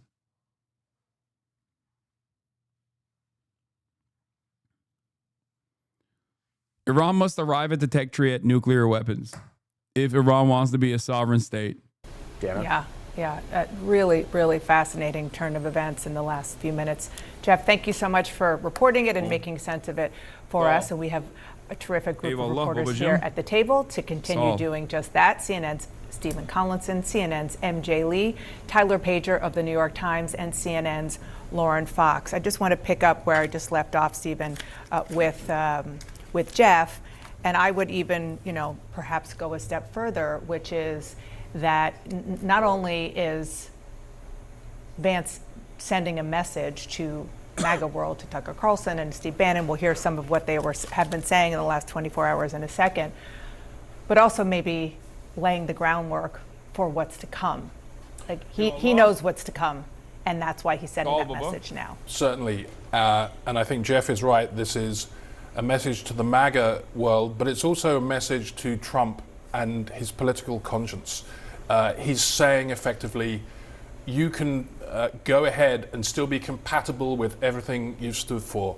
Remember in 2016 campaign, the moment that the president took down Jeb Bush, it was over the Iraq war. He said it was a big fat mistake. You got us sucked into a war that was a forever war that didn't end. It's hard to say how, it's so endemic to Trump's appeal. When you talk to people at Trump rallies, the idea that those days are gone. Yet Trump, if he goes ahead, we don't know how it's going to end up. It could start with shock and awe. It will have all sorts of reverberations. He becomes the interventionist that he always decried. And that's why there's so many splits right now in the Republican Party and the MAGA movement. And one of the most interesting sentences from... How could the dumbest political movement on the planet... How could the dumbest political movement on the planet be duped once again? Oh no. Surely this time things will be different. They will actually get really mad. Maybe, I hope they fucking wake up. Or maybe they'll sit around with their Fell For It Again awards and wonder how this happened. That long statement we saw from the vice president, I thought was Jessica where he said Tarlov is he in is the chat. only No, I'm interested kidding. in using the American military to accomplish the American people's goals. I mean, Dana, that is not an outright rejection of the use of the American military. It actually sure sounds like he is priming the American public for the possibility of the U.S. getting directly involved. We're not saying that we know for sure this is going to happen, but all of the body language that we are seeing from this lengthy statement certainly suggests that this possibility is very much out there. I mean, you couple that with President Trump suddenly deciding to cut short a foreign trip, and a lot of signs are headed in that direction. I will just say one reason that I think this just is so remarkable, the possibility, the potential of this kind of intervention, is that President Trump, as a candidate and right before he was sworn in, was so determined to not have wars on his plate as he was getting sworn in. He didn't want the war in Ukraine. He certainly didn't want the conflict in Gaza. He didn't want this war to be fully blown out between Israel and Iran. And now here he is, a couple days in, with the fires being exchanged, seriously, apparently contemplating the possibility of the U.S., as Stephen said, becoming an interventionist country. And Tyler, as I bring you in, because you cover the White House on a daily, minute-by-minute basis, I do want to bring back what we started with at the top of the hour, which is a brand new post from the president himself, where he said, "We now have complete and total control of the skies over..." Guys, becoming an interventionist country. Con News, citing Western sources, said there are clear signs that U.S. may strike Iran very soon. Iran had good sky trackers and other defensive equipment and plenty of it, but it doesn't compare to American-made, conceived, and manufactured stuff. Nobody does it better than the good old USA. Yeah, and I think this is part of this effort we've seen the president and his allies laying about how this fits into the America First policy. He's under fire from some critics, Tucker Carlson chief among them, and here we see him fashioning about how this is America First. I mean, the two things, MJ, just to add on to what you were saying, not only did he not want these wars, his inaugural address was all about being a peacemaker, peace through strength. We've talked to sources who said he's very obsessed with winning the Nobel Peace Prize. So it's not only remarkable that he doesn't want more conflict, it's that he's inserting the U.S. potentially into a greater conflict there. And I also think one of the things that's interesting, MJ, from the point that you just read of the vice president's statement, is that sounds a lot like former presidents justifying previous military actions, that actions overseas are in part to protect American interests, not just at home, but all around the world. And so it's just so interesting to see that language being used by two politicians who have made their name promising no forever wars, and promising not to engage in additional military conflict. Right, especially, again, from J.D. Vance, who is effectively the ambassador because he has such credibility with that part of the Republican Party, the newer part of the Republican Party, as opposed to what used to be most of the Republican Party, which is more hawkish. In other news, President Trump is cutting his G7 trip short as Israel and Iran are trading these devastating strikes. Mark Meredith joins us live now with more. Mark? Ainsley, good morning to you. President Trump is back at the White House after cutting his trip to Canada short. The president making it very clear he does not believe in any uncertain terms that Iran should have any nuclear weapon capabilities. But the president was also asked on Air Force One on his way back to D.C. why he decided he needed to come back to D.C. so quickly. Listen to what he had to say. We're not looking for a ceasefire. I didn't say I was looking for a ceasefire. We're looking for better than a ceasefire. Remember, Iran cannot have a nuclear weapon. It's very simple. You don't have to go too deep into it. They just can't have a nuclear weapon. What was the thinking on the call for Tehran to evacuate? Is there a threat or is there incoming? What was the thinking on the full evacuation? I want people to be safe. Now, the president was in Canada meeting with many world leaders, including French President Emmanuel Macron. And while he was there, the president signed on to an agreement calling for peace in the Middle East, but also was critical of some comments that Macron made. Macron was suggesting that the reason that Trump was heading back to the U.S. was to create a ceasefire between Israel and Iran. Trump put out on Truth Social, publicity-seeking... Trump is live? Is he? Macron of France mistakenly said that I left the G7 to go back to D.C. to work on a ceasefire between Israel and Iran. Wrong. He has no idea why I'm on my way to D.C., but it certainly has nothing to do with the ceasefire. Much bigger than that, whether purposely or not. Emmanuel always gets it wrong. Stay tuned. We'll be looking to see if the French president has any new reaction while he is still in Canada. But the president, he is back here in D.C. meeting with his national security team. We don't have an updated schedule yet, guys, so we don't know if we'll see the president address the situation on camera later today. But, of course, there are so many developments happening in real time. And Brian, Lawrence, and Hasan? It's not the Israeli-Iran conflict. I get it. But the president is on a fast track to get a trade deal, it looks like, with Canada. He had formally signed the one with the U.K. And I personally think that he was not thrilled about the Ukrainian talks that were on Chatters, I know Brad Lander has been released. Shut the fuck up. tap. He probably knows he's going to get pressured to hit Russia with sanctions. I don't think he was really looking forward to that session. Do you think that played into it, Mark?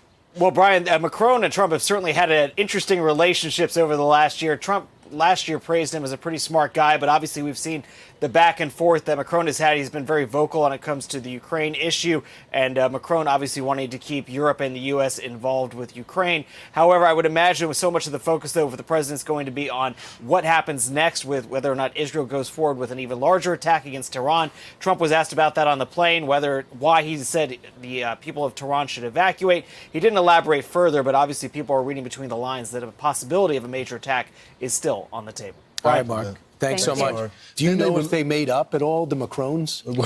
I mean, after that little incident on the plane? The president and his wife? Chris, could you follow up? President Trump left the G7 summit in Canada one day early to keep track of the fighting in the Middle East. As the president returned to Washington, he told reporters that he wants Iran to give up any thoughts of developing a nuclear weapon. Nancy Cordes is in Calgary covering the summit of Western leaders that will continue today without Trump. Nancy, good morning. Good morning, Nate. That's right. The G7 summit will have to do with just 6 leaders here in Canada today after President Trump's abrupt departure last night. Overnight, aboard Air Force One, flying home, he told reporters that he plans to spend the day in the Situation Room and that his new goal is for Iran to shutter its nuclear facilities entirely unless Israel destroys them first. We're looking at better than ceasefire. We're not looking for a ceasefire. Flying home from Canada early this morning, President Trump said he had to get back to monitor Israel's bombardment of Iran, which he suggested could intensify over the next few days. Iran cannot have a nuclear weapon. It's very simple. This was supposed to be a 2-day meeting of the minds for the leaders of the world's largest democracies. But towards the end of day one, Trump's press secretary posted this. President Trump had a great day at the G7 and much was accomplished. But because of what's going Like a baby. They're talking about him like he's a kindergartner, dude. on in the Middle East, he will be leaving tonight. And I have to be back early for obvious reasons. Before departing, Trump posted this ominous message, urging everyone to evacuate Tehran. I want people to be safe. And that's always possible. A thing like that could happen. I just want people to be safe.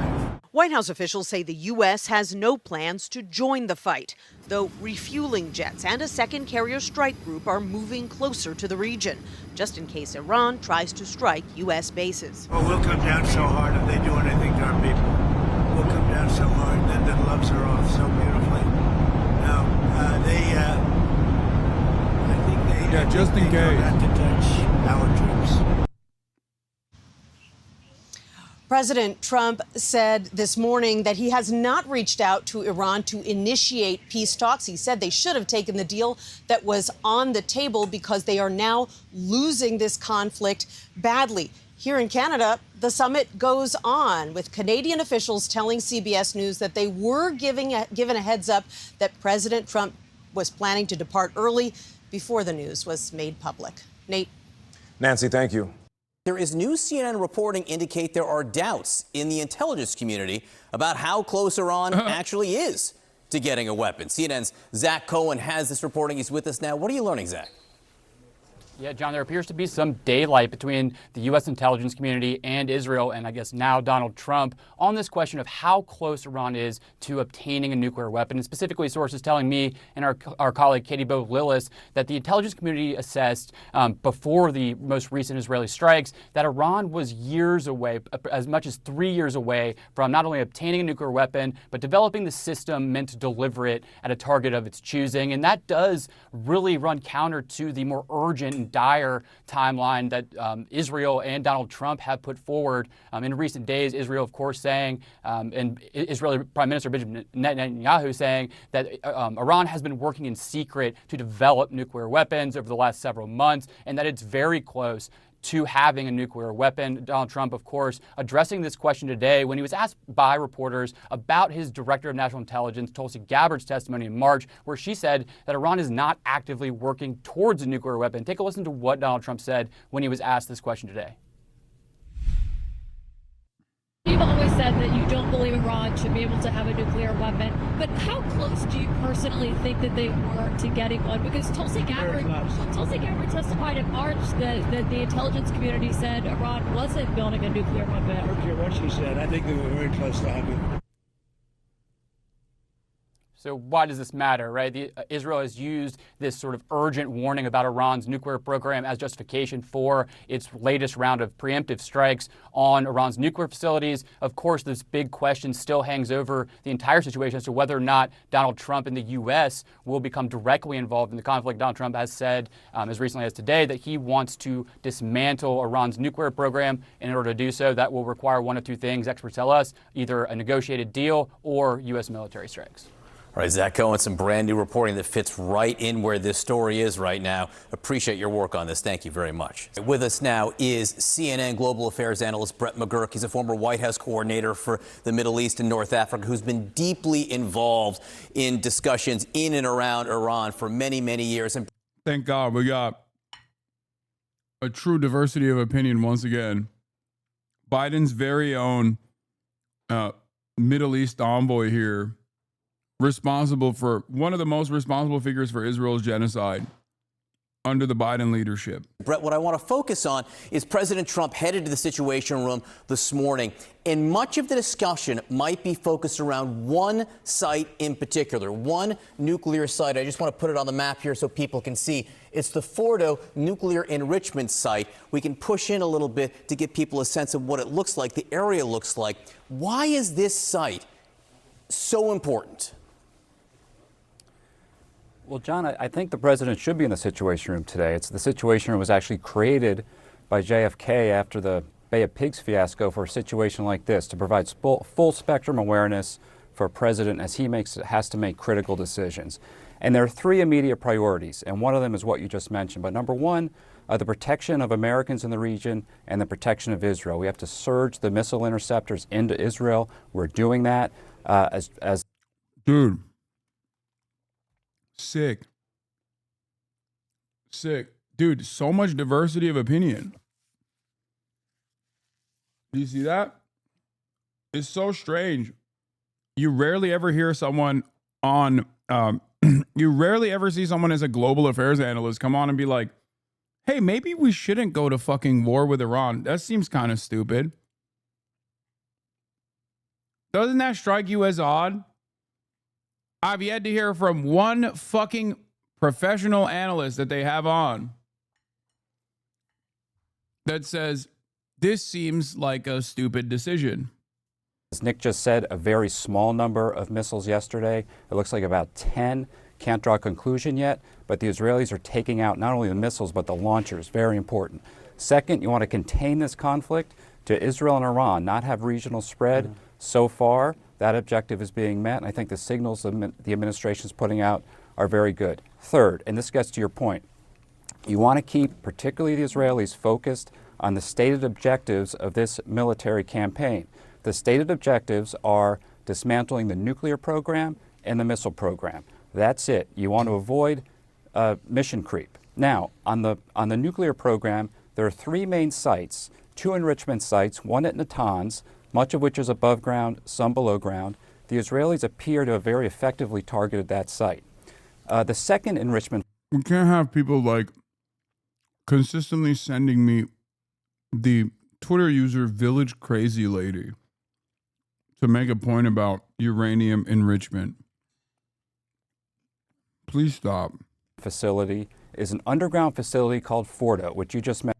You guys see a tweet that's going viral and instantly, without even like thinking about who's making the tweet, go, you literally have to see this brilliant take. Deep underground, dug into a mountain. It was an undisclosed facility until 2009 when it was discovered by intelligence and announced. Iran has... Oh, damn, I was about to address the one chat. I said, why are you always eating stuff? It's because I'm a human being and I need to consume food over the course of a 10-hour broadcast. Very advanced centrifuges in that facility. Just last week, before this started, they threatened to spin fuel through those advanced centrifuges. Iran is cooking tonight. Yeah, Iranian state media claims there will be a surprise tonight that the world will remember for centuries. There's also another thing that,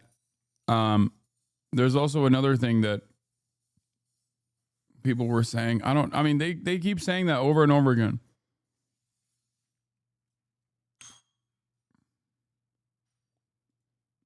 Iranian media outlet Noor News reported that the confession of the Israeli F-35 pilot whose jet was downed by the Iranian Air Force will be published soon. Since Israel's aggression on Iran began on Friday, June 13th at dawn, the Iranian Air Force has downed 4 Israeli F-35 fighter jets.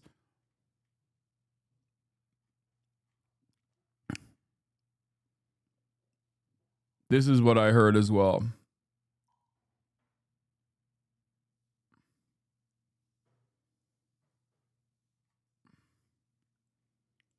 Iran doesn't realize that their veiled threats against Israel don't only keep Israelis up at night, it keeps us up at night as well. We are the real victims here. Okay? Every time they say, oh, just wait. Just you fucking wait. It's like shit. Quick F, mini F, calm down. Calm down. It's going to be fine. It's fixed. It's fine. We're fine. It's okay.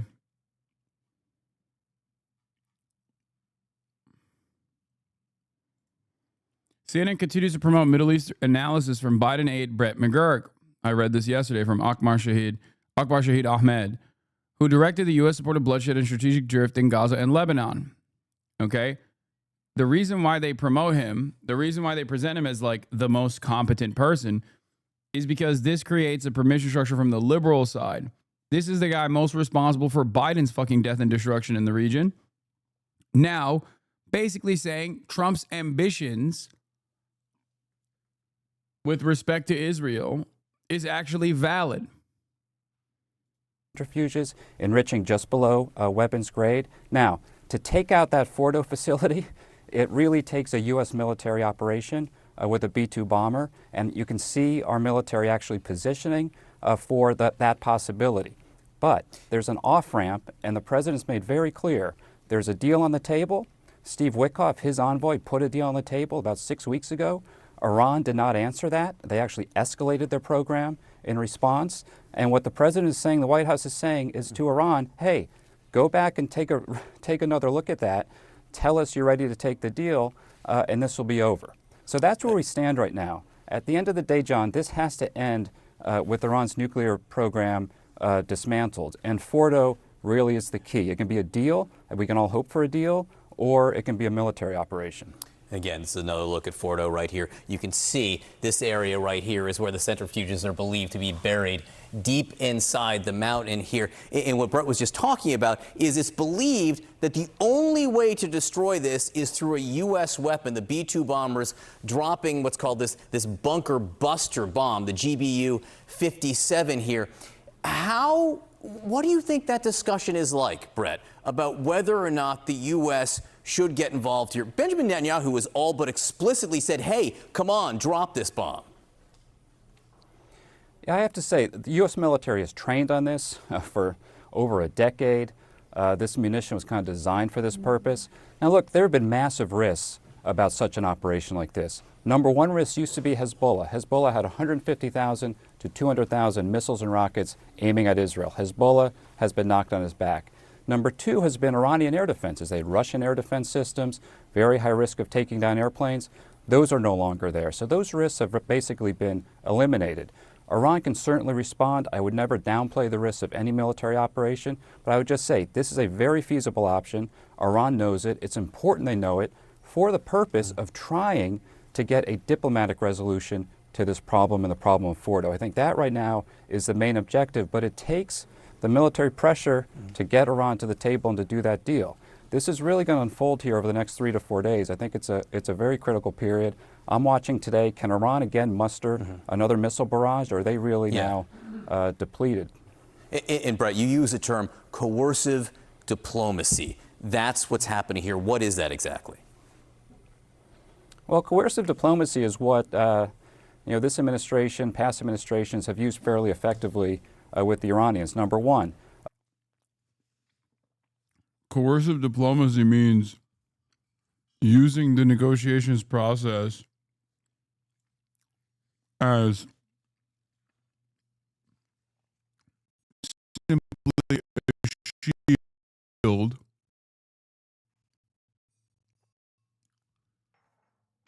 ambition basically is, here, I'll give you an example. It's not even the denuclearization, right? Oh, fuck. It's fine. It's cutting in and out, but it's fine. Calm down. It's okay. We're back.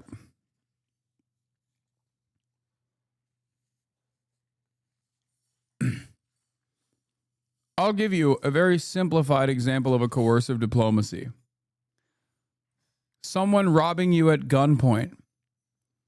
Someone comes up to you with a gun and says, "Give me your wallet and your phone." You say no, they shoot you in the foot. They repeat, "Give me your wallet or your phone, or else I'll shoot you in the head." And if you don't give him your wallet and your phone, they kill you and take your wallet and phone anyway. That is what he means. That's it. That's all this is.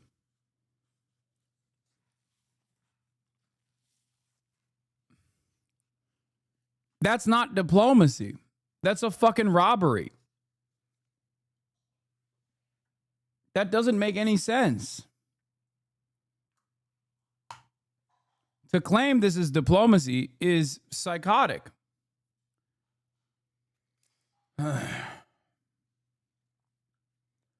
Once again, as we're in the process of eating a bunch of different Fs, it feels like there is a minor delay. As is the case of recognizing when the delay actually starts, I'm going to ask you to subscribe now to the Piker Broadcasting Service, and we will figure out exactly how long the delay is. And seems like there is like almost a 10-second delay. Maybe, if not longer. You can subscribe to the Piker Broadcasting Service by subscribing for free with a Twitch Prime. or for $6. Twitch Prime is free. Some people are reporting a 5-second delay. Some people are reporting a 7-second delay.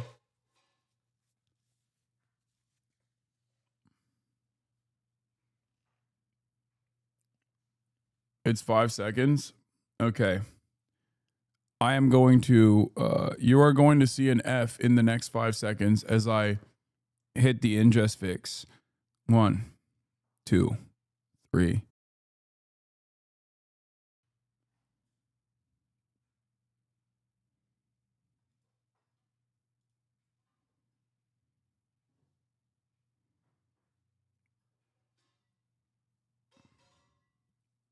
I think it's fine.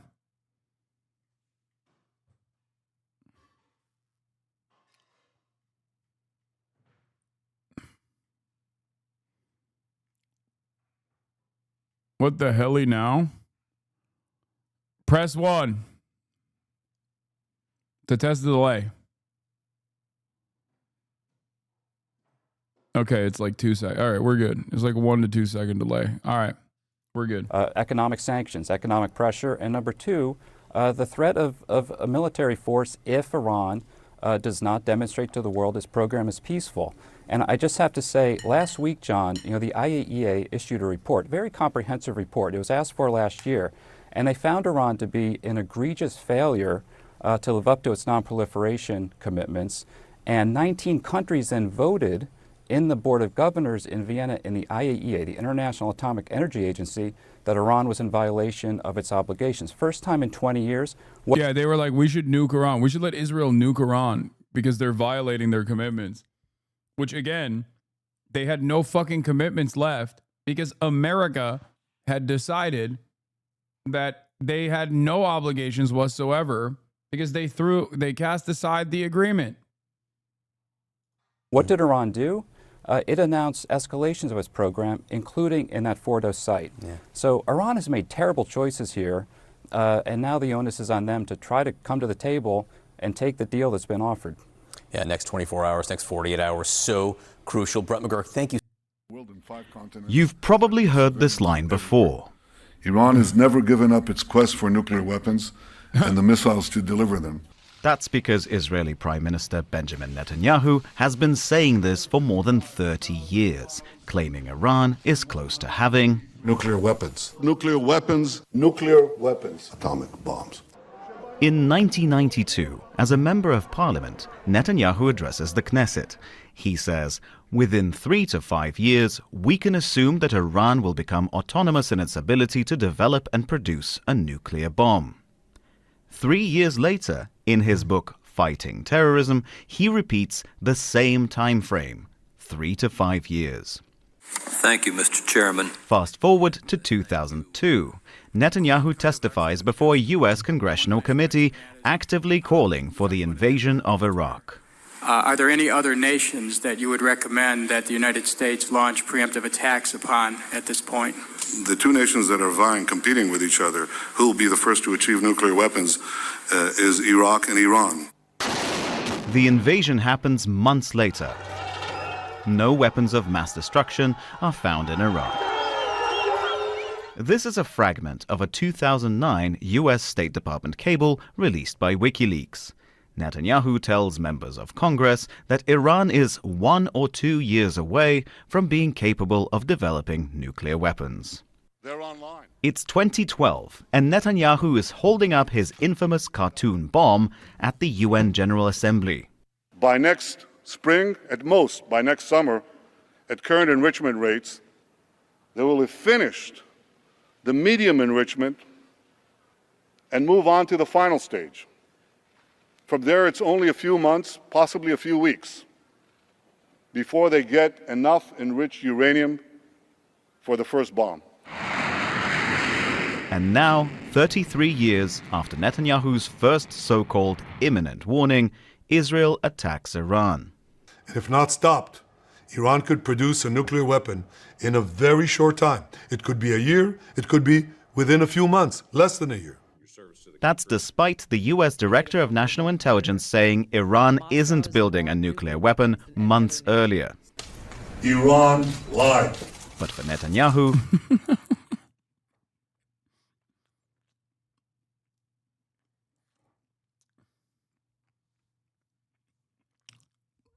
he loves his little PowerPoint presentations, man.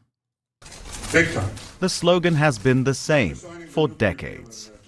Dmitry Medvedenko, Al Jazeera. Make sure to subscribe to our channel to get the latest news from Al Jazeera. We're going to take a closer look at the 5 days now of fighting between Israel and Iran. The Israeli military saying it's targeting military and nuclear targets all throughout that country, and it appears those strikes have succeeded in damaging at least some of Iran's nuclear sites. But here's the question. Is that enough to achieve Israel's stated goal of preventing Iran from ever? Yes, Trump is about to deliver a massive speech from the White House. A major address.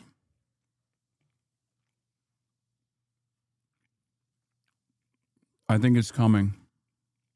I hope not.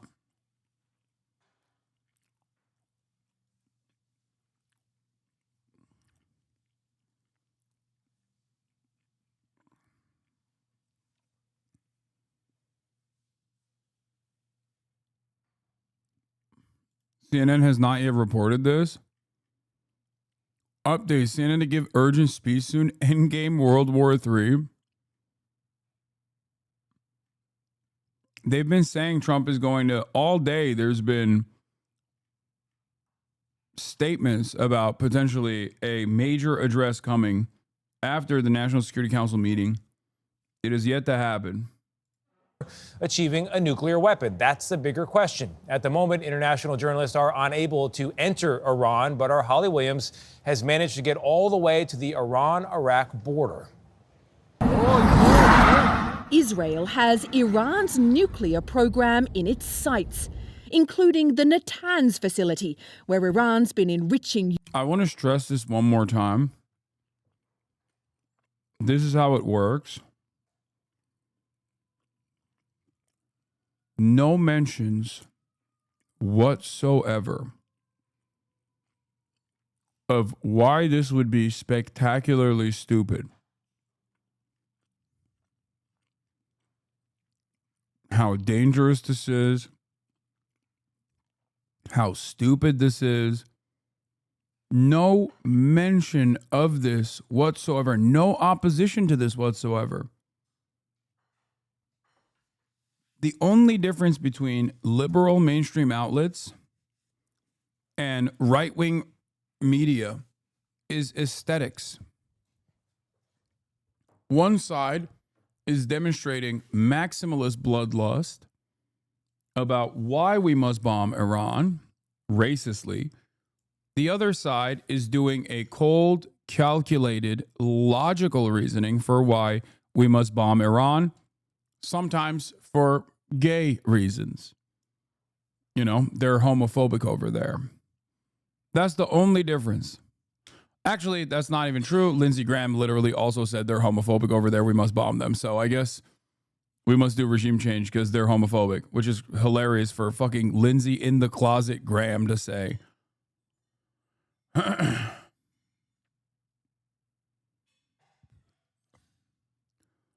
There is no debate between whether or not we must bomb Iran. The only difference of opinion comes from how hard we could bomb Iran and how hard we could get away with bombing Iran and how awesome it would be. But it's never about why we mustn't do this. Uranium up to 60%, a step on the way to the 90% used in nuclear weapons. Iran's nuclear ambitions are a threat to Israel's existence, according to Prime Minister Benjamin Netanyahu. I mean, Mark Bar Mohammed isn't wrong when he says polling showing that Americans oppose a war doesn't mean anything. This country is too stupid and thoughtless to even notice if a war happens. They'll continue on their lives and not care. The government knows this too. The population is trained to be placid. Yes. This is something that I've brought up as well. Like, the media infrastructure is designed The media infrastructure is designed to basically make Americans not care about war happening all the time, that America is involved in all the time. So that's the reason why a lot of Americans fancy themselves to be peace lovers, you know, peaceful doves, because they never see it. The difference between war in that region versus war with Iran, however, is that Iran does have direct access to measures. Iran has the capabilities of launching measures that would make you feel the pain as well.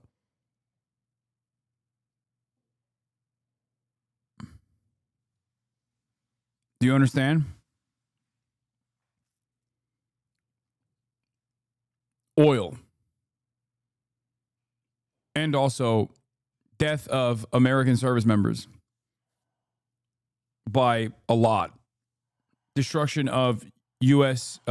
Military personnel and gear. Shutting off the Strait of Hormuz. All of these things, lighting up the Saudi oil refineries. All of these things would universalize the pain. At which point, the nothing ever happens Andes would come to the recognition that things do happen. Because as I've said time and time again, the nothing ever happens guys are basically the Gen Z version of like Fukuyama end of history people, where it comes with the this sheltered opinion that you can only arrive at if you live in the heart of empire, if you live in the comforts of Western empire, like countries in the West. Nothing happens to you. Things are always happening. They're just not happening to you. When someone says nothing ever happens, what they mean is I never get impacted by the things that are happening because the entire system is designed so that you never actually feel it.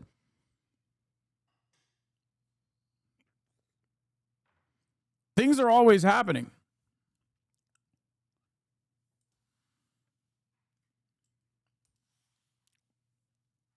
So that is the other side of escalating tensions with Iran. Things might happen in a way that actually bursts our bubble, our comfortable existence in the Western world. Oil shock being one of the immediate responses.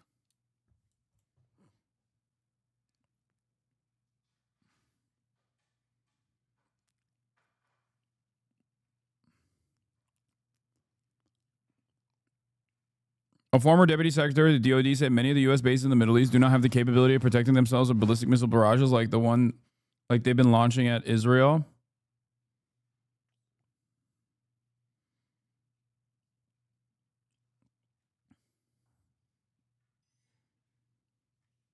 Anyway, let's continue. Iran has produced enough highly enriched uranium for 9 atom bombs. 9. But experts say Israel's war will be in vain unless it destroys the Fordow nuclear site, where Iran is also enriching uranium while denying any intention of building. What is this? Unfortunately, this is where liberals are at.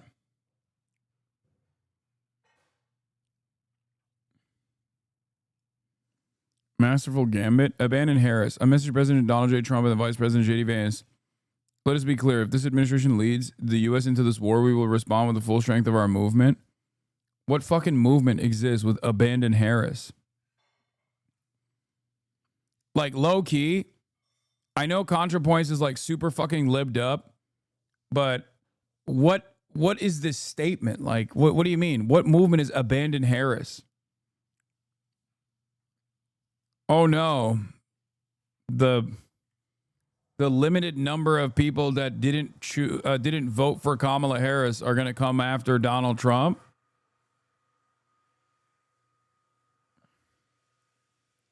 Hey Hasan, I've been following you for some time. I wouldn't say I'm a huge fan, but one criticism I have of you is your lack of coverage of the Pahlavi family and the direct connection with the Israeli government. I don't support Israel or Iran, by the way, but I think you need to shed more light on it. What does that even mean?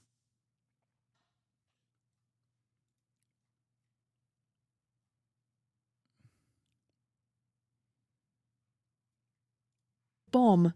Bordeaux is the hardest to get at because it's so far underground. Jonathan Panikov is a former deputy national intelligence officer and told us Israel may not have the firepower it. Thank you for the 50 bones.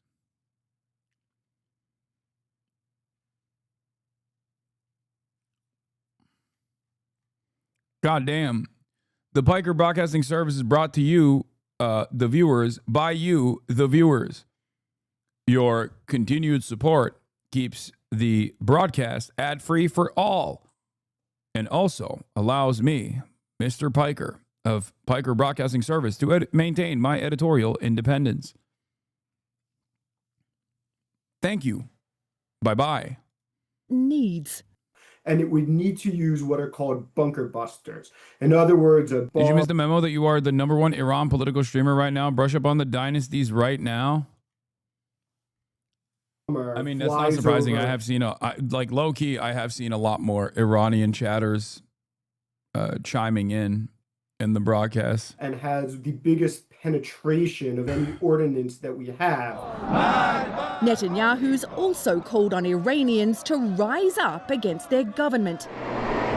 But at Iran's border, we met Iranians more concerned with survival than revolution.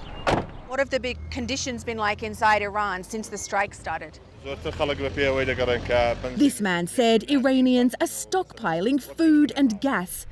Others were too fearful to speak on camera, but told us they believe the Iranian regime is frightened. Israel may come up with an innovative They're chanting Mark Bar America. Don't look that up. solution to target the Fordow nuclear site, but it could also turn to the US to ask for help. Here on Iran's border, one Iranian man told us he fears that if the US gets involved in airstrikes, it could lead to a world war. Gail. Thousands leave as Tehran issues first evacuation orders in the Iranian capital. Today, as this Iranian state television presenter was on air, delivering a defiant regime message to Israel, this happened. The roads out. They love playing this clip, man. I've seen this clip a million times. I don't know if it's a flex. They keep playing as a flex, or if they just like showcasing the depravity of Israel. Maybe, I don't know. Out of Tehran are gridlocked as thousands are trying to leave the capital to escape intensifying Israeli attacks on the city. Speaking to people inside Iran isn't easy. It is incredibly risky for anyone to say anything against. News report: Homeland Security Secretary Kristi Noem is taken to hospital by ambulance. What? Is that real? I feel like this is we're getting maximum fake news in the chat more than ever before.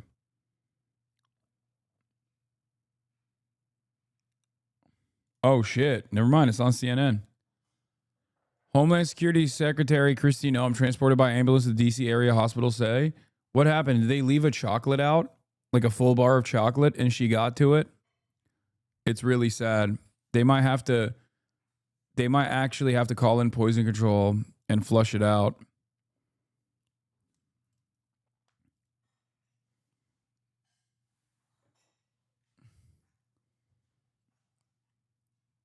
Yeah.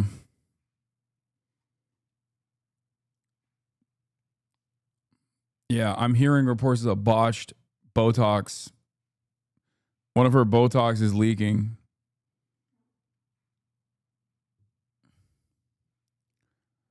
Homeland Security Secretary Kristi Noem was transported by ambulance on Tuesday to a hospital in Washington, D.C. Noem has been conscious at the hospital and has spoken with their security detail, one of the sources said.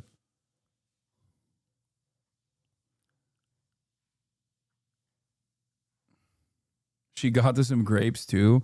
I heard she also ate the leftover Mongolian barbecue that was left on the counter, it was all onion. It was all grilled onions. Really sad state of affairs. They might have to pump her stomach. Against the regime. But Sky News has been in contact with some who have disguised their voices. The current situation is a war zone. I personally haven't been out much. The streets are quiet while the motorways are jammed with slow-moving traffic. The roads are extremely busy. Most people are trying to leave the city towards the countryside. The streets and highways are chaos too. Even though some of the people we spoke to would like to see an end to the Iranian regime, most aren't convinced that this war is the right way to achieve it. I really Wow. Surprising that people that hate the current regime also simultaneously hate being bombed by an even more evil foreign government that they have seen doing genocide for the past year and a half. This is an incredibly shocking revelation, to me at least. A guy who previously thought people over there just love being bombed by America and Israel because that's all I've seen on mainstream news.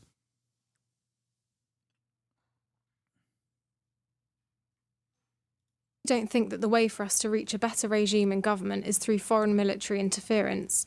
This is clearly a conflict between two states, and as a result, ordinary people caught in between are being sacrificed. Israel says that it has now destroyed a third of Iran's ballistic missiles. But barrages are still being fired at Israel every night. And this is what happens when they get through the air defenses. 4 people were killed when this apartment block took a direct hit. And we think actually the ballistic missile hit one of the safe rooms where people were sheltering directly, which is what caused some of the fatalities here. The emergency services have cordoned it all off. They're still working here. That's not it, Hasan. An average Iranian is not thinking about Palestinians. If anything, a lot of Iranians were pro-Israeli, older Iranians. The switch has been because the damage Tehran has taken and how many innocent children have been killed. Yeah, no, I know. That's my point as well. It doesn't matter how fucking selfish you are, or it doesn't matter how much you have valid reason to fucking despise your country, your regime, when a foreign country, specifically one that's like America or Israel especially, bombs the fuck out of your capital and kills a bunch of children and women. I suspect everyone's opinions are going to change very quickly. This is exactly what I said about Kharkiv and sympathies towards Russia as well. This is literally the most commonly occurring phenomena on the planet. Okay? You could be like maximum pro-Russia, living in the most eastern Ukrainian territory, and be like, I am in my heart Russian, we are brothers, my cousins live in Moscow or whatever. And you will be rid of that notion the moment that your apartment complex falls down, okay? That's it. How, like, think about it as a person, okay? Let's say you go to school with this one guy, with this nerdy kid, and that kid comes and kills your fucking best friend with a gun. Are you ever going to feel the same way about that kid ever again? No, of course not. I can't believe in order to describe how people feel about being bombed to Americans, I have to use a school shooting analogy because that's the only thing Americans can fucking comprehend. Burger and school shooting.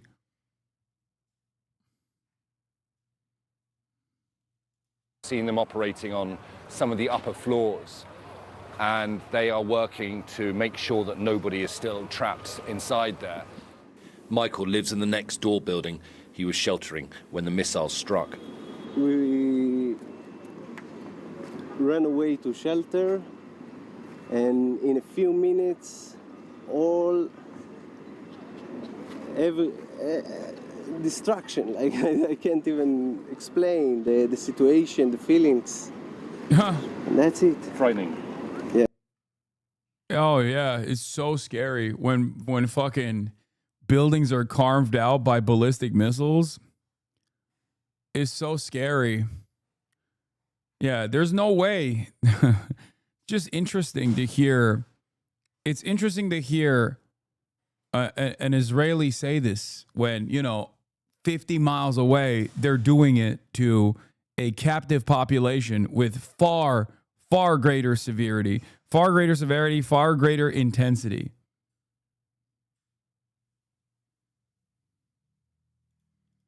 What is this? Itamar Ben-Gvir to Amir Bar-Lev. Why did you provoke Iran? Bar-Lev responds, we didn't realize the power of Iran's missile capabilities. No shot. Is that actually what they're saying? I don't speak Hebrew. Someone translate it. That seems too good to be true.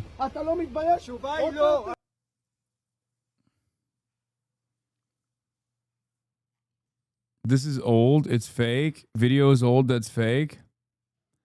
Is it from last year? Oh, it's from 2022. God damn, it's not even from like Operation True Promise 2. Oh, guys, stop sending me fucking Sprinter shit. Please exercise a little bit of caution with like the links that you send in. Missile launches beginning. We've pulled off a number of surprises. When the dust settles, you're going to see some surprises on Thursday night and Friday that will make the beeper operation almost seem simple. Smirking Israeli ambassador suggests Israel has an ace up its sleeve that will decide the war by the end of the week. If it materializes, this would explain why the genocidal regime dared to initiate this war of aggression and why Trump is now demanding unconditional surrender.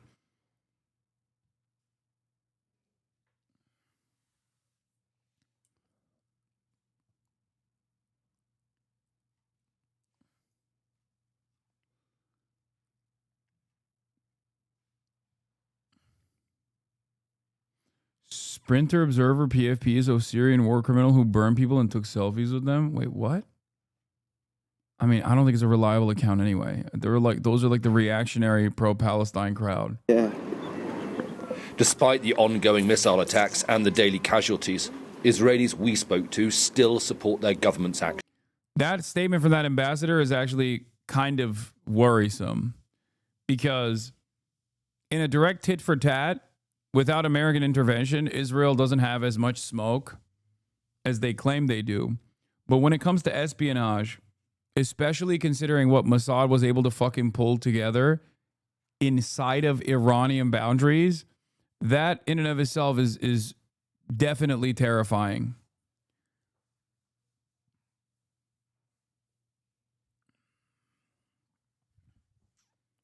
Turn on CNN.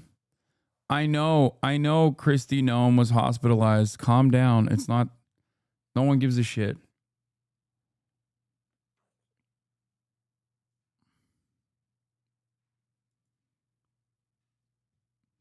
Iran's security apparatus has banned Iranian officials and their security teams from using any devices connected to the public communication and telecom networks. This is a safety measure to avoid intel leaks.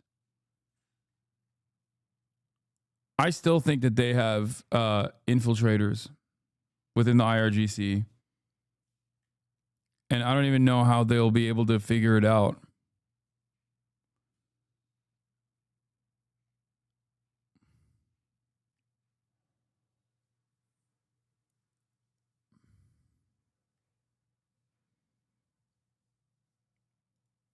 But yeah, I did see Iran claims of arrested alleged Mossad agent. Rockets are expected to hit soon, around 3 to 4 minutes.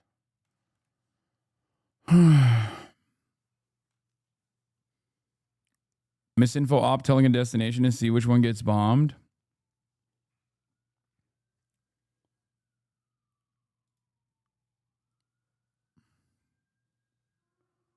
American military plane in Israel, now Jordan.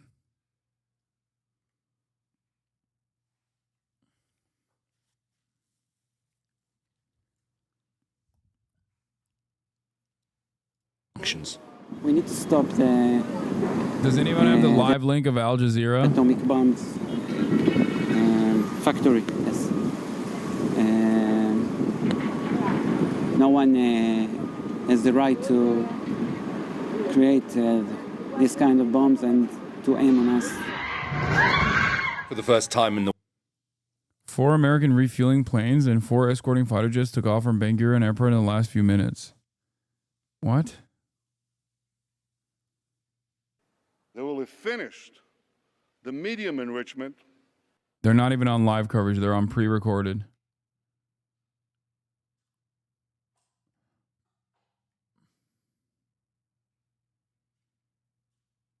French assets off the coast of...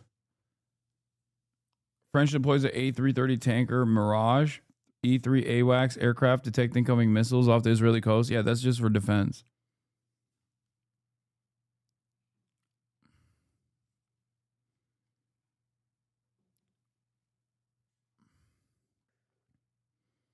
Iran launched missiles and is huge. Iran shoot missiles a lot. Israel hasn't issued a red alert. I don't understand where you guys are getting this information from. The recent missile launches today haven't been seen on the streams, and it's been a very limited number.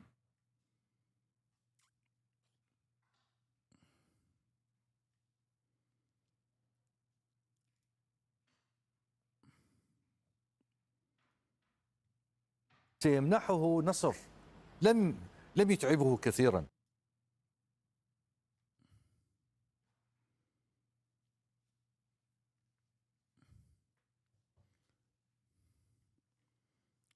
I know missiles will hit Israel because I live there and I have alarm XD.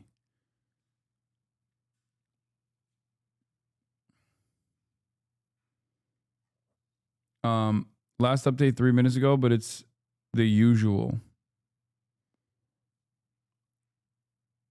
We're bird watching, yes. Iran launched another missile attack, Israel says. The Israeli military says it detected incoming missiles from Iran. The latest of several attacks in the past 24 hours. Defense systems are working to intercept the threat, military said in a statement.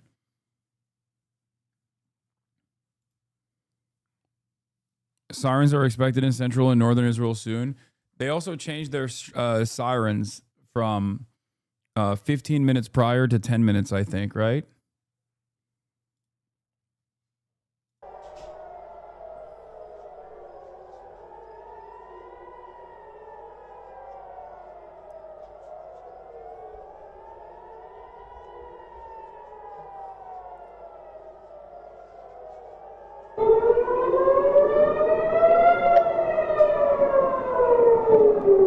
Oh, Tel Aviv.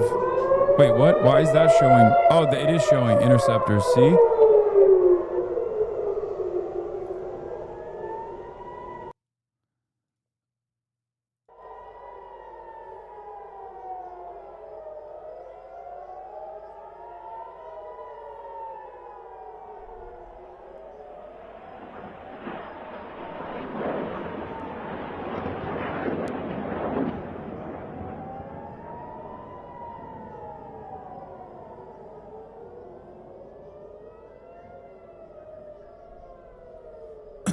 It seems like a lot of successful interceptions.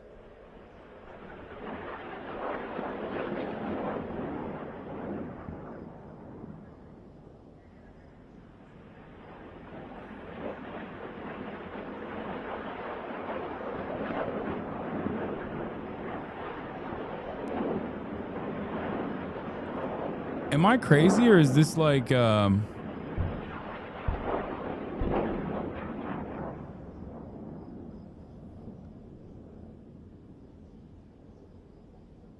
isn't this like way higher? The interceptions are happening way higher than before, no? Am I wrong? Or maybe it's the camera angle. Oh, something seemingly struck.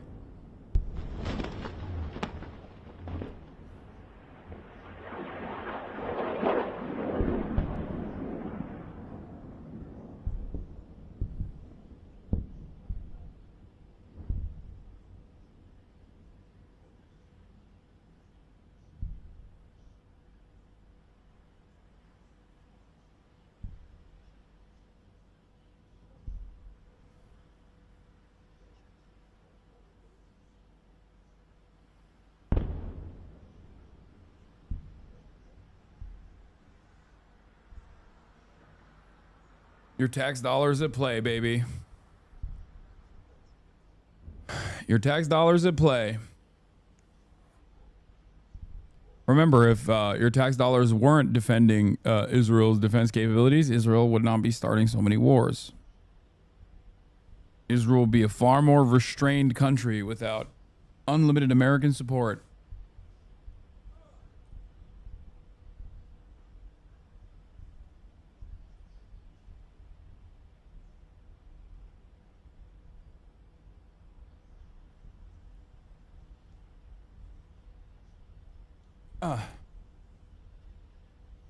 I think that's it. That was the fucking barrage.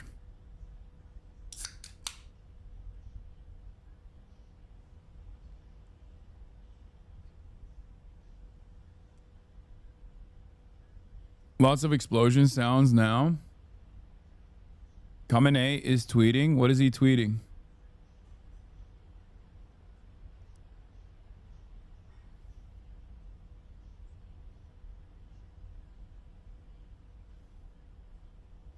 The restricted camera angle is sus. I know.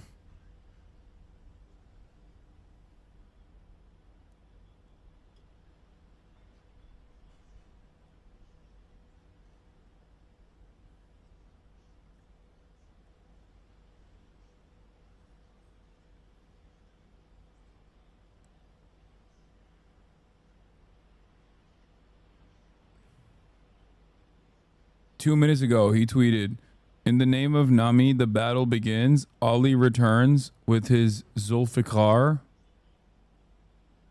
Some Shia stuff going on here. I don't know what this means.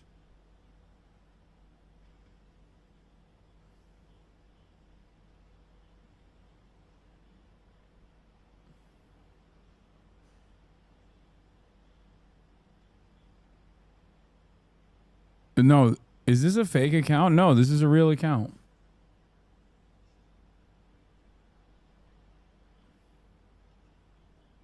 Zulfikar is Imam Ali's sword. Zulfikar, spine cleaver, is the sword of Imam Ali. Yeah, I don't know. I don't know about Shia lore. Okay.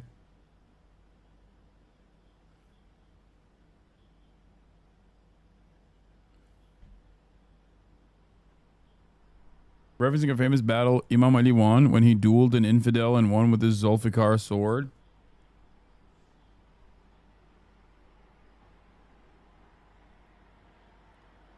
Israeli media reports 5 impacts in Tel Aviv.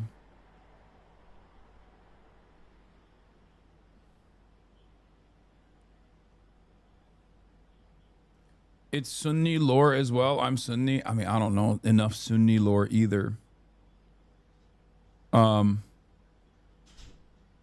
Is that an anime? It sounds like an anime plot. Yeah, I mean, every fucking religion is an anime plot. Have you seen the lore that evangelicals believe?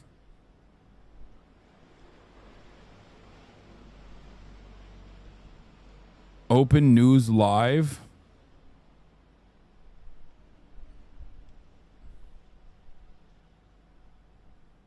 Also going off, and several explosions heard in the Israeli city as the Israeli military said its defensive systems were operating to intercept missiles that were launched from Iran towards Israel. Let's bring in Bernard Smith, who's keeping an eye on things in Israel for us from Amman, Jordan. Bernard, bring us up to speed with what's been happening. What have you seen or heard? Foley, we also had the air raid siren go off here in Amman about sort of just over 5 minutes ago, perhaps, and we saw Imam Ali is actually a dude. He's not made up. No, I know. I'm saying, like, I don't know enough about even Sunni Muslim, like just Muslim history in general. Coming in from Israeli media of debris or missiles falling in central Israel. Perhaps in the Jerusalem like area, the Prophet Muhammad, and parts of greater peace be Tel upon Aviv, him. and the sirens sounded in excuse me, Tel Aviv, Haifa, Jerusalem, and areas in southern Israel. This is about the 8th wave of missiles from Iran in the last 24 hours. As we reported earlier, the number of missiles Iran seems to be firing at any particular time is less than it was a few days ago in the initial 24 hours of this war. A couple of hundred fired overnight, Saturday to Sunday, 65, say the Israelis, Sunday to Monday, and 30 from Monday to Tuesday. The Israelis say they've destroyed about 200 missile launching locations in Iran, and they believe that the Iranians can't fire the number of missiles they want to. Clearly, they are still capable, though, of firing missiles. Israel says most of the missiles that are fired are intercepted by the Iron Dome, but as we've seen by the defense systems, but as we've seen in the last 3 or 4 days, missiles, some do get through and cause considerable devastation when they hit a target. Yeah, I was going to ask you about the impact of the Iranian attacks over the past 5 days. I mean, even as you say, it's been less intense in the last 24 hours. The missiles that have been fired from Friday to Sunday have had quite an impact on the ground in Israel. They have. But that's why you're not getting why Israel attacks Muslims. It goes back to Abraham. They consider Muslims as illegitimate lineage of Abraham. Dude, you are out of your fucking mind if you think that there is any this is the what Islamic version of what dumbass Americans say. This is a religious battle that's been going on for thousands of years. Shut the fuck up. Okay, please stop. It has nothing to do with that and everything to do with America and Israel's own fucking foreign policy agendas. The idea that this is like a 1,000-year battle is so fucking stupid. Please, are you out of your goddamn mind?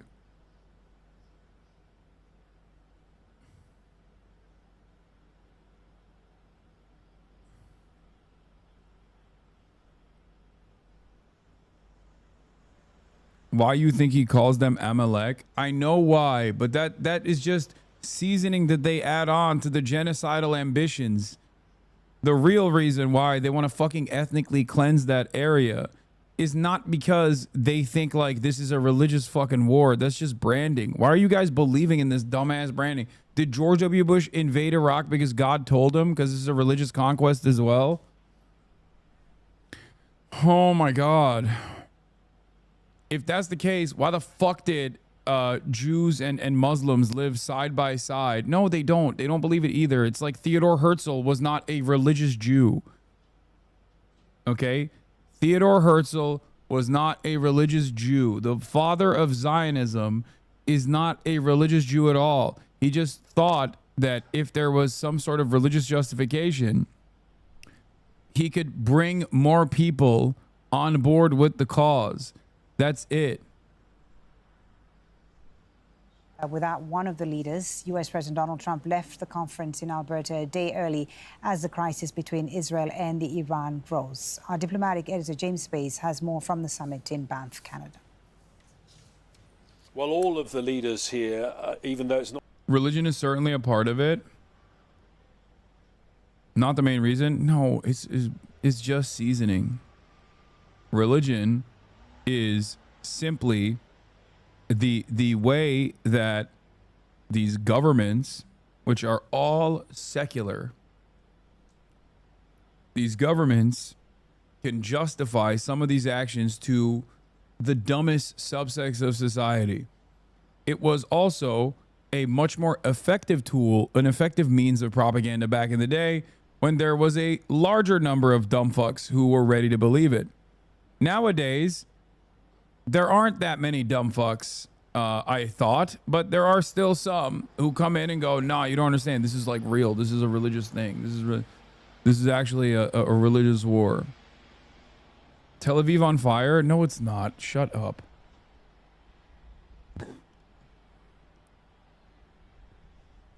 Oh, never mind. I think they might have actually struck something in Tel Aviv.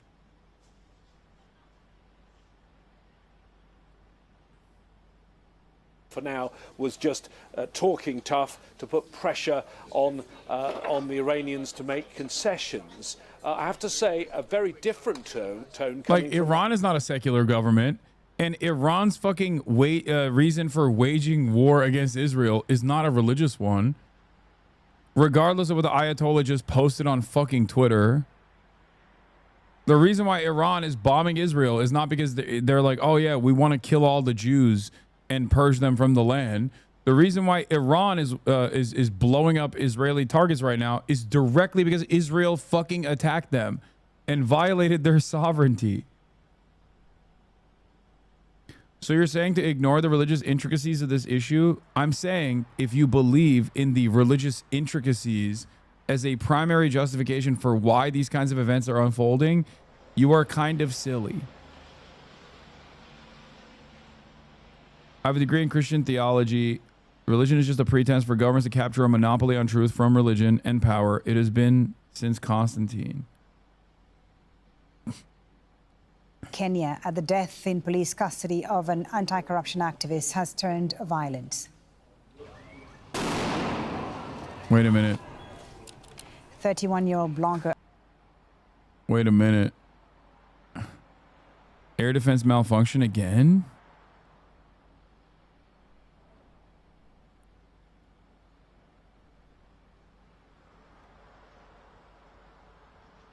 There was a malfunction yesterday. This seems like it happened in a different area, but I can't tell. It's too far.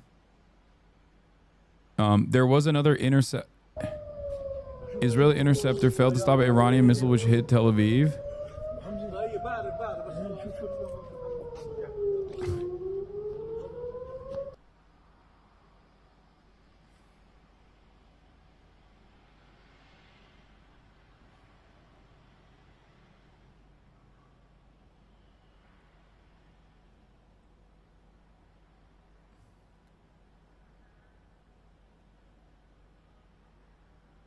Israel has a right to intercept itself. Okay, this is what, the third day of a fucking interceptor malfunction? Every day there's at least one interceptor malfunction. I think it was a THAAD one too. That's crazy.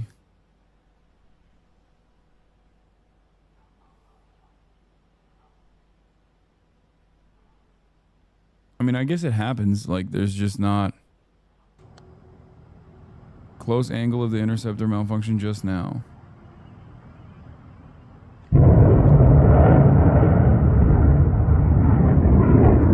What is that? What is like, what just comes off of it?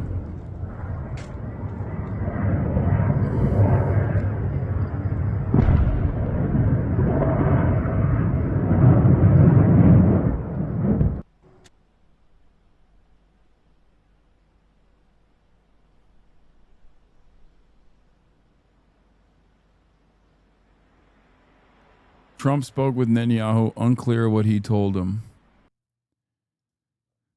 Israel Prime Minister Netanyahu had a phone call with U.S. President Donald Trump.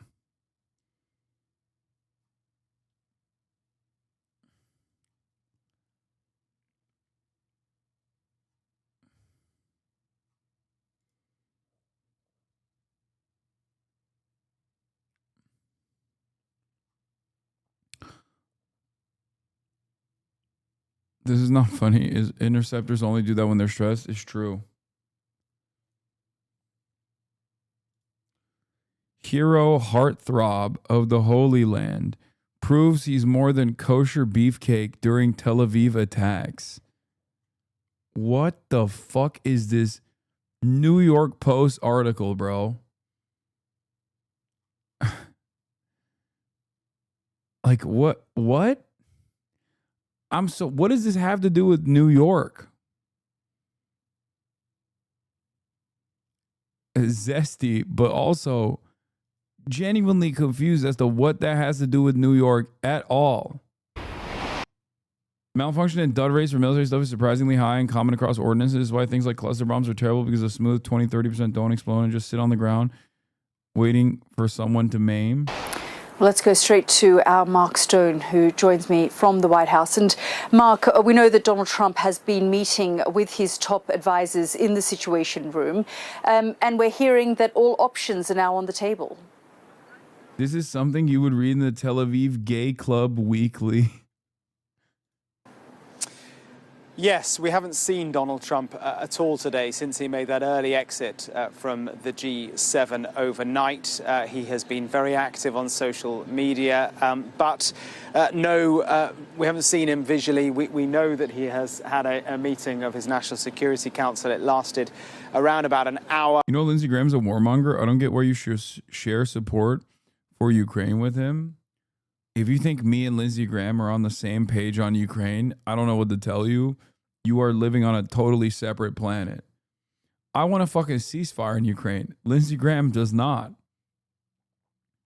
What are you talking about? Lindsey Graham was in line with the Biden administration in the way that they continued Ukraine's defenses, or under the auspices of providing Ukraine defense, continuing the fucking bloodshed without trying to find a peaceful solution at a time of maximum leverage that Ukraine had. Okay? Do you support Ukraine? Do I support Ukraine having a right to defend itself from Russian invasion? Yes. Okay, I do. And also saying that right now, especially when there was an insane deal for Russia in terms of a ceasefire negotiation, and Vladimir Putin very quickly switched up on his "we want peace in Ukraine" attitude to simply using the negotiations process to continue pummeling Ukraine a day after Russia fucking struck Kyiv and killed 41 people is so stupid. No, they don't. They can't defend. See how quickly you switched up and started talking about might is right? Kyiv attacked first? What? Oh. And following that, we were told that he is keeping a range of options, including a possible U.S. strike on Iran, on the table. We have seen his officials leaving from the side door of the West Wing here after the meeting. A lot of people in that Security Council meeting. There is still a Marine on the door, so the president is still in the West Wing. It is very, very hard to gauge where he might land on this, because defense systems are currently active over Tel Aviv, with hundreds of thousands of people into bomb shelters at this moment. Unhook. Get off. All right, we got it. We're going to move. Okay. Stay with us. Stay with us. Stay with us. Keep moving. Keep moving. Keep moving. Keep moving. No. Bro, that helmet ain't going to save you, Trey. If it's coming right at you, that helmet's not going to do shit. Air defense systems are currently active over Tel Aviv, with hundreds of thousands of people into bomb shelters at this moment. Unhook. Get off. All right, we got it. We're going to move. Okay. Stay with us. I know the helmet's for the debris. My Twitter mood, dude, only days after he followed me on Twitter. No. Stay with us. Stay with us. Keep moving, keep moving, keep moving, keep moving. Ballistic missiles are That's probably so they stopped filming the missiles coming down. Stay with us. Stay with us. Damn. Fox News are such fucking clip farmers. Fox News instantly uploaded this. This is an Insta upload. Take cover. Sirens sound off as Trey Ying's reports from Tel Aviv. Fox News' editorial team is faster than mine. When I get shot at, my editors don't immediately fucking upload the footage. Stay with us. They got the clip. They got the clip. Keep moving. Give me 1 second, Jesse. I'm with you. I got to fix my IFB.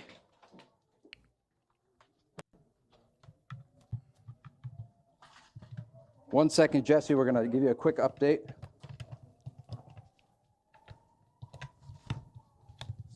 I'm with you.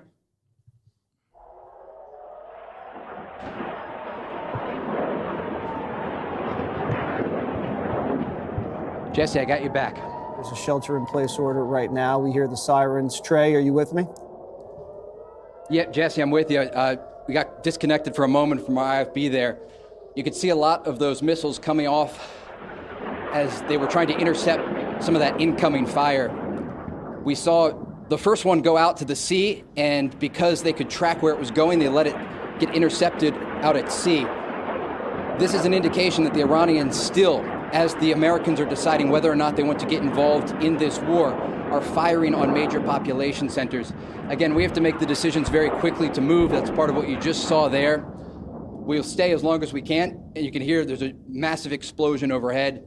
And once we have another minute, we're going to go out and see if anything was hit. But you could just hear that explosion there, Jesse, and that's why we get off the balcony as the fire starts to get heavier. But again, this has been going on for the past 4 days as the Iranians respond to these strikes that are taking place across their territory.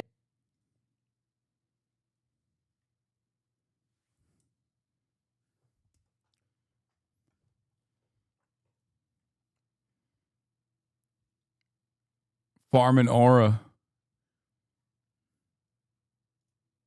And despite the fact that the Israelis told us earlier today that they were able to take out around 40% of the missile launchers, we understand that they have not been able to take out all of them. And so we expect to see more of this type of fire in the days ahead. Trey, what is your understanding from the intelligence community? How much missiles have the Iranians stockpiled? Are they able to go tit for tat with Israel, and for how long? Why are you asking him that, bro? Fuck does Trey know about Iranian stockpiles?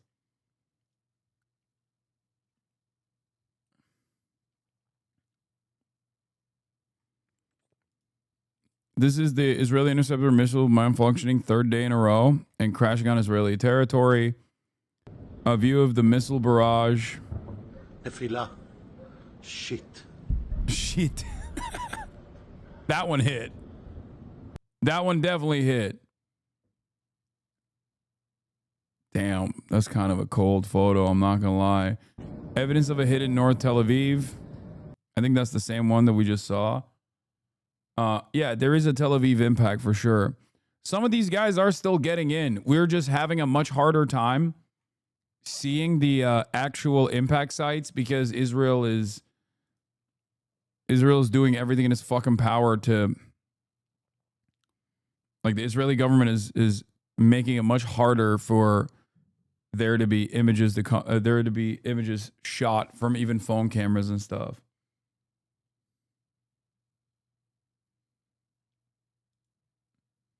Pray for Vivid, please. Ashutosh, how come you always post about entering shelters after the attack is over? Spotty communication with your paymasters. Iran fired ballistic missiles. Sirens will sound soon. In the shelter now. Why does this account still act like it's not fucking posting from Uttar Pradesh? Like, literally everyone knows. Everyone knows.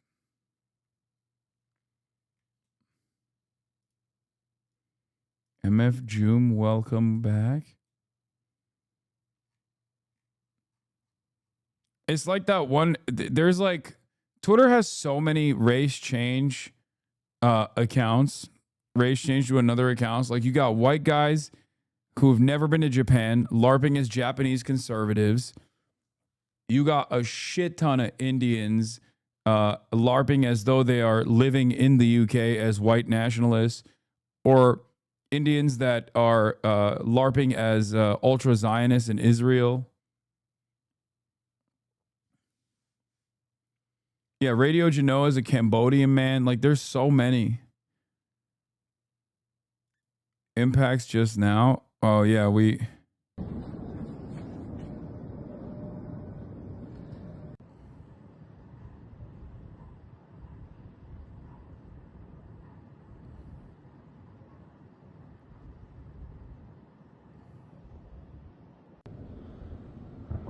Tefillah. Shit. Stop with the anti-Indian hate, homie. Is not. This has nothing to do with anti-Indian hate. I also don't even... I think it's great that these dudes are making money that way. I don't give a fuck. I just wish they weren't, like, pumping out so much white nationalist propaganda. Bro, the $34 in payout goes a much longer way for him than it would for a homegrown white supremacist domestic terrorist, you know?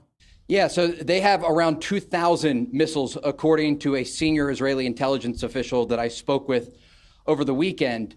The concern here is that they're not able to hit all of the stockpiles because the Iranians have been preparing for the war that is currently taking place with Israel for the past few decades. And so they not only will stockpile missiles in the sides of mountains and deep underground, but they hide the launchers. And so these are mobile launchers in many cases. Eventually, they will run out of missiles. And that is part of the reason that Israeli officials are encouraging the United States to get involved at this very moment, because they understand it's a window of opportunity. They have weakened the Iranians enough that they've taken out many of the missile launching platforms. They have struck both the Isfahan and the Natanz nuclear facilities. And they have left just really a large facility called the Fordow facility, where the most advanced part of the Iranian nuclear program is currently developing. And so if we see the Americans get involved, this is one of the likely targets, because America has bunker buster bombs. They have the ability to strike even deeper underground than the Israelis do. And according to that pilot, yeah, I've heard reports of Mazar Air Base was subjected to direct bombardment. Military censorship has been imposed on the videos that I spoke with earlier, an Israeli fighter. Is there evidence that Iran is weakened, or is it just Israel's word? I mean, the only way that we can know if Iran has truly been weakened or not is by their response and their constant bombardment of Israel. Israel knows this as well, which is precisely the reason why they stopped showing the footage of impact sites. So we can't even fucking tell. But it does seem like in the aftermath, when the dust is settled, the next day when Israel chooses to report on certain impact sites, that Iran's capabilities have not been as diminished as Israel would suggest. Donald Trump, for example, said they have complete air superiority over Iran now. They can fly wherever they want in Iran and strike whichever target that they want to strike in Iran. If that was the case, Israel would be probably round the clock flying F-35s over Iranian airspace and basically waiting for, especially with the deep intelligence that they have from the IRGC, they would wait for any sort of military response to come through from Iran and simultaneously intercept the fucking missiles, or at the very least strike the locations where the missiles are coming out of. Having said that, Iran has stated that they've taken out, at this point, 4 F-35 jets. So it doesn't feel like they have the air superiority that they claim that they do over Iran. But I don't know. They did report that the volume of missiles have changed from 64 to 30. That's indicative of strategy change or problems with launch sites. They've got a good Air Force, correct.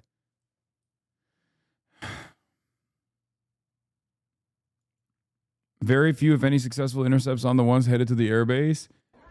I don't know. I just have no way of verifying it.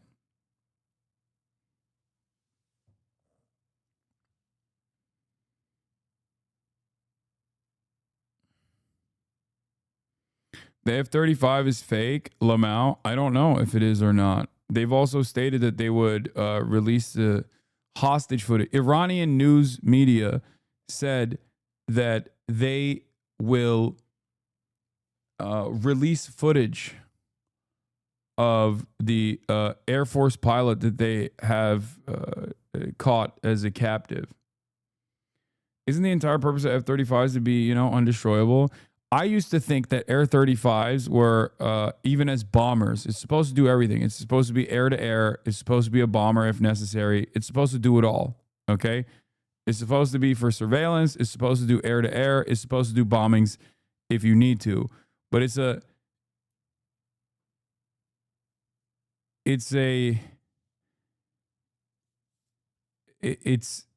multi-role fighter, a master of none. What's the term? Jack of all trades, master of none. Basically, seems like that's what the F-35 is coming out to. The cope is, oh, well, they don't actually offer full capabilities to our foreign allies, as opposed to the American F-35s. However, even if that was the case, the American F-35, according to New York Times reporting that was not really heavily discussed, the New York Times reporting on why the Trump administration came to a ceasefire with Yemen, revealed from inside anonymous military sources that even the Yemeni air defenses were able to almost hit an F-35. Like, they came close to taking out an F-35, which was part of the calculations as to why they wanted to do a ceasefire with Yemen. That in and of itself is incredible. You're not talking about the AI F-35? No, dude, I'm not talking about the fucking AI footage. One is like a ginormous plane, much larger than any plane that has ever existed, surrounded by people that look like tiny little ants next to this supposed F-35. Or the other AI footage that wasn't even a fucking F-35. I believe it was like a F-16, but there was an AI footage anyway. Those are fake. I'm not talking about those at all. No, we don't have any real footage of F-35s being downed.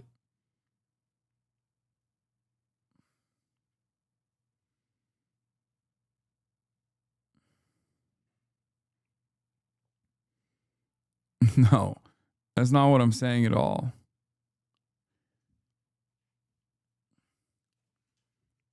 I'm simply working off of what the Iranian statements have been.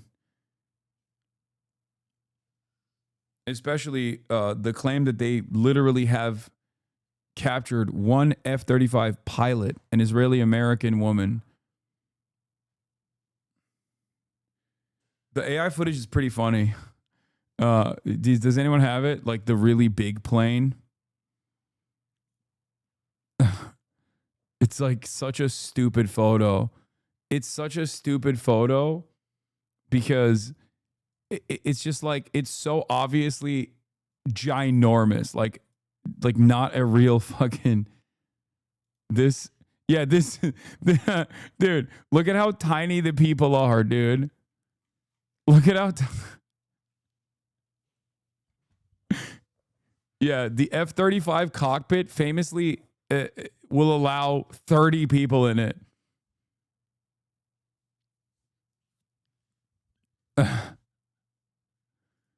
Yeah, this is not the F-35. This is the F-350,000.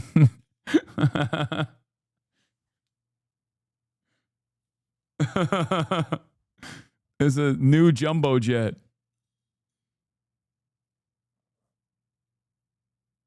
F-35 cockpit is a full diner with bathroom. Either the Iranians have figured out tiny human capabilities, which also, wait, hold on.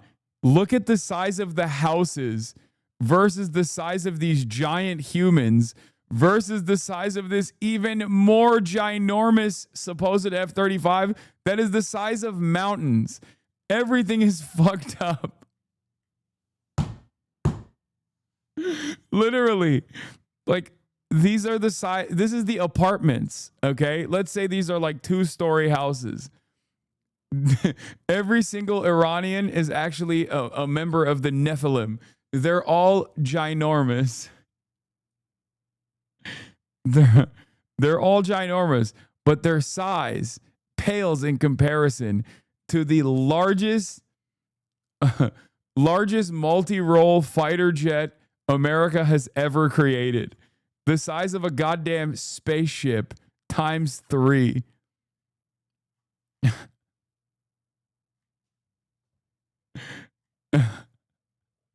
No, each person is not the size of a tree. They're bigger than the trees, dude. Look. Like, look at this. That's a tree. Okay? That's a bus. That's a bus and a 2-story home. That's a human. They are the size. The humans basically don't even fit in the bus. Okay?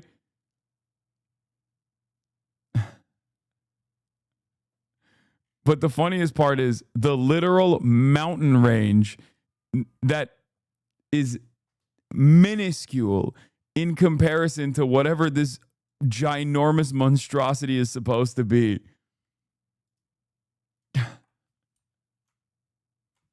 It's such a funny photo. I love it.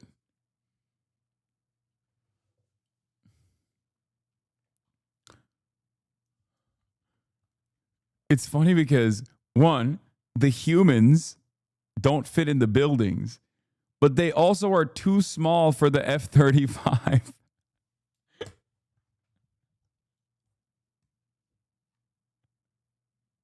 Like, these ginormous humans, somehow the size of literal fucking whatever this thing is. I don't even know what this is supposed to be. Cars? Anyway, that's not the reason. From my experience covering these, this barrage definitely hit something with at least some effect. We still haven't seen the impact sites, and we may never see the impact sites unless it was like a residential building or something. See, this is what I mean. These kinds of barrages and shit we never see, dude. We never get to see. We don't, like, the first couple of nights we saw full barrages like this. More launches detected. Tel Aviv, fire at site of fallen air defense missile.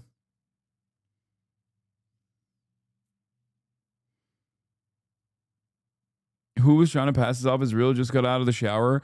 I didn't see anyone passing it off as real. I only saw people saying it's fake. But I'm sure some people believed it.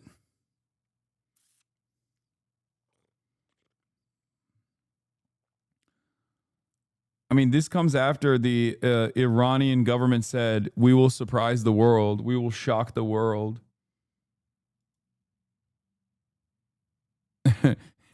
Iran released a photo of downed Israeli F-35.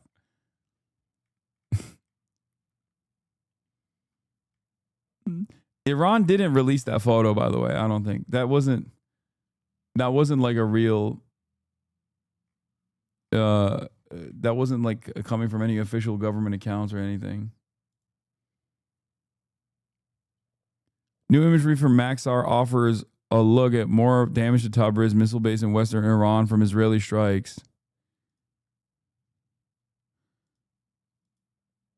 I don't think these, like, are these actually the bases? Like, are they actually fucking building the missiles above the ground? I feel like that would be silly, no? Like, these are just like,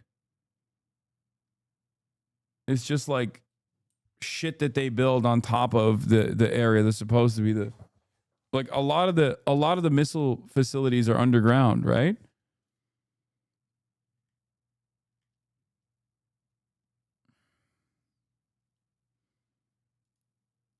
Ballistic missiles have been launched from Isfahan. We saw it on cam. HFC have confirmed launches now. Will reach Israel in a few minutes. This is 2 minutes ago. More ballistic missiles being launched. If there were missiles on the ground there would be no buildings left there.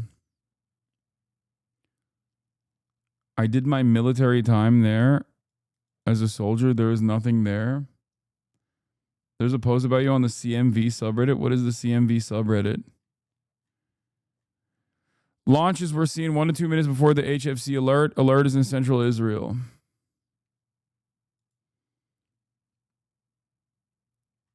Breaking. Home Front Command update.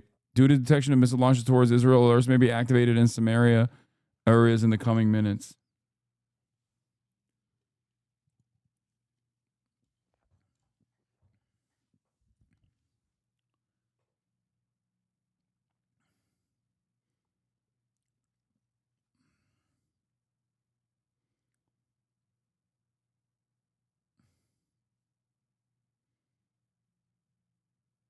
This is wild to pick it up smoldering onto your car.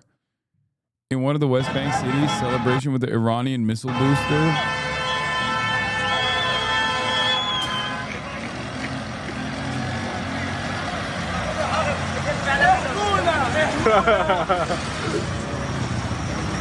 That's crazy because it's still smoking. That's crazy.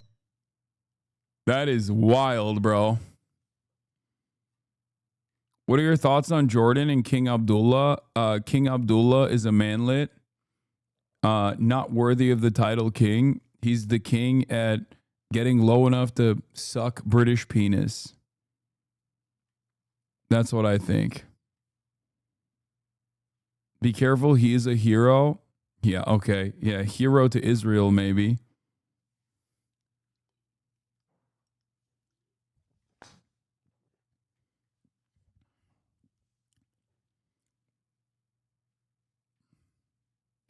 On what grounds do you say that about the king? I don't know. Look above and watch your fucking government firing interceptors at fucking Iranian rockets that are supposed to be going into Tel Aviv airspace, and you will understand what I mean by this. We intercept both? Sure. Okay.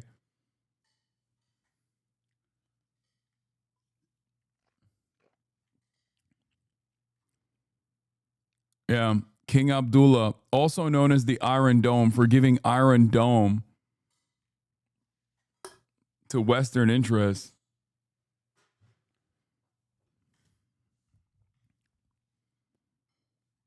I wish Jordan a very happy democratic people's revolution one day. Hopefully, inshallah, one day.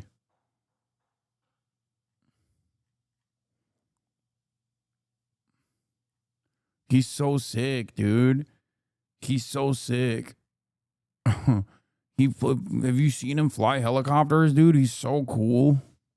Oh, I'm soy facing.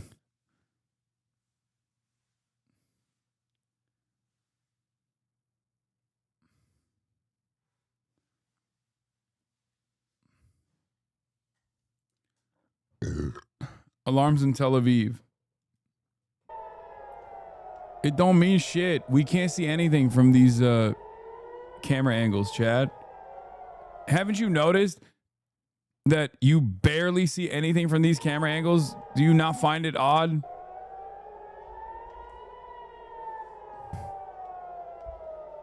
Like maybe 1 or 2 interceptions at most. Wait, maybe I spoke too soon. What's going on there?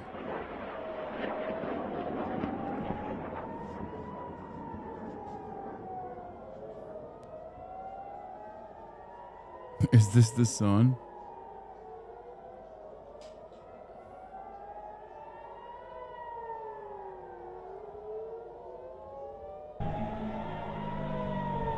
I hate these multi-camera angles because you can't see anything.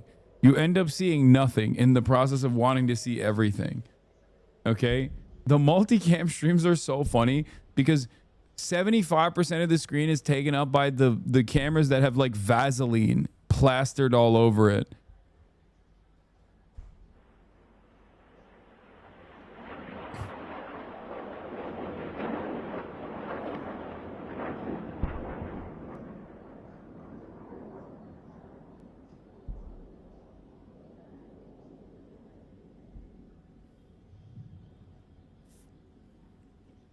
Jesus Christ. That's Rocket Alert is basically 281 alerts 1 minute ago, pretty much everywhere.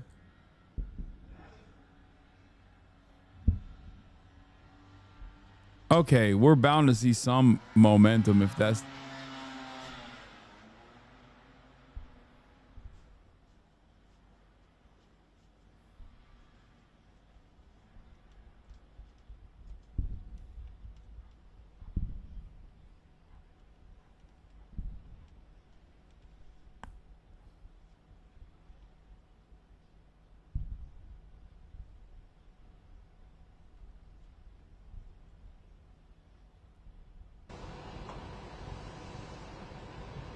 Isn't this the exact same one as the AP one, chat?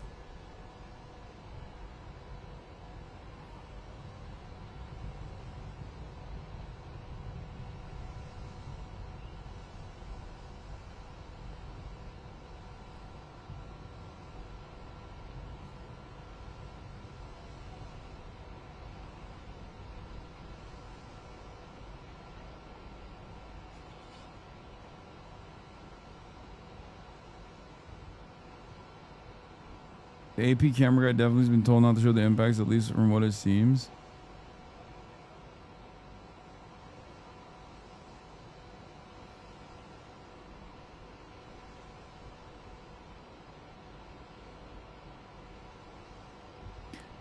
I'm not seeing any surprises so far. The Ayatollah lied to me. The Ayatollah lied to all of us. The Ayatollah shamelessly said, trust, big surprises incoming. And it turns out there were no big surprises incoming at all. The Ayatollah, historically a trustworthy person, excuse me, he's a believer. More like Liatola.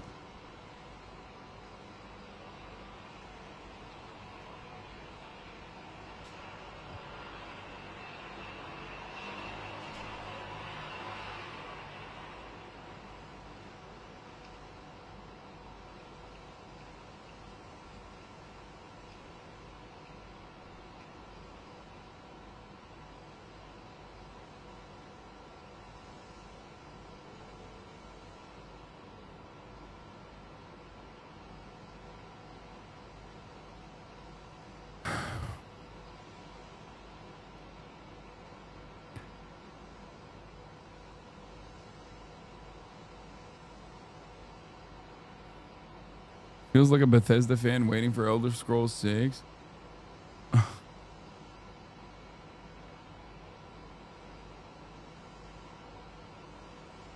Watch Al Jazeera Arabic for better angles. They don't have different angles. They have the same fucking angles, man.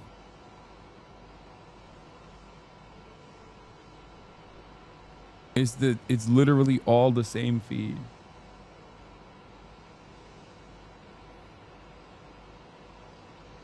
Feels like waiting for cardio to drop. It's like we're that meme of just like poking it with a stick and being like, come on, do something. Come on. That's what it feels like every time I'm like watching the fucking AP live feeds.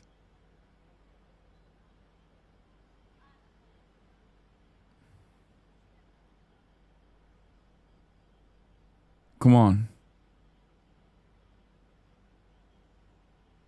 All right. He is being pulled in multiple different directions, and his instincts are conflicted as well, I think. There's no question about that. This is a man who has been quite clear through the campaign and through his presidency. He wants to stop wars, not start them. And yet he is also someone who enjoys the, as I said in my report, the art of the deal. And he Isn't this good that people won't die? Yeah, but I want to watch F-35 jets smoldering, okay? I want to see interceptors coming up with a cloud of smoke. I want to see restraint from Israel. That's what I want. I'm not in the business of vengeance. I'm in the business of justice, and I'm in the business of hoping for restraint, okay? I want to see some fucking. I want to see the Air Force of the Israeli occupying forces diminished. Okay. Hasan, clip farming for alt-right. What? Clip farming for alt-right. What are you talking about?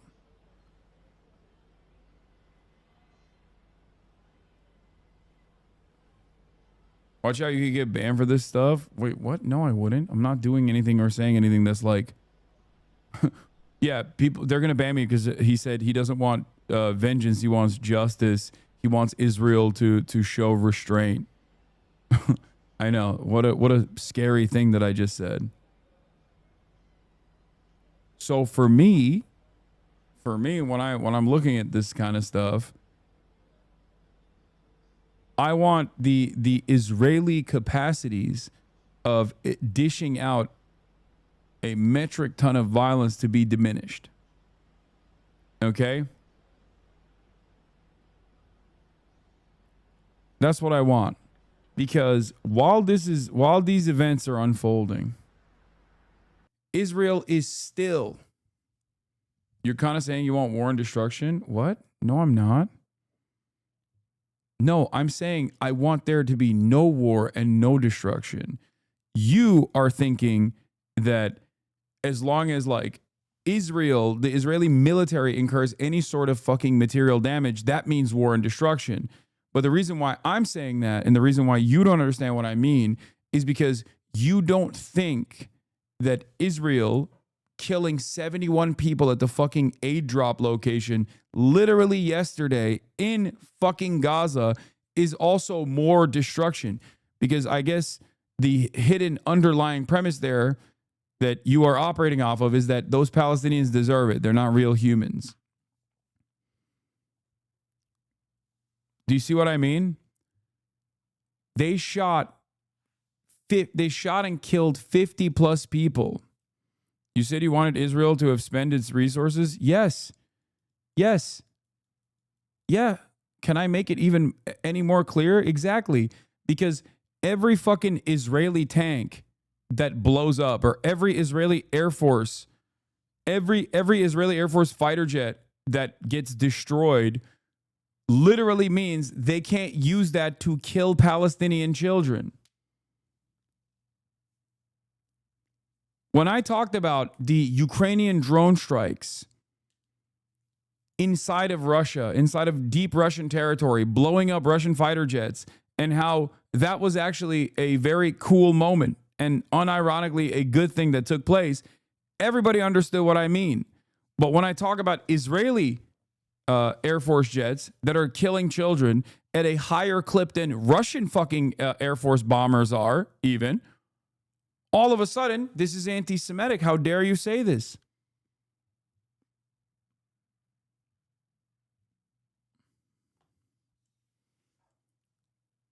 This makes no sense. How can you understand one but not understand the other? You basically arrive at the conclusion that one must be anti-Semitically saying you shouldn't kill children. That's the point. If you say don't kill children, and any effort that actually cripples the child murder machine is actually bad because the child murder machine is good from your estimation.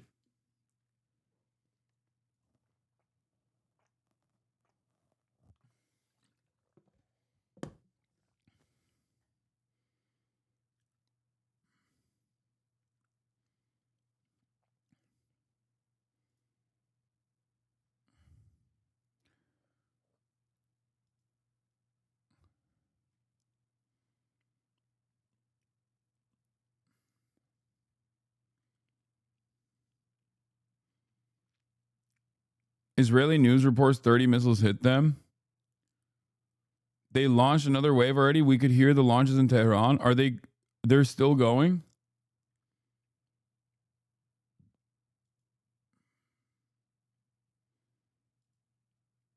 This is from earlier. This was the second barrage. This is the video from the second barrage that we saw.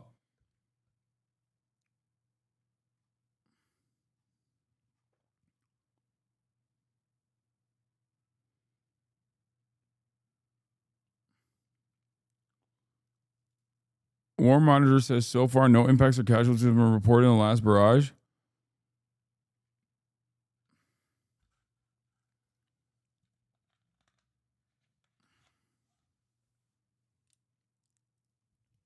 I don't know where this is from.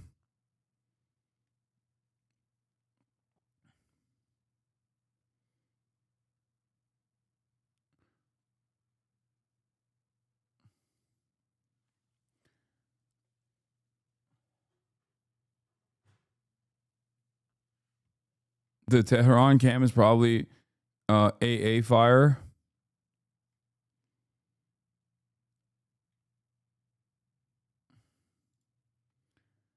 For the second time in less than an hour, missile launches have been detected from Iran. Ynet reports alarms expected in central Israel. This was the last barrage.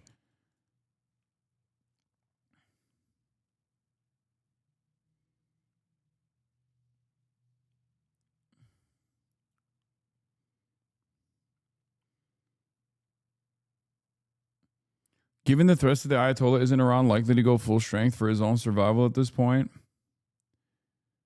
Iran better be saving the good shit for when USA gets involved because it does not look good. The thing is, we don't know if this is impactful or not. Because I feel like a lot of the impact is sheltered. Remember that. That's why there's so much confusion in the reporting where some people are saying like, oh, it actually hit. There were numerous targets struck. And then after like 10 minutes after Iran reports ballistic missiles launched, you hear the sirens, okay?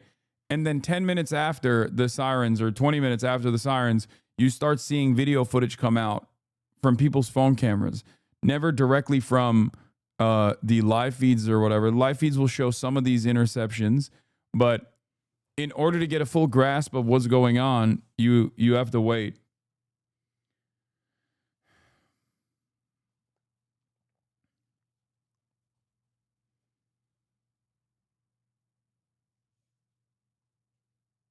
Hey, just here to remind you, you're a horrible person. Bye-bye. Wait, why? I wish these guys that come in here would be a little bit more clear about why they think, oh my God, what the hell is this?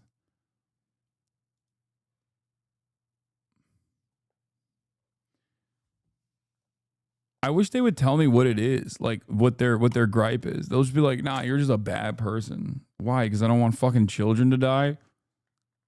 Like, what do you mean?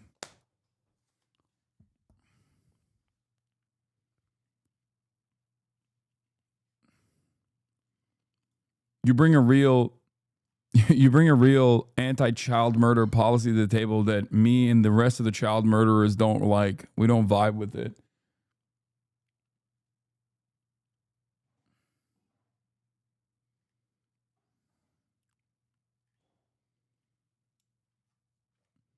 Explosions were visible in the sky over Tel Aviv as air raid sirens sound across the city. The mid-air explosions were likely caused by interceptors fired by Israel's air defense system.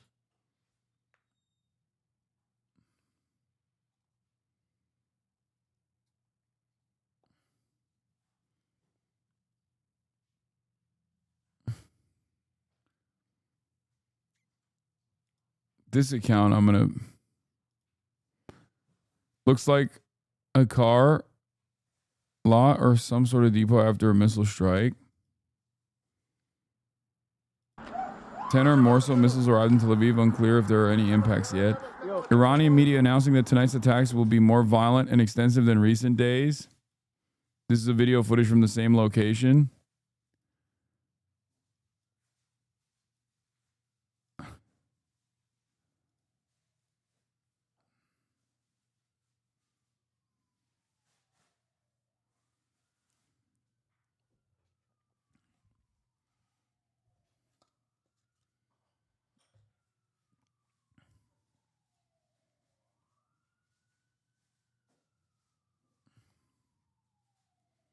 Did that guy respond? Did that guy respond as to why he said I was a bad person? No, right? I don't think he said nothing. German Chancellor Friedrich Merz, speaking on the sidelines of the G7 summit in Canada, gave his views on the possibility of regime change in Iran. German Chancellor posits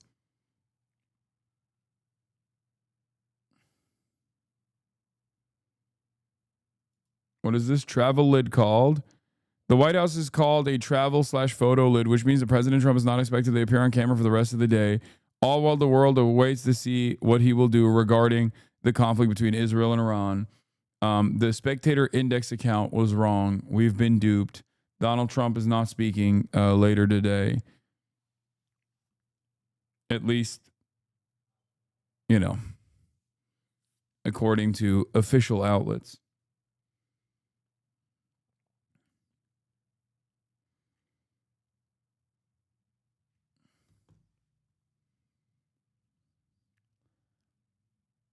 This doesn't mean he won't fucking post truths, though.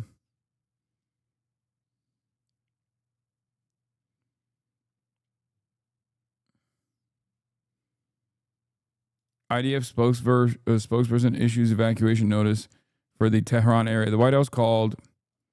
What? You just didn't send that. You sent a totally different link.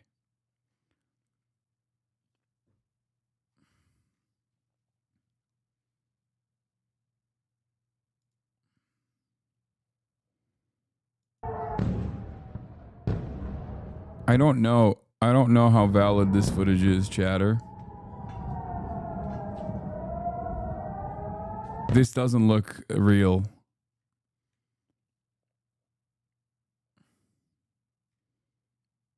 This has to be.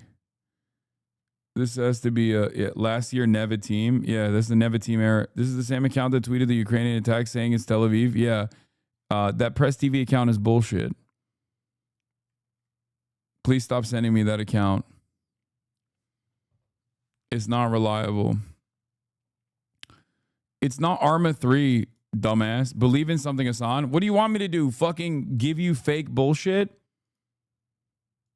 If Joe was still here, he'd give an address saying we can't let Gaza have a nuclear weapon.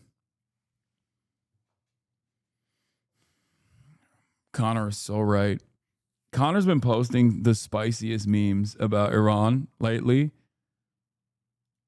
I, for one, like it. I'm an enjoyer.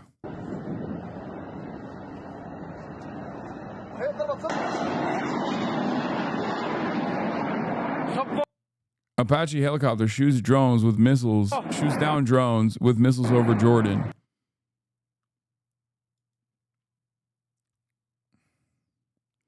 This isn't from today, based on several sources. It's from Ukraine. Yeah.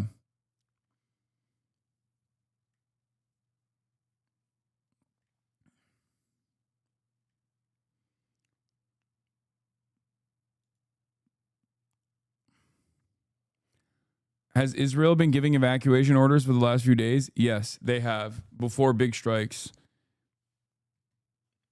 Israeli army issues evacuation order for Tehran. They've done this before.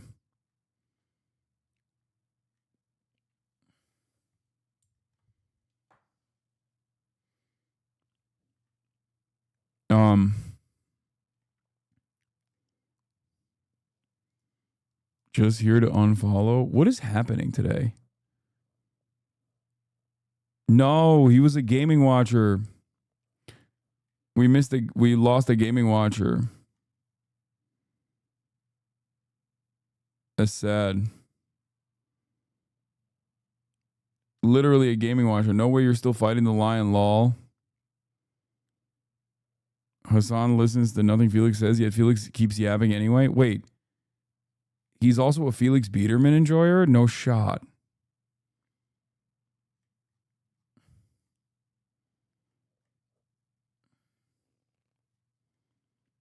We're losing the gaming frogs.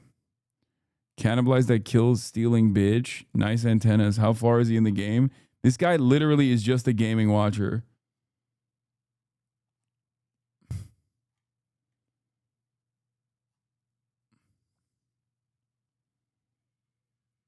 Felix was round giving Elden Ring DLC advice. Oh.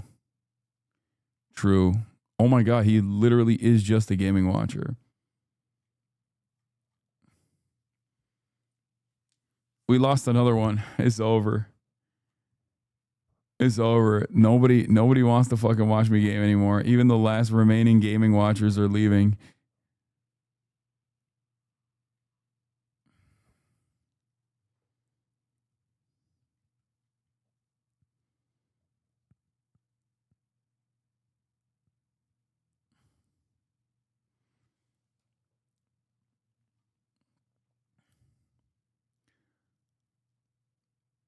Okay. While we await further confirmation of strikes, I'm going to continue with my coverage. Macron warns against military action in Iran. God, so much of the coverage revolves around like Iranian strike priorities, strike targets, just over and over and over again. Okay.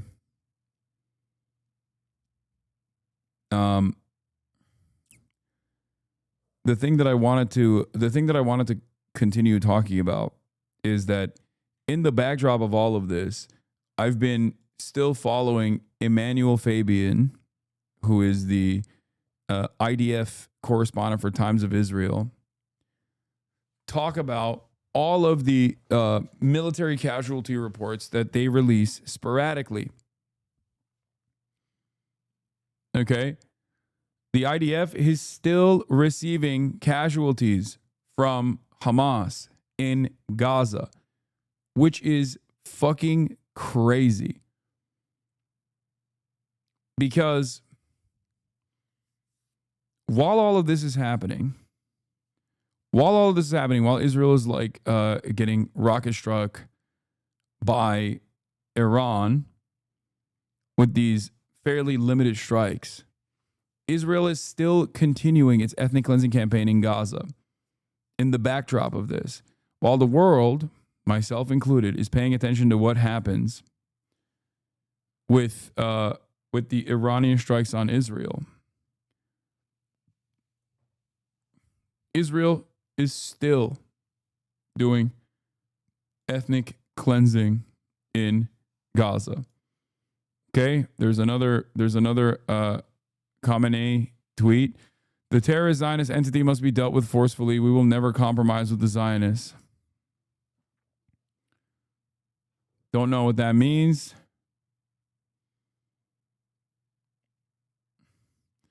It's little to none, though. There's almost no actual fighting going on in Gaza. It's just slaughter.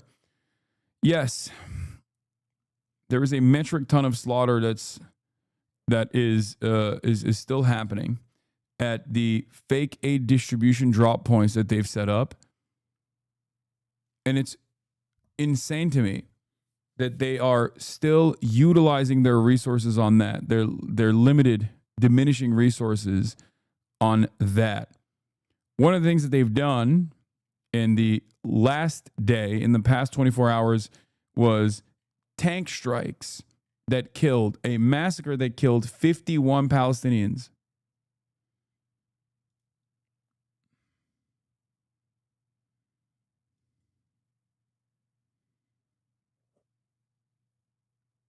Actually psychotic.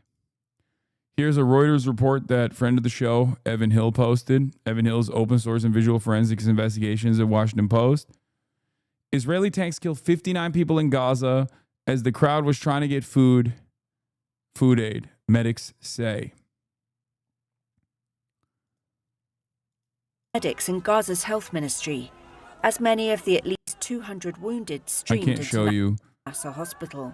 Because at it's bloody. least 2 tank shells were fired at the crowds waiting along a main road in Khan Yunis, witnesses said. It was the latest of nearly daily mass deaths of Palestinians seeking aid over the past few weeks. We went to wait.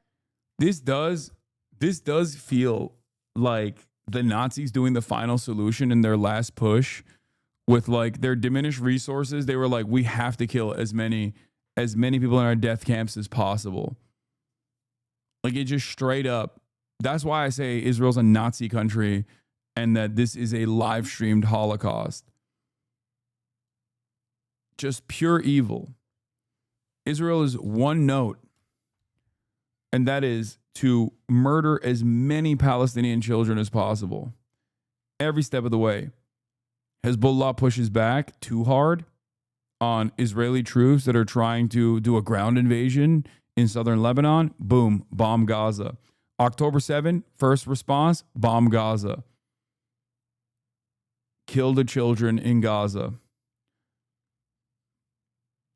It is insanity. It is insanity that while they're trying to desperately, what is Hamas doing while all this happens? Smoking the Israeli occupying force troops with the limited response capabilities that they have. They blew up a fucking armored personnel carrier and took out like 10, killing 1, and then seriously wounding like 10 people. And I read the reports. They straight up, it was a dude, it was a Hamas militant that fucking walked up to the armored personnel carrier and basically put a fucking explosive device on it.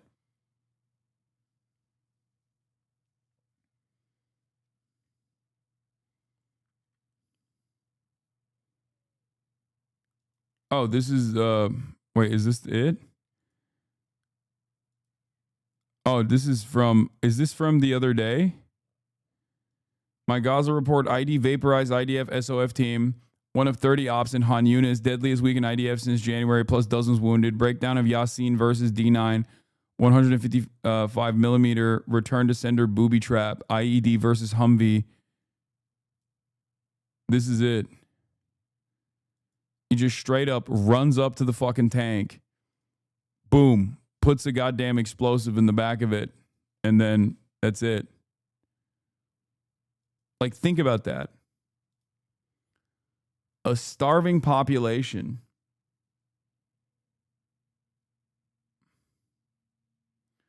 Why don't you even mention Asmin's chat and how aggrieved him and his chatters are being to dead Iranian citizens that had nothing to do with this?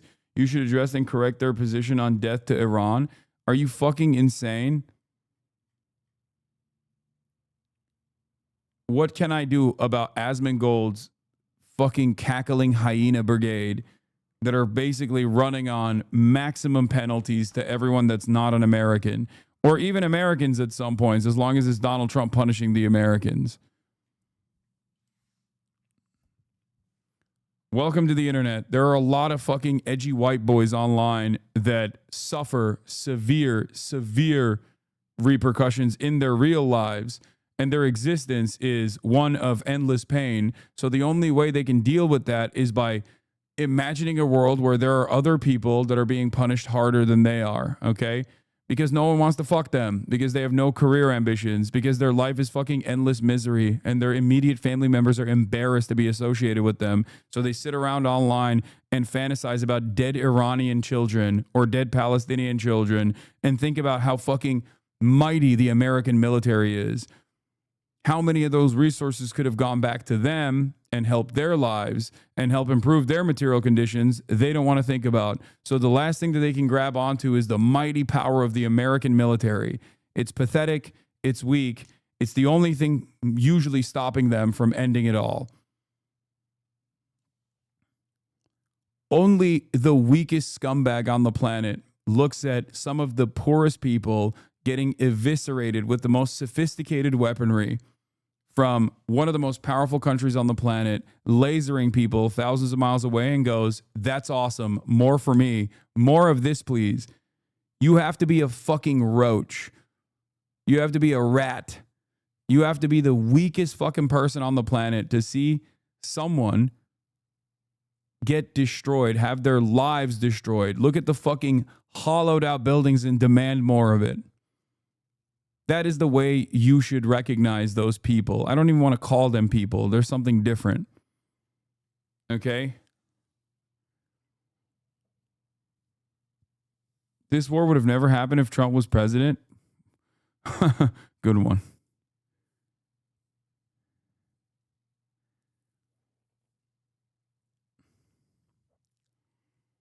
Yeah.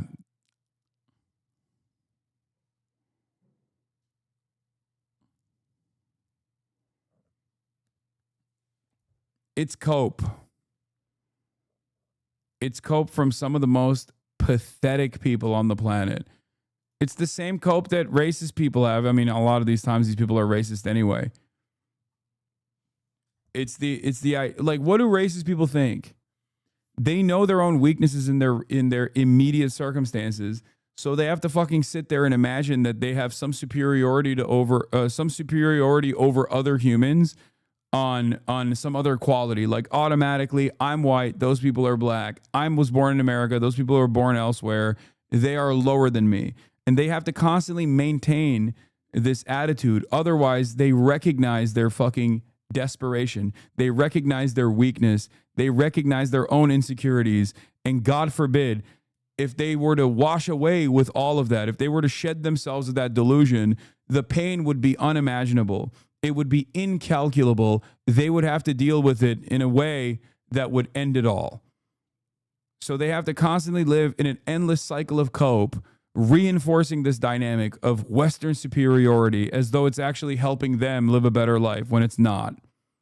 That's what fucking sad, pathetic people do.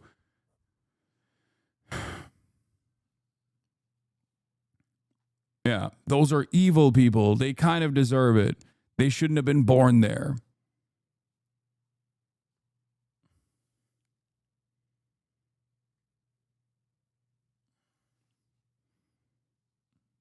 That's also part of the reason why you never encounter these people in the real world. Why are you always taking the other side of the argument? What do you mean?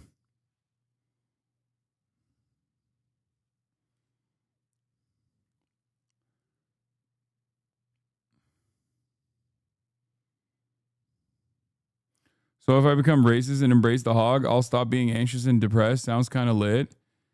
No, dude, you don't understand. It is the fucking it's the anxiety and depression that causes a lot of these people to fucking lean into that hog shit, thinking that it's actually going to help them feel better. It doesn't. It just makes them more angry, more resentful, because the underlying reality still is always there, that they ain't fucking shit, okay?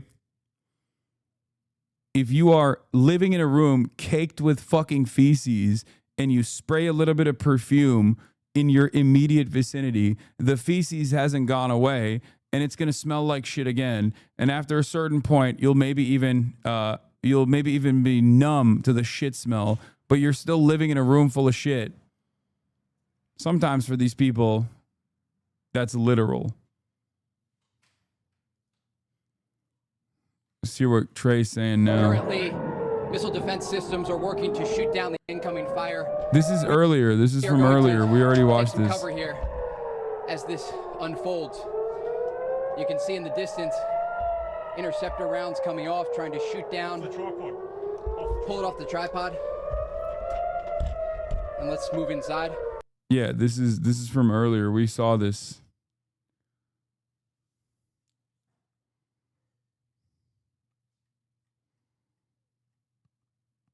This has been the scene throughout the day, not only here in Tel Aviv, but across this country. The Israelis say they have taken out 40% of the ballistic missile launchers, and every hour there are dozens of Israeli jets over the Iranian capital of Tehran and surrounding areas. Tonight, the IDF is telling civilians in the capital of Tehran, in some places, they must evacuate immediately. Tonight, the Israeli Security Cabinet held an assessment as the region waits to see whether or not the United States will get directly involved in this conflict.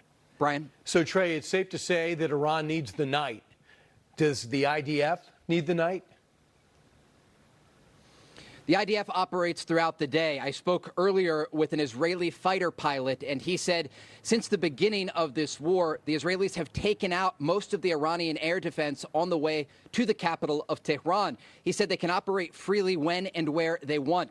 This gives Israel the ability to go after more of the nuclear sites, target top IRGC officials that they haven't already killed, and control the skies. We expect this to expand in the hours and days ahead. And again, that X factor about possible American involvement. Trey, I know with you covering the bombings and the working of the Iron Dome and all the surrounding missile defenses, I'm wondering if you have a sense of how the president's toughening tone is resonating inside Israel. He's not talking about a ceasefire. He's talking about a real end. He's talking about blown opportunities. It didn't have to be this way. But it seems as though he's talking a little bit more about we and less about just Israel.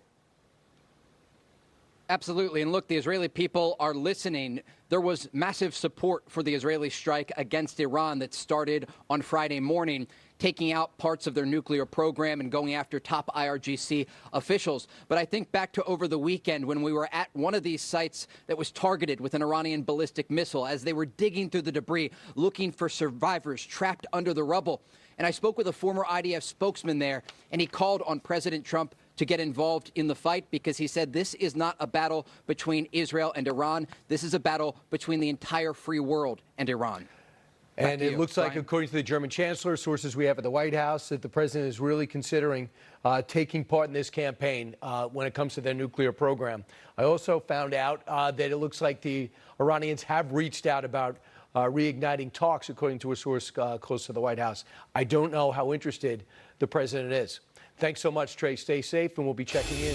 Fox has learned that Trump spoke to Israeli Prime Minister Benjamin Netanyahu a short time ago after his long meeting in this Situation Room this afternoon. We've also learned that Iran officials, as I just mentioned, reached out about re-engaging officials at the White House with the U.S. side in talks.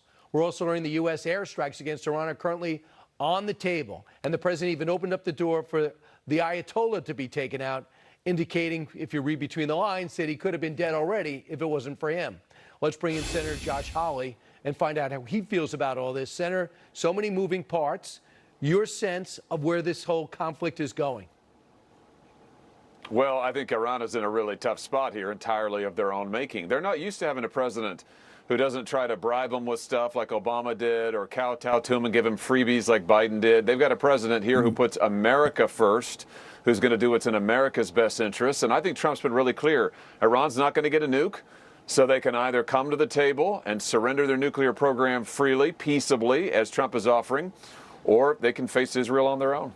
Do you think there's a danger of not allowing Israel to finish the job? This will be all for naught unless they can get rid of the entire nuclear program. That includes Fordo. I think that President Again, Trump, everyone's saying the same shit. Fox News to CNN. very, very deftly. And my view is that he's going to continue to put America's security interests first. He's given Israel a lot of space to protect themselves, which is what they're doing, to put their security interests, make sure that Israel sees to its own security interests. I think that's entirely appropriate. And I think the president here is continuing to be consistent, saying Iran's not getting a nuke. And if Iran wants to come to the table and surrender their nuclear program, the United States is here to help that. Otherwise, Iran is not going to get any cover from the United States. We're not going to bail them out of this. We're not going to protect them like previous American presidents, frankly, have done. Here's what the president said a short time ago to a reporter when asked. What specifically is better than a ceasefire? What are you looking for here? An end, a real end, not a ceasefire, an end. So something that would be permanent? Yeah, or giving up entirely. That's okay too. Is that possible in the next 24 hours? Certainly possible. Complete give up. That's possible. So that's not the tone the president had a few days ago. I think he's fed up. And if they're going to sit down with this president, it's not going to be talking about the white paper. It's going to be very simple. Disarm, no enrichment, show me exactly what you were doing, because you can no longer do it if you want to stay in power. Yeah, exactly right. I think that's exactly right. This has been the president's consistent position, which is that they've got an opportunity here. If they want to if they're willing peaceably to give up their nuclear program, if they're willing to come to the table, then the United States is ready to make that happen. If they're not going to do that, then, good luck to them. I mean, they're on their own. The United States is not going to bail them out of anything anymore. This is not a president who's going to send pallets of cash to Iran like Obama did. This is an American president who's going to see to America's interests and who's going to stand by our allies. So, Senator, I know people are looking at this right now saying this is not our fight. Here we are in the Middle East again. But there's some stats that might push back against that. For example, at the very minimum, talking to a lot of officials as well as our brain room, Iran has directly killed 603 Americans. When it comes to the post-war, the post-invasion, and our expedition in Iraq, 59 people. Part of the reason we had trouble in Iraq is because Iran was there, where they were responsible for 17% of all American deaths. They also have never been forced to pay for the deaths of the Marines, of 241 Marines in the 1980s, and the Khobar Towers deaths that killed in double figures in 1996. How many more signals do we need to get before we realize they are our enemy and they are our problem too? Well, they're certainly not our friend. I mean, I think that's pretty clear, Brian, and all the numbers, the stats that the data you've just put out there. And I would say I don't think it's so much about us getting involved in the Mideast. I think this is about the President of the United States saying that we're going to secure this country. We're going to stand by our ally. Iran has an opportunity here to do the right thing, to give up their nuclear program peacefully. That's what the president has pushed for. If they don't do that, I mean, I think what the president said is, listen, you're not getting a nuke. I mean, that's just the end of the story. You're not getting a nuke. We can't allow that. We're not going to have it. So it's Iran's call. Senator, real quick on Medicaid, are you pleased with the way the Senate is handling negotiations on the big, beautiful bill when it comes to Medicaid, which means so much to you and your constituents in Missouri? You know, we've got to protect rural hospitals, Brian, I will say. I'm glad that there are no Medicaid benefit cuts. That's good. That's what the president said. We need to make sure rural hospitals are protected. But the most important thing in this big, beautiful bill that we need to get to the president's desk are the big, beautiful tax cuts for working people. No taxes on tips, no taxes on overtime, a child tax cut. We need to deliver that tax relief to the American people ASAP. All right, Senator, thanks for kicking us off. I appreciate it. 10 minutes now after the hour. While Trump is working all hours to get a handle on this situation. Yes, Josh Congressional Hawley. Democrats, with the Yes, help Josh of Hawley is Congressman in the Thomas closet. Massie on the right, are trying to block the president from striking Iran, taking his power away.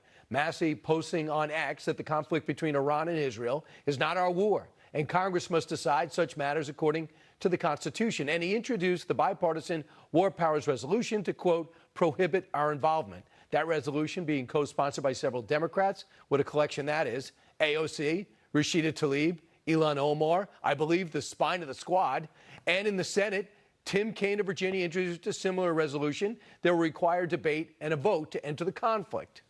This is a congressional power. It's an Article I power that too many Congresses have ceded to presidents, the power to start war.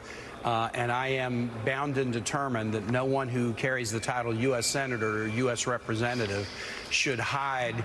No, I don't think Josh Hawley's in the closet as a homosexual man because he's homophobic and racist.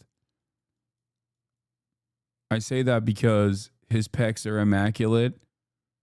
And also, I've seen the way he kisses his wife. Josh Hawley kisses his wife like he's in a K-drama. If the one photo is all you need. Also, the way he buys wine at Whole Foods in the middle of the day is pretty zesty too.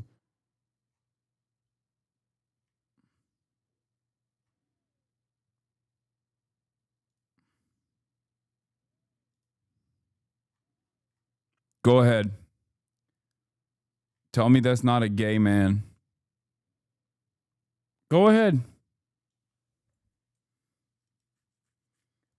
He is the most in shape person in Missouri, also. Like that alone. I feel like I've seen Austin kiss women more convincingly than this. I've never seen someone experience so much disgust at the mere thought of kissing a woman.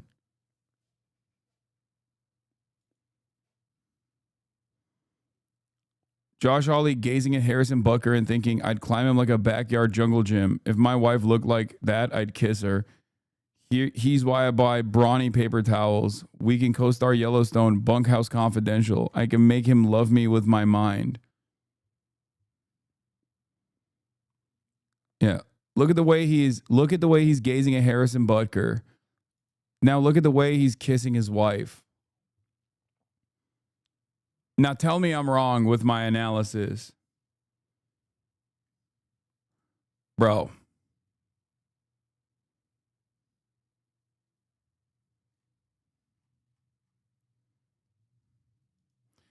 Do you understand? Oh, here is our favorite IDF operative, Barak Ravid. The preparations are more or less done. We saw all those 28 strategic refueling planes that were made their way since Sunday to the Middle East.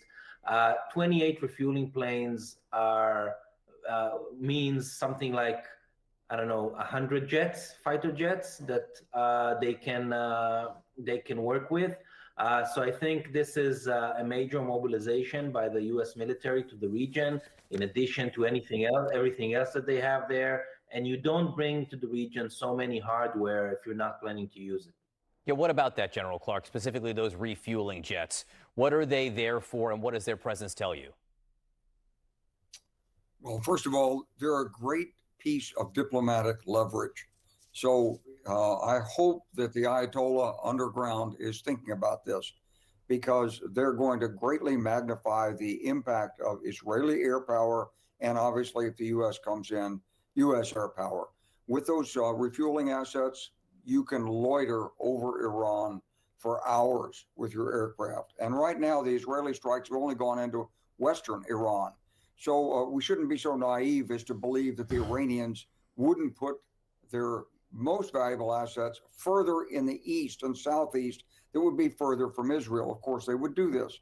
So these assets... IDF reports another incoming Iran missile barrage. Brock, you heard me speaking to the Israeli 1 ambassador minute in the ago. U.S., and I was sort of pressing him in a bunch of different ways to try to get him to say whether or not Israel needs the United States to destroy Fordo, this nuclear enrichment, deep underground in the mountains there. Do you think, dude, if I was Ukrainian, I'd be the most pissed. what they're doing? Like, we're talking about blowback from other shit, but like blowback from Ukraine, I don't know what form it will take.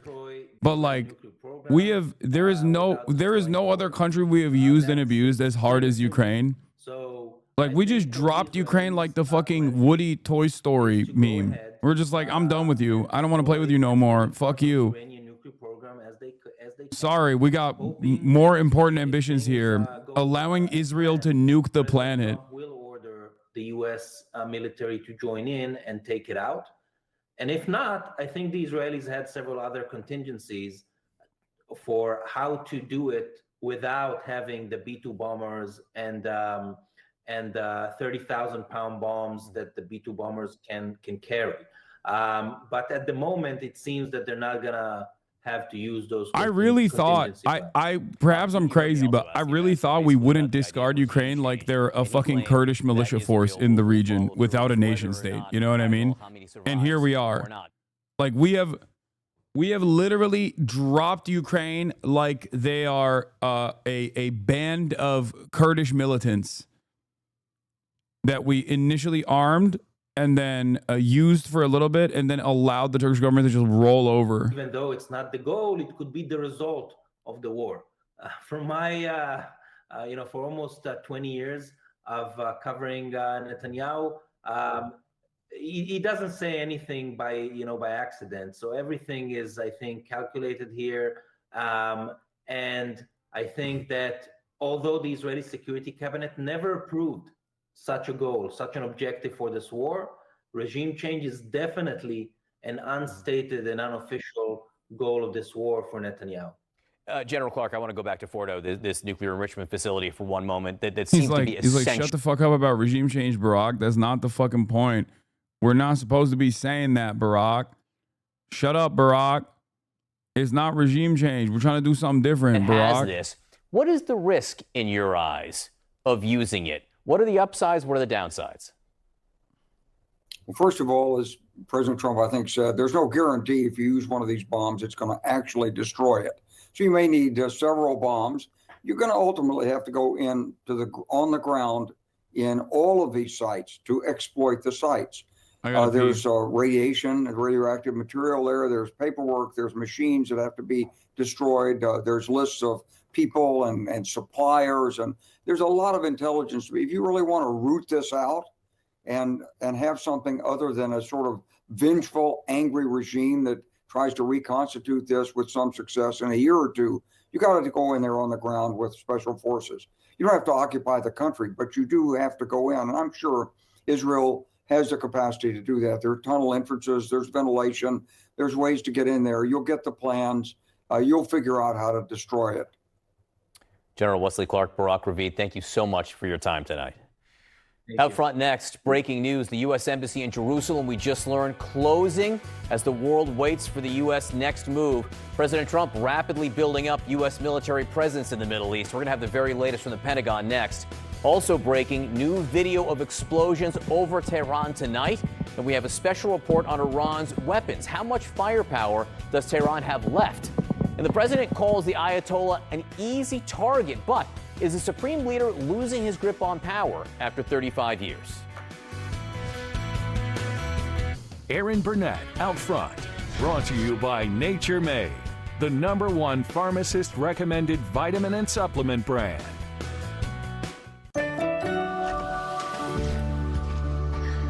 Did you take your vitamin today? That's my job. Nature Made, the #1 pharmacist recommended vitamin and supplement brand. What you want to do is save hundreds when Liberty Mutual customizes your car insurance. That's great, but can you ask your friend to stop digging into the green? I can ask. The Piker Broadcasting Service is ad-free, unlike the news channels that we are watching that serve ads all the time. The Piker Broadcasting Service is sponsored by you, the viewers, in the form of subscriptions. We don't run ads on the Piker Broadcasting Service. The Piker Broadcasting Service, PBS, is sponsored by you, the viewers, in the form of $6 a month subscriptions or free ones in the form of a Twitch Prime, or by gifted subs. Thank you very much. It is for you, by you. Bernie Sanders has released a statement about urging the administration not to wage war with Iran. Your subscriptions maintain my editorial independence. For joining me. In the year 2025, one might have hoped that the global community would be working together to address the existential threat of climate change, working to prevent future pandemics, working to address the massive levels of income and wealth inequality that exist, working to improve the standard of living of struggling people all over the world. But tragically, that is not where we are today, quite the contrary. Instead of addressing the major crises that we face, the world is now looking at the terrible war in Ukraine, started by Putin, which has taken hundreds of thousands of lives over the last 3 years. We are looking at the horrific war in Gaza, where, as we speak, thousands of Palestinian children are facing starvation due to Israel's inhumane and illegal war policies. And now we face a dangerous and escalating war in Iran, which was begun in violation of international law by the extremist Netanyahu government. And the main point that I want to make today is that it is absolutely imperative that the United States not be dragged into this war. Let me say a word about how this war began. On Thursday, Netanyahu launched an illegal and unilateral surprise attack on Iran, bombing targets across the country and killing hundreds of people. Iran has responded with attacks of its own, which have killed dozens of people in Israel. Whatever you may think of the corrupt and authoritarian Iranian regime, Israel's attack clearly violated international law and the United Nations Charter. While every country has the right to defend itself, they do not have the right to launch so-called preemptive wars of this kind. But let's remember who Netanyahu is. He is a war criminal under indictment by the International Criminal Court for starving innocent people and killing civilians in Gaza. At this very moment in Gaza, Israel continues to prevent the UN from delivering humanitarian aid. And just today in Gaza, Israeli tanks fired into a crowd desperately trying to collect food, killing at least 59 people. So it should come as little surprise that Netanyahu ignored international law to start this war with Iran. But Netanyahu's decision to strike also directly contravened the express wishes of the United States, which was seeking a diplomatic resolution to the long-standing tensions around Iran's nuclear program. In recent months, the United States has held 5 rounds of negotiations with Iran to resolve these long-standing concerns. Let me repeat. In recent months, the United States has held 5 rounds of negotiations with Iran to resolve these long-standing concerns. A 6th round of talks was planned for Sunday, but Netanyahu chose instead to start this war. So let's be clear. Israel's attack was specifically designed to sabotage American diplomatic efforts. In fact, in its first round of strikes, Israel assassinated the man overseeing Iran's nuclear negotiating team. I mean, how does that pair up with Donald Trump being like, we are actually, we use the negotiation as shelter for Israel to strike amidst the negotiations process?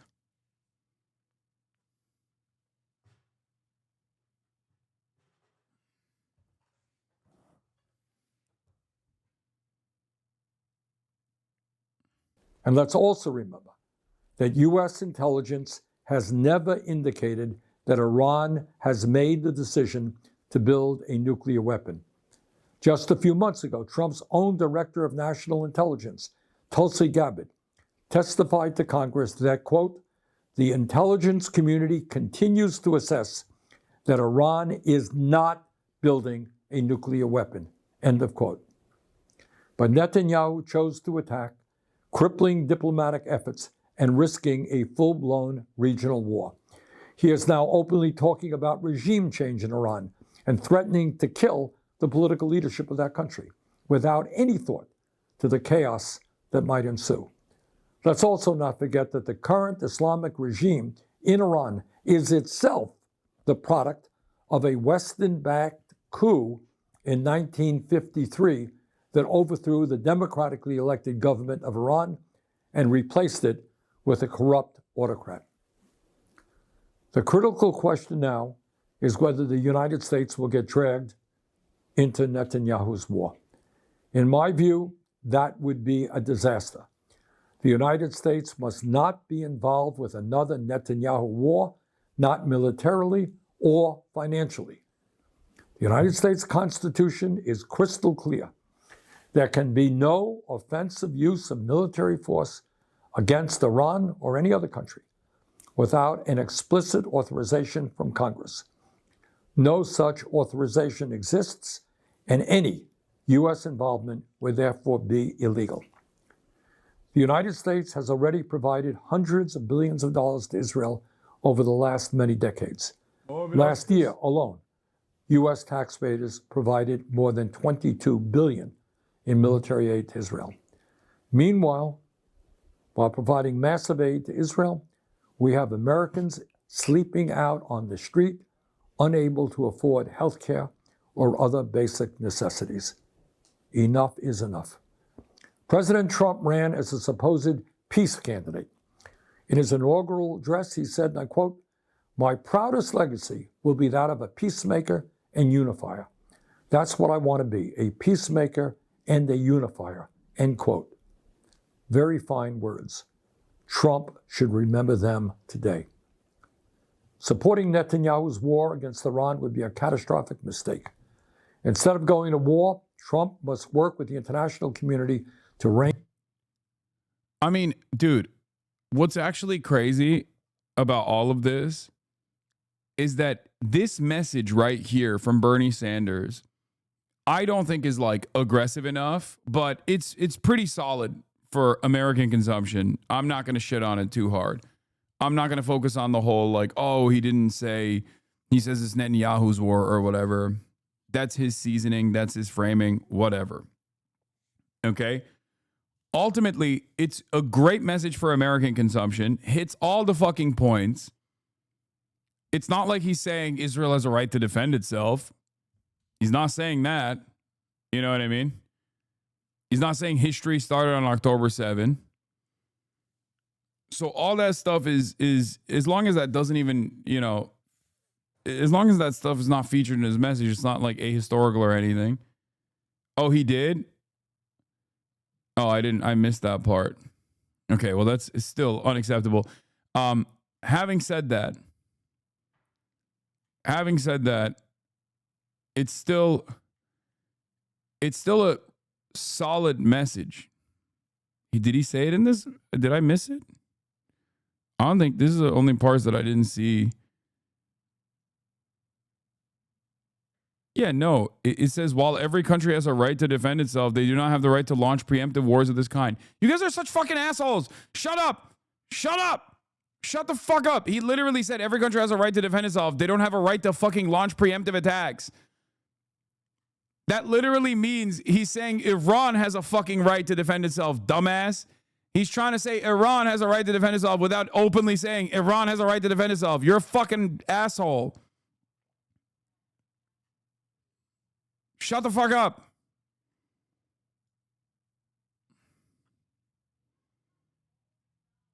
Anyway, the point is, I couldn't even fucking arrive at the conclusion here. What I was trying to say is, he actually delivers a fucking fairly blistering message that is perfectly palatable for the American audience consumption. We have not heard this perspective once in the last 70, 80-hour news cycle.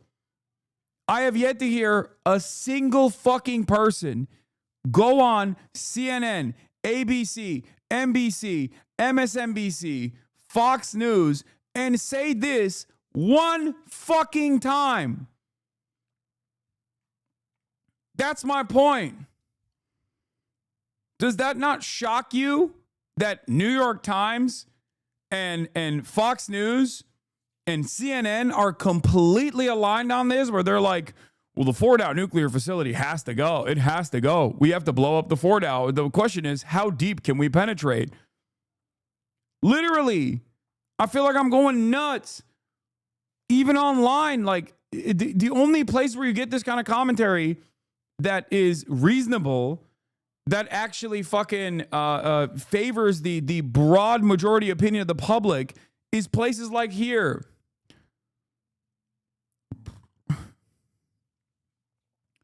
What the fuck?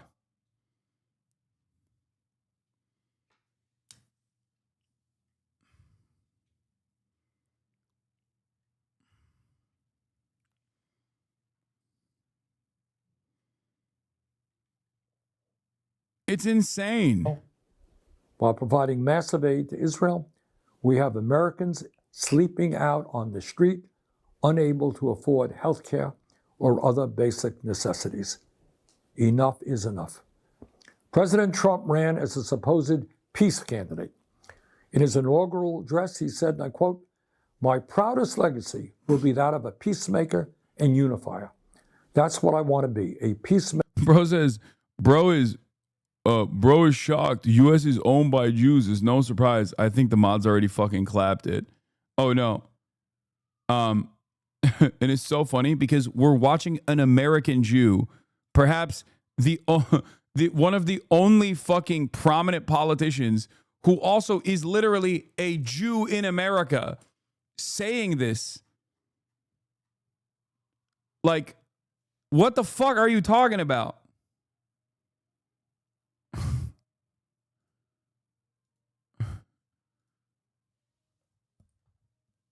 Full tilt support from every fucking Gentile in the goddamn country, and these dumb fucks still have to fantasize about like some kind of Jewish Mossad-backed blackmail operation that's making these wholesome Christians offer unconditional support to Israel, when the fucking 90-year-old Jew is over here being like, this is unacceptable. Keep coping, anti-Semites. Okay? So fucking stupid. It doesn't matter. There are Jewish people who love what Israel's doing, and there's a fuck ton of Christians who love what fucking Israel's doing, okay? Jesus Christ. Maker and a unifier, end quote. Very fine words. Trump should remember them today. Stop with the hard J. The fuck is the hard J? Supporting Netanyahu's war against Iran would be a catastrophic mistake. Instead of going to war, Trump must work with the international community to rein in Netanyahu and urgently push for a diplomatic solution. Netanyahu's illegal attack has made the world a more dangerous place. The United States must not be a part of this war. Good message. Israeli air defense saturating the air and failing to intercept one missile.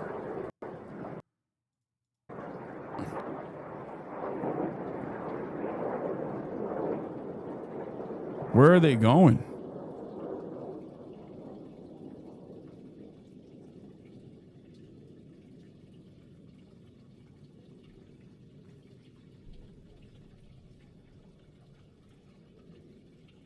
There's one.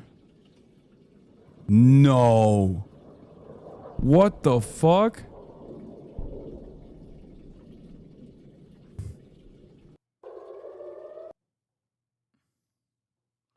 Even the missiles don't want to be Israeli anymore. Well, they're American anyway. They're Tamir interceptors. They're ours. We gave it to them. Oh my God. Did the enshittification hit the Iron Dome too? Jesus Christ. What a reality.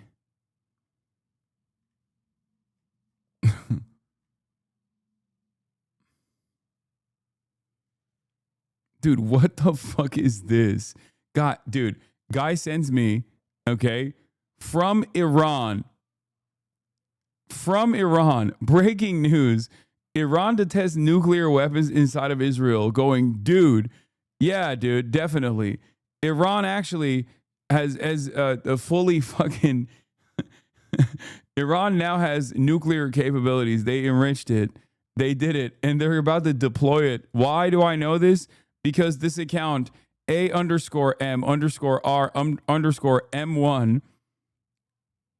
from Iran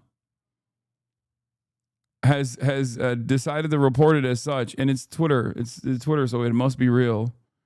Heavy strikes against the hills in eastern Tehran over the last few minutes with a large fire seen burning. Yeah.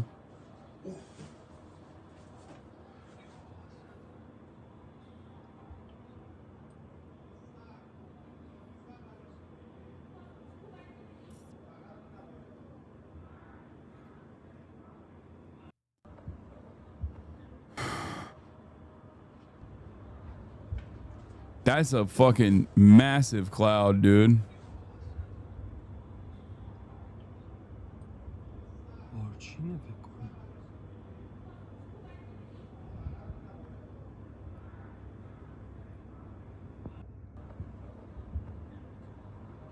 This is in Iran. This is Israeli strikes in eastern Tehran.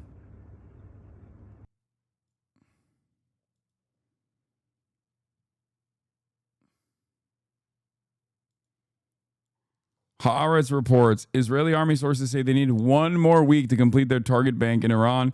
Military believes it can achieve war objectives within that time frame. Officials say they have no intention of being drawn into a long war. Targets include Fordow nuclear facility.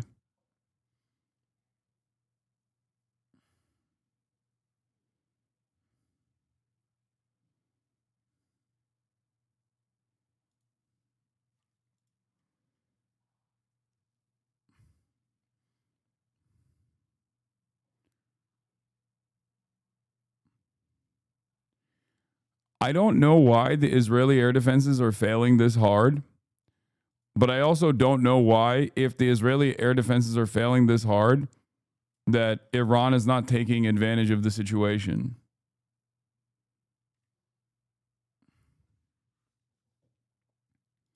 They couldn't get the iOS soldier to face the camera due to military censorship. Were there any efforts to shoot down Israeli jets? What does Iranian air defense look like? So when you ask about attempts, I will say that it's pretty obvious that the Oh, that's funny. Wait, why won't he show his face? I thought that what they were doing was fully legal. I don't get it. Why can't the Israeli Air Force pilot show his face on camera? I'm so confused. What's that about? I thought what they were doing was perfectly legal, perfectly valid, you know, facilitating a first strike against Iran, a totally separate sovereign nation out of nowhere. Why wouldn't that be? Can you talk about those dangers? Were there any efforts to shoot down Israeli jets? What does Iran? He's just shy. He's just shy, Chad. That's what it is. Iranian air defense look like? So when you ask about attempts, I will say that it's pretty obvious that the Iranian regime doesn't like the Israeli fighter jets flying over their skies, and they do have they have advanced their technologies on their side in the past years as well as we have, and we've been practicing and training for this type of scenario. So what we have done in the first 24 hours is create that environment so that whichever surface-to-air threat we would face, we'd be able to make sure that our side wins. Can you talk about those?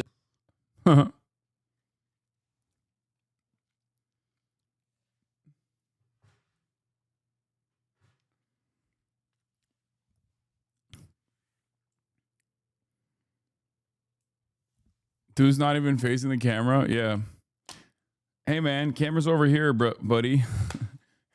Buddy, I don't mean to embarrass you, but you're looking at your plane. He's just shy. Those dangers.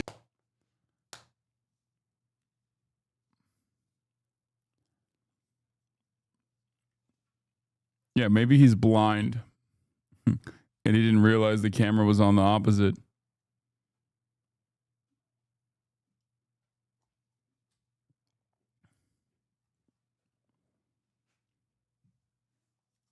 Sorry to be off topic, but have you seen this story? What? No. Evidence now suggests Gamboa is an anti-racist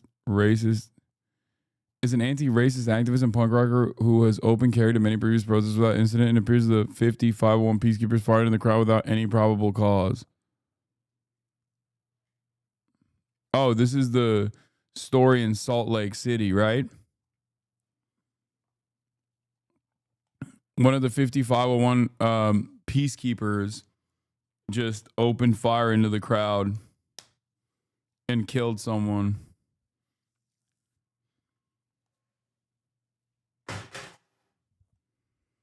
No, not an anti-racist. No, an anti-racist activist. I read racist twice. I don't know if this is accurate, but it's explaining some of the Iron Dome. What? What? This is Sputnik, dude.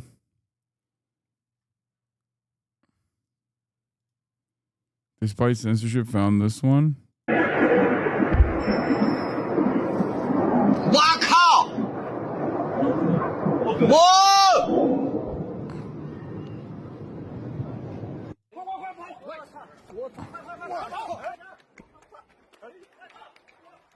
I haven't seen this one before. I don't know where it's from. I don't know if this is new or not. Was the dude Chinese?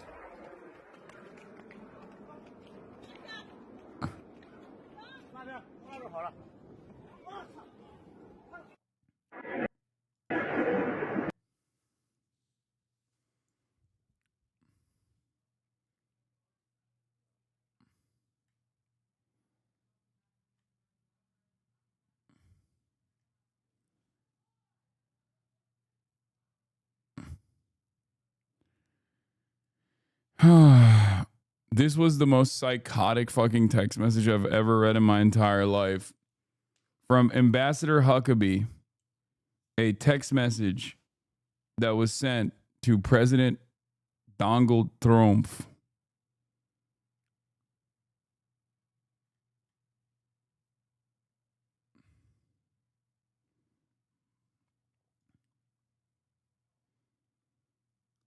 Mr. President, God spared you in Butler, Pennsylvania, to be the most consequential president in a century, maybe ever. The decisions on your shoulders I would not want to be made by anyone else. You have many voices speaking to you, sir, but there is only one voice that matters. His voice. You know Trump's ass hates this shit.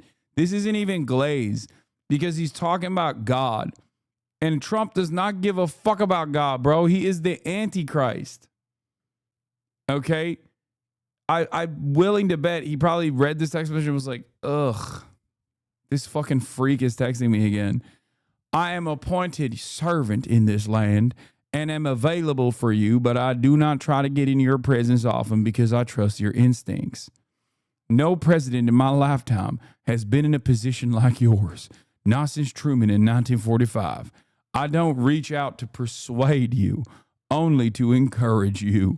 I believe you will hear from heaven, and that voice is far more important than mine or anyone else's. You sent me to Israel to be your eyes, ears, and voice, and to make sure our flag flies above our embassy. My job is to be the last one to leave. I will not abandon this post. Our flag will not come down. You did not seek this moment. This moment sought you. It is my honor to serve you, Mike Huckabee. Literally, not even 10 hours after this, security alert, U.S. Embassy, Jerusalem. As a result of the direct current security situation and ongoing conflict between Israel and Iran, the U.S. Embassy has directed that all U.S. government employees and their family members continue to shelter in place and near their residence until further notice. Given the security situation in compliance with Israel Homefront Command guidance, the embassy in Jerusalem will be closed tomorrow.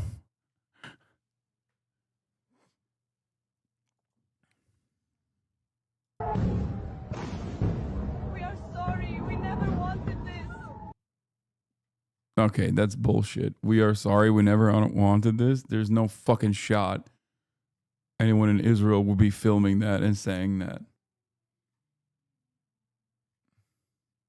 That's fake as fuck. Stop sending me fake shit. God damn. Khalil, no.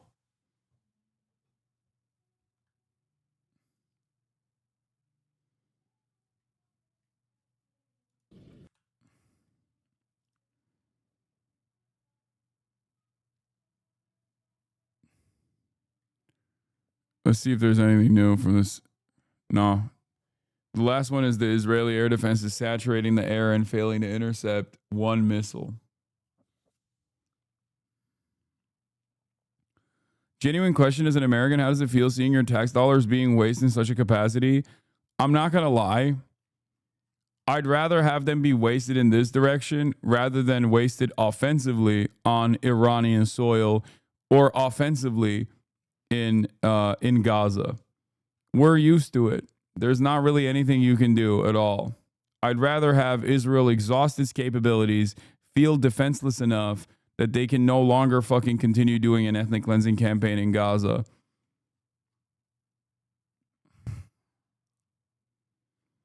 Widespread internet disruptions hit Iran as state urges Meta app deletions amid war. Iran experienced major internet disruptions on Tuesday, which NBC reported were the result of a government decision rather than damage from Israeli airstrikes. A government spokesperson said access was restricted in response to Israeli cyber attacks as independent monitors documented a sharp drop in connectivity nationwide. NetBlocks reported a nearly 50% drop in international internet traffic, while users across Iran described widespread dead zones and outages as high as 75% in some areas.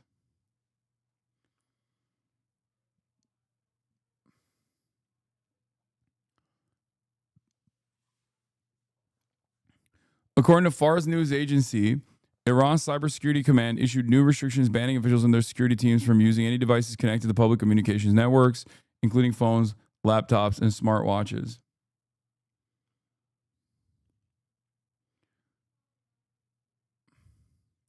Cheering him on as soon as he comes on, only till he, as you know he would, because he always does, inevitably says some bullshit liberal Zionist genocidal apologia, denialism, ultimate humiliation, Western leftist textbook naivete passed off as graciousness and leniency. Are you spamming this about my commentary over Bernie Sanders' somewhat reasonable assessment over the fucking Iran situation from literally an hour ago? Are you okay?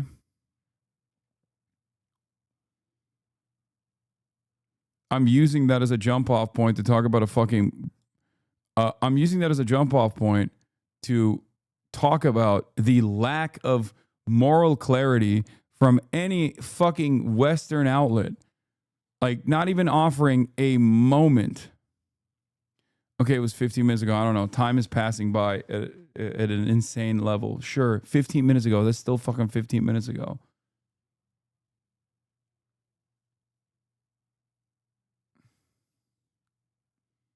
He said Israel has a right to defend itself. Do you agree with that as well? I'd rather if none of my money went to Israel. I mean, I agree.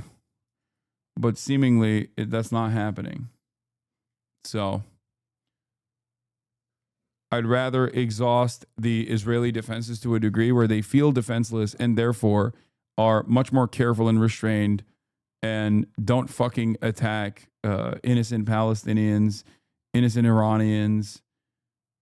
Anyway, the point that I was making with Bernie's commentary wasn't necessarily just about Bernie's commentary, but was instead about the lack of moral clarity, like even a fraction of moment afforded to someone saying a thing that like the overwhelming majority of Americans believe. That's it. That's it.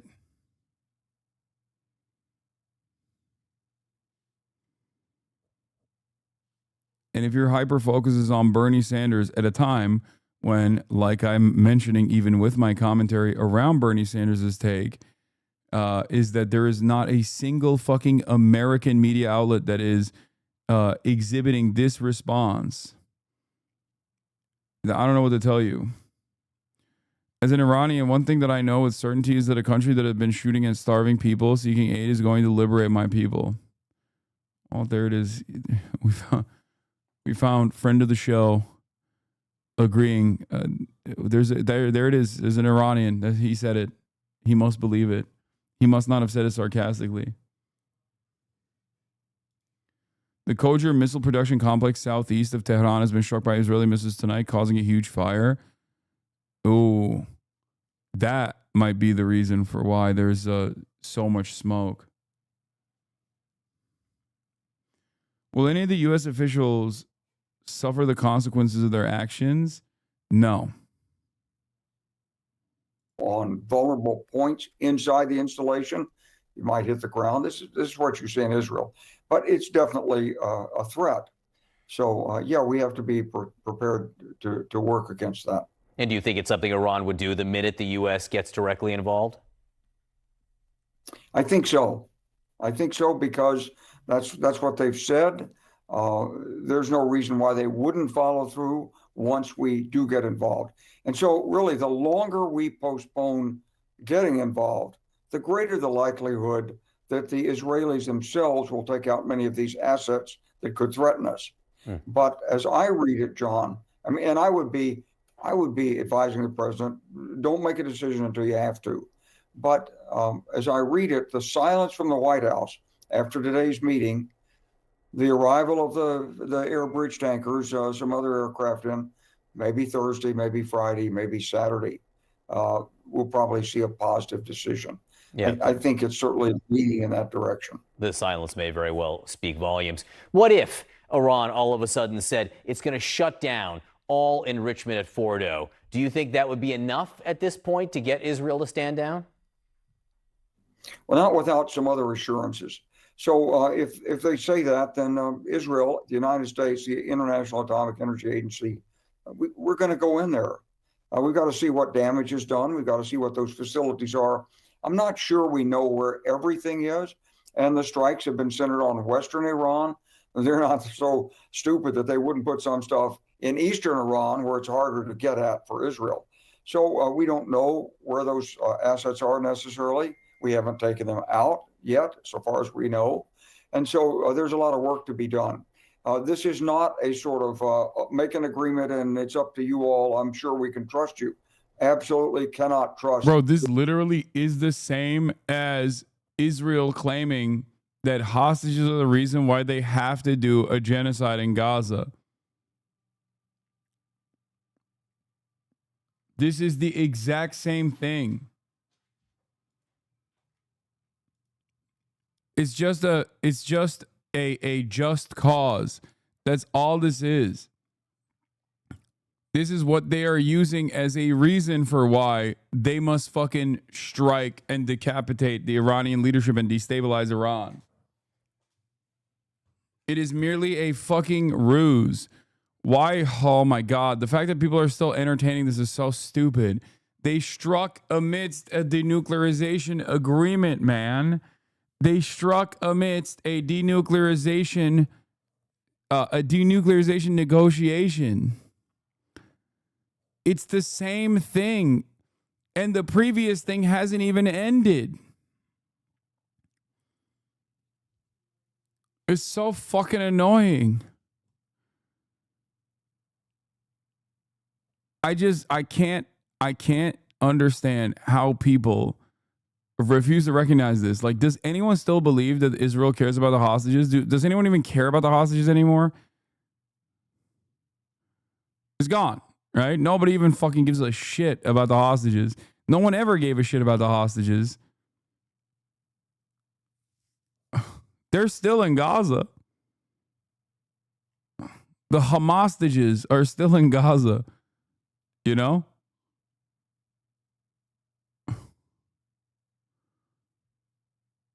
Israel completely just dropped that.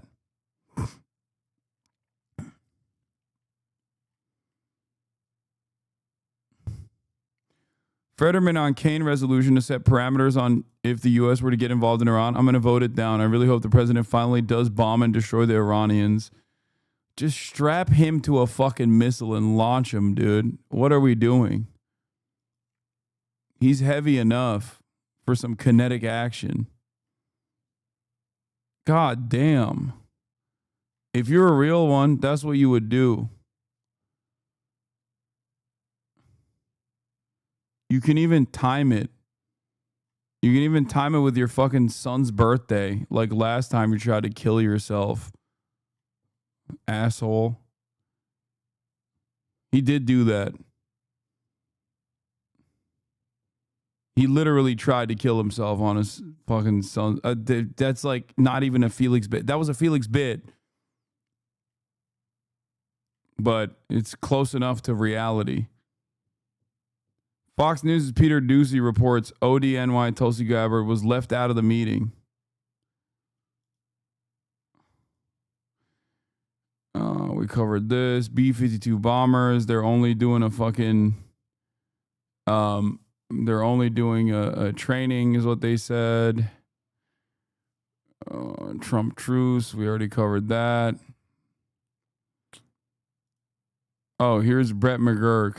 Region is just enormous. It is so enormous. I thought the president's trip was the right thing to do, very successful. What's happening in UAE is extraordinary. Saudi Arabia, throughout the Gulf, everything was just talked about in this panel. And Iran has been a huge problem in this region for decades. And what has happened to Hezbollah and Iranian networks and Iran since October 7th sets conditions for a much more peaceful, integrated Middle East that we all want. And Iran is a spoiler to that. There's just no question about it. Yeah, the Atlantic Council.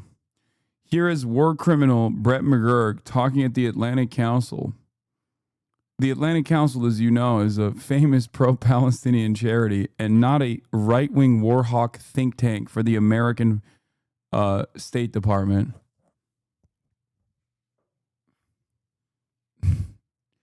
You might be mistaken if you're, following this stuff from the perspective of drama and Girly Pop Nation style, Girly Pop Nation adjacent commentary. And you might have been misguided into thinking that the Atlantic Council is actually a 501c3 that aids the Palestinian population. You might have even fundraised for the Atlantic Council without realizing what you were fundraising for.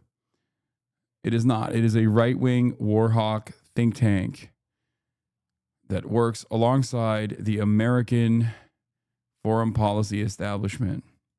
So what's going to happen here in the next... Here is Brett McGurk, a genocidal warmonger that was perhaps one of Biden's most influential aides in continuing the ethnic cleansing of Palestinians, speaking about Trump's policies so far and how impactful and good Trump's policies have been, his Middle Eastern tour has been. This week, I think, or so, is potentially quite decisive. And if we were here 2 years ago, and the question was hypothetically, what if Israel launches a massive air attack on Iran, like tomorrow? What would happen? I think Halima would have said it's going to be all-out Middle East war and energy markets and everything else you can imagine. And actually, it's happening right now.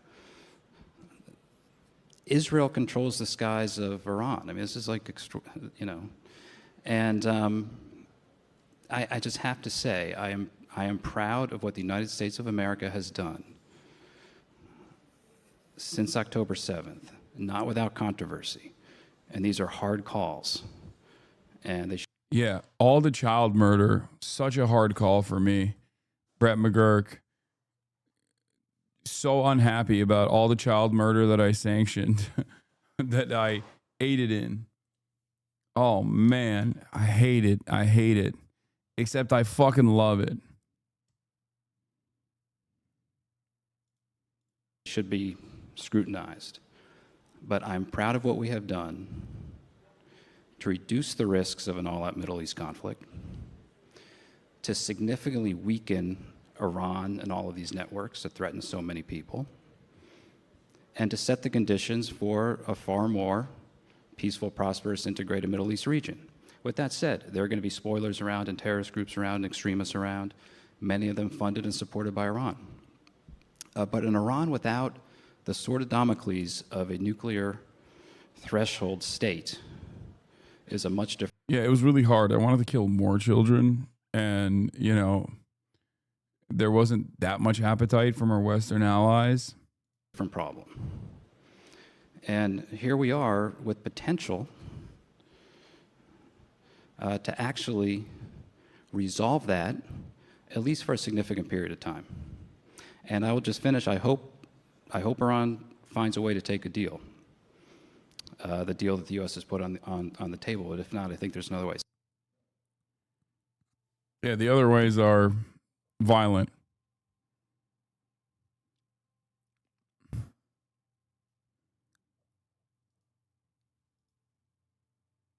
I spoke to Middle East Eye earlier this morning.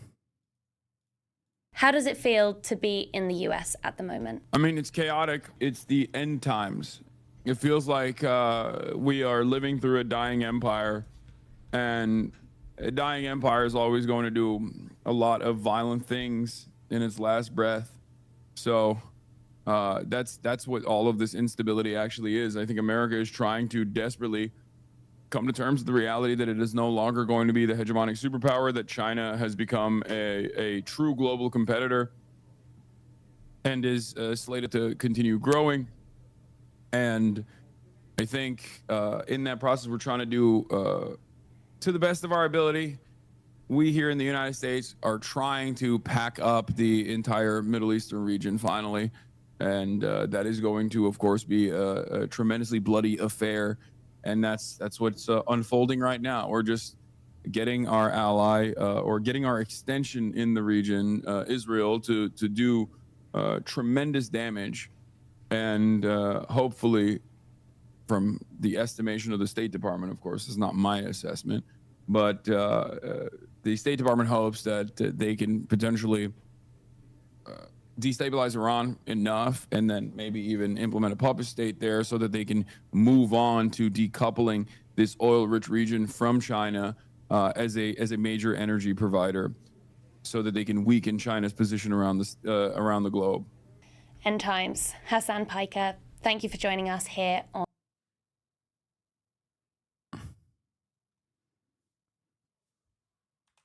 This is a much longer.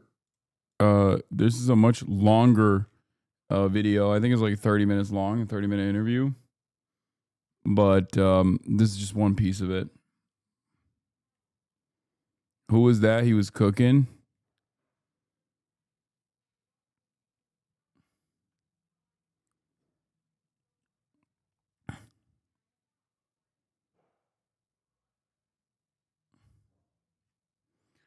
You can probably just play clips and vids from the past 8 hours because the things have not changed. It's true. I mean, this was earlier this morning. It feels like we are living through it. So, President Trump, the peacemaker, from where you're sitting, how is that going? It's definitely not going great. I mean, I never really believed that Donald Trump was actually going to be a peacemaker. I have a firm commitment to the theory that American foreign policy is uniparty. That's part of the reason why you're hearing Brett McGurk and even someone from the Kamala Harris campaign as recently as last week talk about how they are either directly aligned with Donald Trump in terms of how hard they would defend Israel, or even trying to out. Why they shit all over your audio? They didn't. I just sound like that because I had just woken up. Flank Donald Trump in terms of how fast they would defend Israel, even though Israel has conducted this first strike against Iran amidst this Iran denuclearization negotiations that are ongoing. So yeah, Donald Trump was also a liar when he said he was going to end these wars. He said day one, Israel-Palestine, it's over. Day one, Ukraine, Russia, it's over. Now, of course, with respect to dealing with foreign adversaries like Russia, that's why is it fucking crackling the mic? A sovereign nation. It's a lot more difficult than to actually cause Israel to stop its ethnic cleansing campaign in Gaza. Israel is not only a client state, but Israel is basically an extension of American foreign intervention in the region. It's basically an American state. We give 70% of all the defensive and offensive weapons to Israel since October 7. Israel would not be able to do. Fuck, this audio is crackling. Hasan Piker is very insightful. Nice.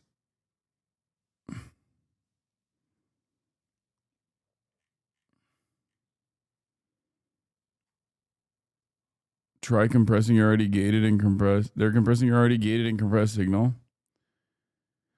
Did you do this over Zoom? I did. That's what they have. They have Zoom.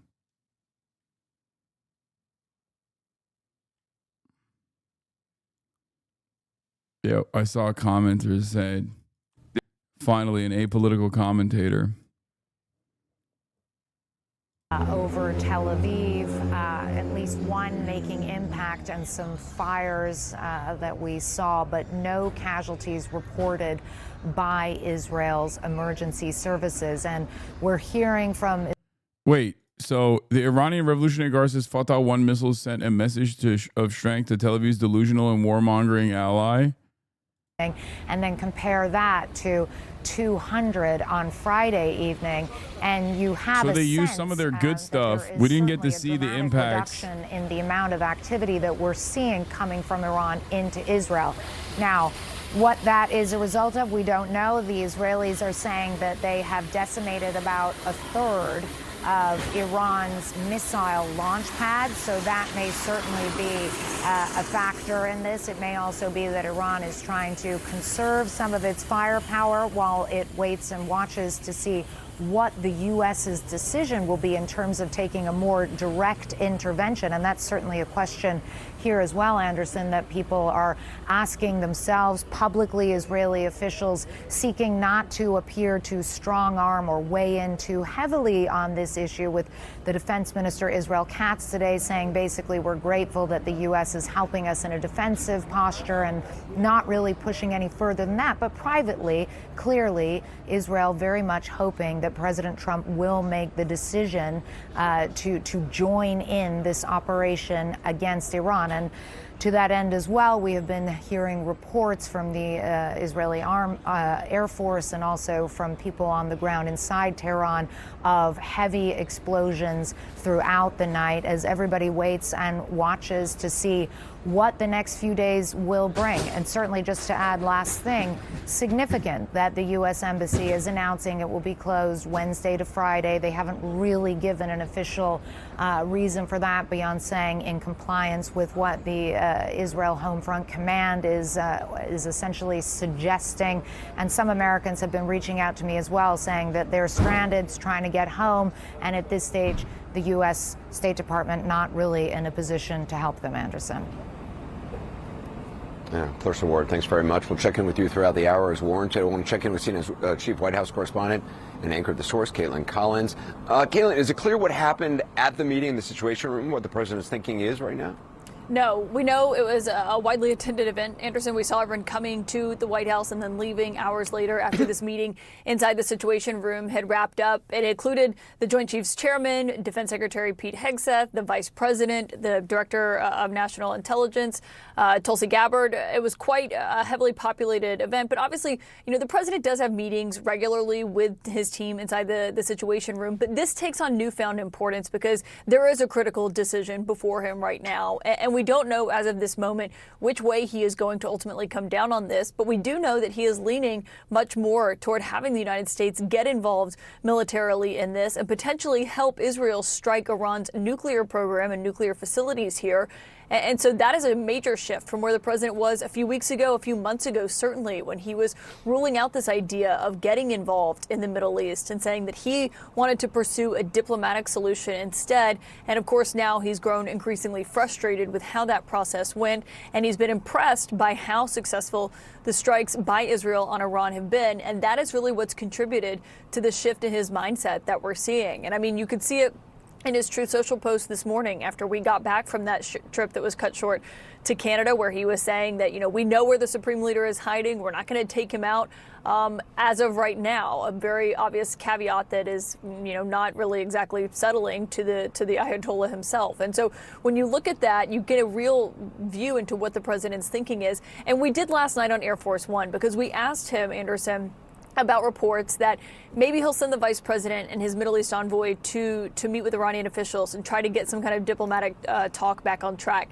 He was pretty dismissive of that when I asked him about that. He said, maybe I will, but it didn't seem like that was any real feasible plan that was in the works. And so he was also pretty dismissive of Tulsi Gabbard, the DNI, when you asked the question, the important question, well, she just testified in March that the assessment of the U.S. intelligence community was that they were not, on the cusp of developing a weapon. What do you make of his answer? Yeah, and she did testify during that moment that yes, there's a lot of uranium enrichment that Iran has, more than any other country that doesn't have a nuclear arsenal. But she was quite clear in March that they did not believe that they were actively working on pursuing a nuclear weapon. The president just frankly disagrees with that. And so it was notable to hear him dispute what his top spy chief is saying. She told reporters on Capitol Hill today that they are aligned, they are on the same page. But I talked to a lot of White House officials who said, obviously, this is the difference in their views that is shaping out. She has always been a non-interventionist. That is very clear, in her testimony and in her appearances that she's made, even as the director of national intelligence. But it's central to the question here, Anderson, which is what changed and why now? Why do they believe Iran is closer to developing a nuclear weapon that could warrant potential U.S. military intervention? And obviously, you've seen the Prime Minister of Israel defend that. And there's a question of whether or not that is a similar justification that the president uses here. Caitlin Collins, thanks very much. We'll see you at the top. Interesting side note.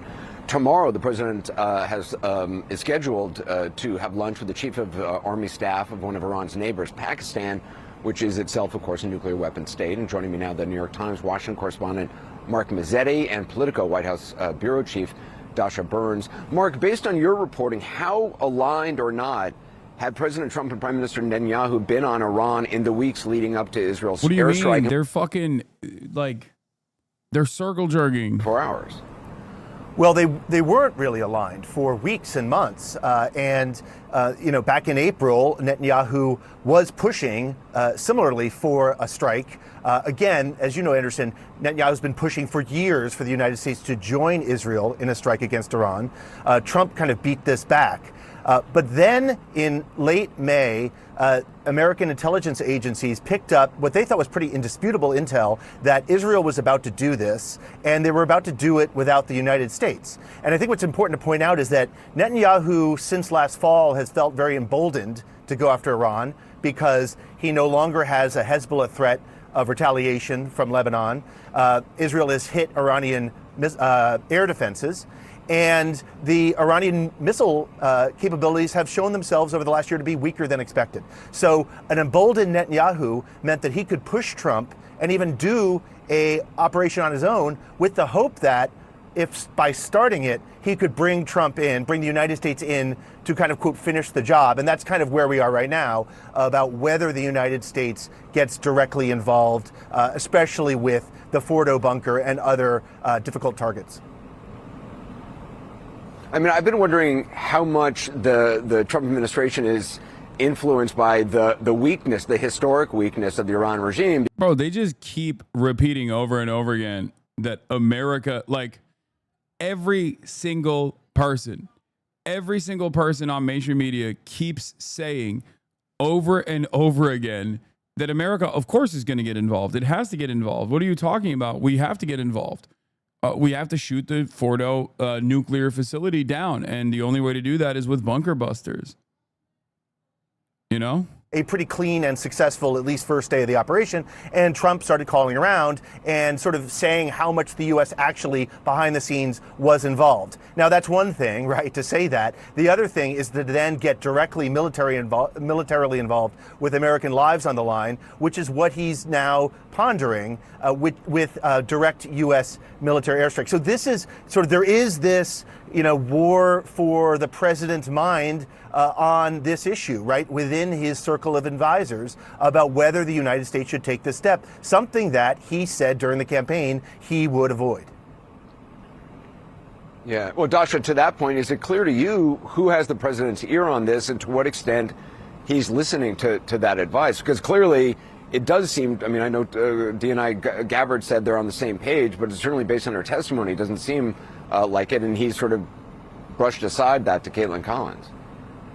Well, there are a number of factors here. Number one, there are a lot of voices in the president's ear, and he is somebody that with big decisions like this does like to call around and does like to hear a variety of opinions. You also have a lot of people who want to seem like they are influencing the president. So we've been very careful in our reporting to try to parse through who is actually influential and who just really wants to be. I will say the folks that are talking about the U.S. getting involved in regime change as though that is something that is very seriously on the table right now are off base, at least for the moment, from what I'm hearing from White House officials and allies. Regime change is not something that is seriously a discussion. However, taking out Iran's nuclear capabilities and the U.S. getting involved in that is something that folks are open to. And some of the sources I've been talking to have been traditionally staunch isolationists. They were in support of President Trump because he was promising no new wars. They're now pointing to way back when the president first launched his campaign in 2015, saying, remember, he was talking about preventing Iran from getting nuclear weapons at all costs even back then. So maybe we forgot how serious he is about this issue. And again, the fact that these are kind of staunch America First people who are now recalling this and pointing to what they say has been a consistent position from the president on Iran for a decade plus, that is really telling as well here, Anderson. Dasha, does it seem to you that the president has been essentially kind of, I don't know, if outmaneuvered or just maneuvered into this by Benjamin Netanyahu? Because certainly he was planning on having further negotiations, and then Israel launched this strike, and now the U.S. position seems like it's about to change. Here's what I know from sources. He wanted a diplomatic solution. He felt like he could use some art of the deal tactics to make it happen, and he wanted more time. He did not want Netanyahu to strike when he did. But then he did, and then his hands were a little bit tied, and now the options on the table are different than what they were even a few days ago. Even over the weekend, there was conversation about some of the rhetorical threats that the president was posting being more threats to bring Iran to the table, see if he could call their bluff, vice versa. But now it feels like the White House is seeing that the diplomacy might not be possible anymore at this point, given the images on your screen right now. Yeah, Dasha, Mark, thank you very much. Appreciate both of your reporting very much. There's a lot to get to throughout this hour. Coming up next, let's see, I want to go to... we're going to have more reports from the region, but I want to bring in Senator Chris Murphy. Air defense is in action a short time ago in Tehran, as we showed you. The Israeli Air Force says strikes on the Iranian capital are underway. Let's see what Chris has to say. He's going to have a reasonable middle-of-the-road position. Where do you stand on where the U.S. is now and what may happen, it seems like, from this administration? Well, I think what you heard in the reporting just now is an indication of how weak the U.S. hand is here. Clearly, President Trump did not want Israel to take this action. We were literally in the middle of trying to find a diplomatic solution. The United States had enormous leverage, and Donald Trump is so weak in the Middle East that the Israelis essentially ran over him, and now we are speeding towards a war in the Middle East that the American people don't want. The fact of the matter is there was a diplomatic path, and there potentially still could be a diplomatic path. But anyone who is cheerleading the United States into a war with Iran has very quickly forgotten the disasters of the Iraq War and the Afghanistan War, where there were early tactical successes, but it became a quagmire that ultimately finally got Democrats are like, hey, by the way, this reminds us of the Iraq War a little bit, don't you think? U.S. interests and against our allies in the region. So I do not think there's support in this country for the United States to go to war again in the Middle East. And I would remind the president that he can't take any offensive action against Iran without coming to Congress first. He has no leeway here. The Constitution This is the first time mainstream media is I don't having think that a he'll get that contentious voice against authorization Trump this from the Congress, because Democratic there is Party. opposition on both the Republican and Democratic side to the United States getting dragged into another potentially disastrous conflict in the Middle East. How worried are you that Benjamin Netanyahu is maybe not just out for trying to eliminate the Iranian nuclear program, but regime change? And obviously the history of, what the U.S. has tried to do in terms of regime change, both in, Iraq, Afghanistan, and elsewhere, has always had unintended consequences. Well, that's exactly right. And whether or not Israel says that its intent is regime change, the nature of these strikes prompts the potential that this government will fall and potentially replaced by an even more dangerous regime. So this is a really dangerous business to get into. And once again, we should be making decisions based on what's good for U.S. national security. We do not have any obligation to follow an Israeli decision that likely has more to do with protecting Netanyahu's own political situation back home than it does with protecting U.S. national security interests. So this regime in Tehran is dangerous. It is dangerous to Israel, it's dangerous to the United States, but there are potential follow-on terrorist-led regimes that could be even more cataclysmic for our interests. We just have to have our eyes wide open as to the mess that we may be creating. So what do you think the administration should do? I mean, do you think they should use the weapons that only the U.S. has? Doesn't know how to respond to like super basic commentary. That's a mistake. I think that's a mistake.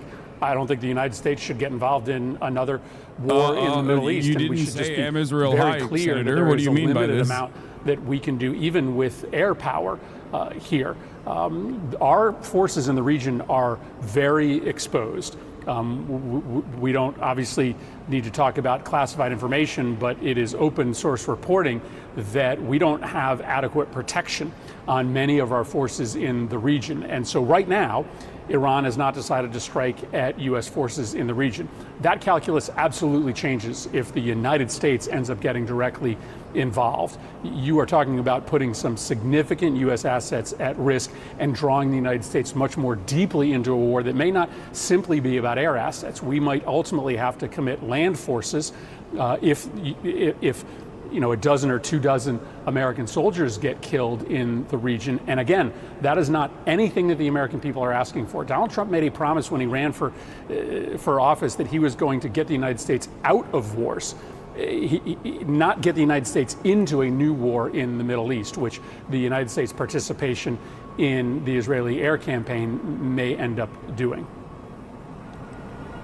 Senator Chris Murphy, I appreciate your time. Thank you very much. Thank you. Coming up next, in the wake of today's meeting that the president had with the National Security Council, we'll be joined by a former National Security Council member who's been in the room many times with Iran on the agenda. That's ahead.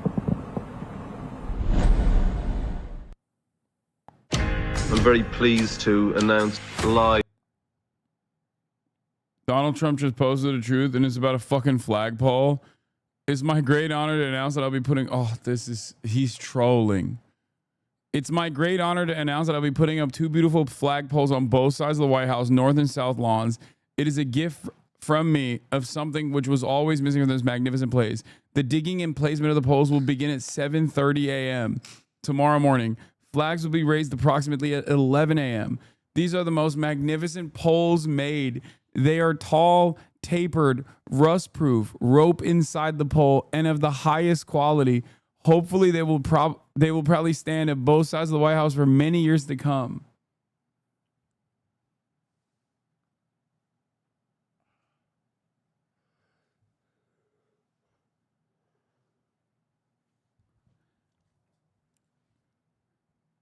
Bro's just sitting on his golden shitter as his actions are causing the entire world to collapse. And he's talking about fucking flagpoles, dude.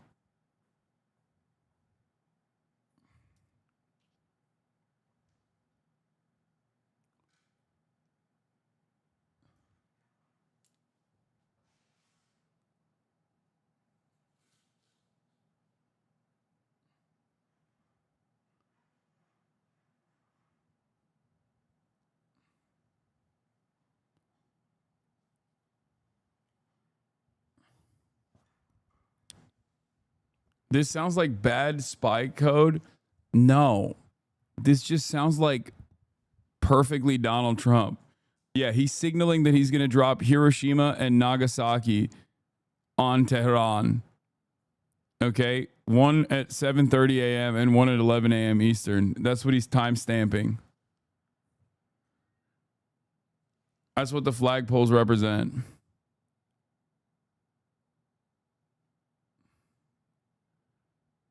Or he's just literally talking about fucking flagpoles because he's an insane man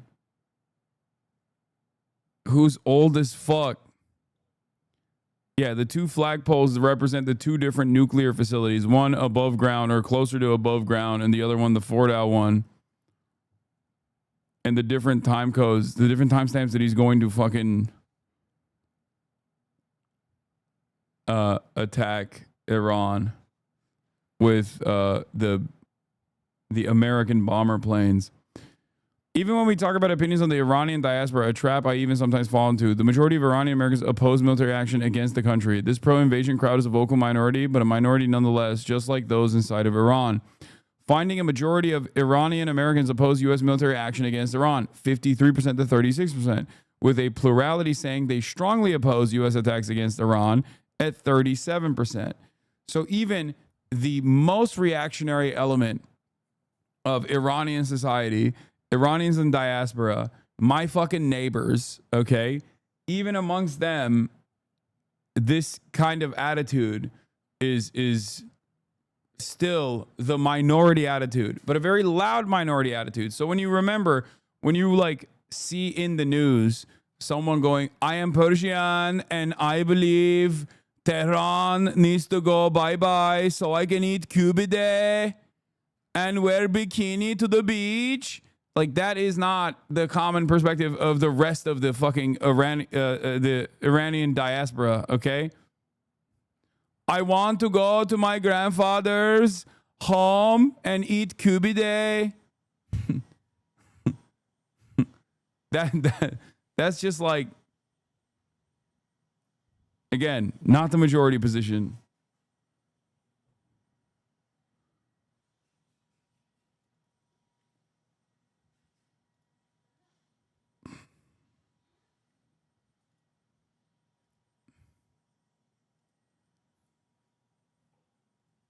Why do you say MF Joom, he's back?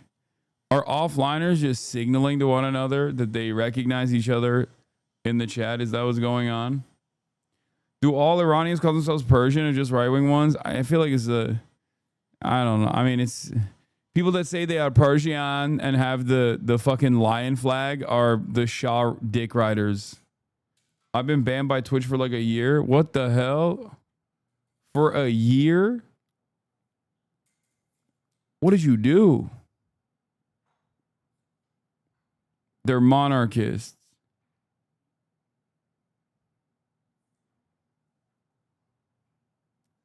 PBD has a massive Pahlavi portrait in his living room. I know, we've seen it. It's dumber than just Pahlavi as well. There are, dude, it's so funny. It's not just him. It's literally him, I think, playing poker with like Elon Musk and Patrick Bet-David and Donald Trump and like Napoleon or something. It's even fucking dumber than you think. Like, that in and of itself is really fucking stupid. And I think Tupac as well. Einstein, Tupac. Like, it is.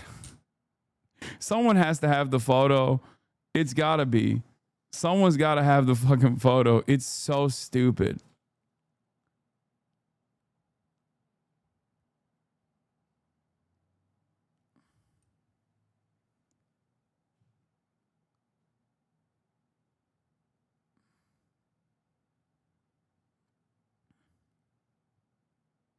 Early voters in New York City's Democratic primary question why Zohran Mamdani listed first on mayoral ballot.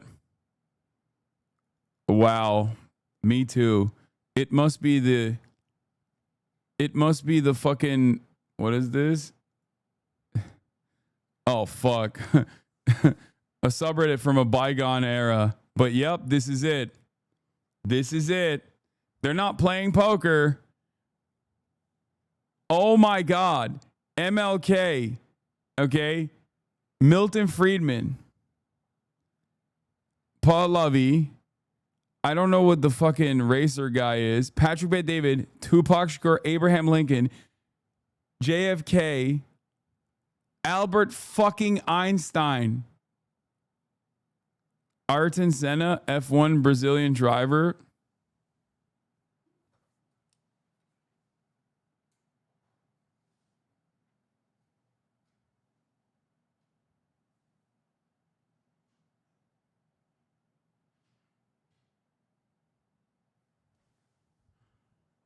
The irony is there are two socialists in this image and one guy that at least Karl Marx was very fond of, Abraham Lincoln.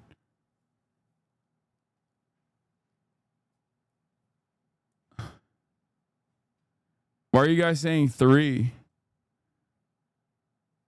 Who's the third socialist? Oh, Tupac. Oh my God, I forgot.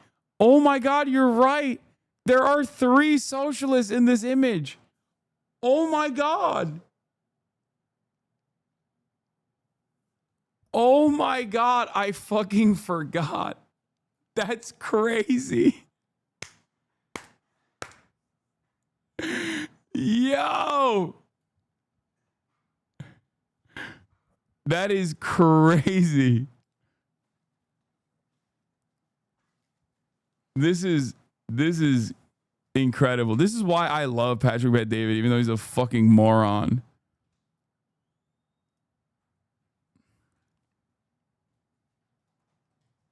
Inside the confused mind of Patrick Bet-David. Yeah. Trump on internal MAGA criticism. Let's see if the MAGA. Let's see what kind of internal turmoil is happening in the MAGA circles. Atlantic, Trump hit back at some of these critics, saying he is the one who came up with America First in the first place, so he gets to decide what it means. This is, I mean, we were just talking about peace, right? Like Trump, it feels like he's a little bit at war with himself because he said all the time, I mean, he wants to be known as the peacemaker, the deal maker, the guy who ends wars. And yet here he finds himself defending another war. Well, I don't think Trump's defending the war. Trump's defending Israel's actions, and within a week or two, he's going to try to find an off-ramp to bring it to peace. And as for Tucker Carlson and Steve Bannon, they do not define what the MAGA or the conservative base is. There's 2 idiot conspiracy theorists. The base, the MAGA base, the conservative base, believe me, they're all behind Trump, and that's it. He's the one that calls the shots on what kind of defines that MAGA base. And he's not trying to get us into a war. He's trying to get us out of that war. And yes, and he understands the political ramifications if it goes too long, if it doesn't work out. So that's why I think he's back in D.C. doing everything they can to kind of cut a deal to end this within a couple of weeks. Than the governor's given credit for. Meaning, I think that this is really a divisive issue within MAGA.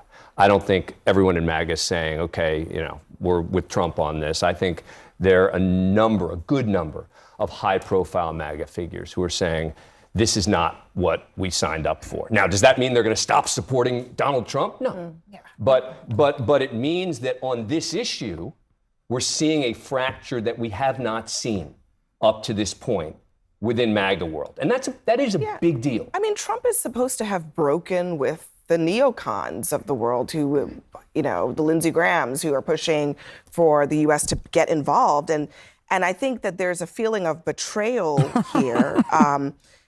Marjorie Taylor Greene, another one of these very close Trump supporters, big backers of his, says anyone slobbering for the U.S. to become fully involved in the Israel-Iran war is not America First MAGA.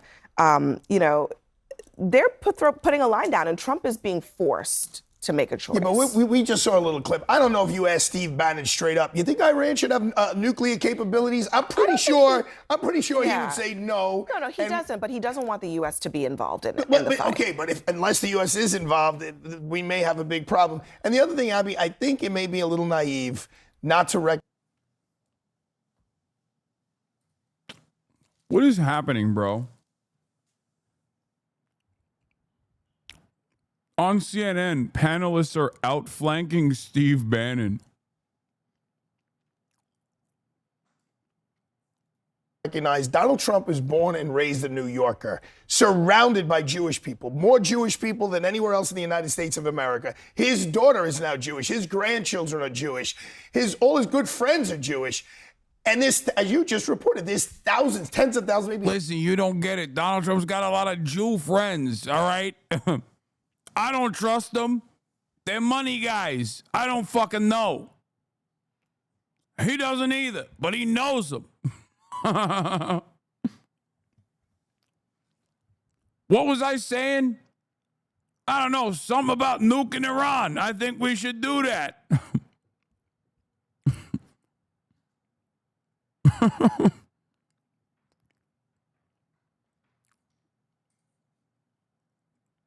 What does this have to do with anything? Hundreds of thousands of Americans in Israel. So it would just be a dereliction of duty if he didn't step in and protect. What the fuck? What is, yo? What is Cornell was doing there, bro? American interest. We have military interest there. We have human being interest there and cultural interest there. They're the only democracy in that area. We need them to stay a democracy. Look, though, he was just in the Arab world. He's got a lot of friends there, too. They just gave him a $400 million jet from Qatar. So I think a lot of people voted for Donald Trump because he told America that Joe Biden and the Democrats were going to lead to World War III. He said that he was going to end wars on day one.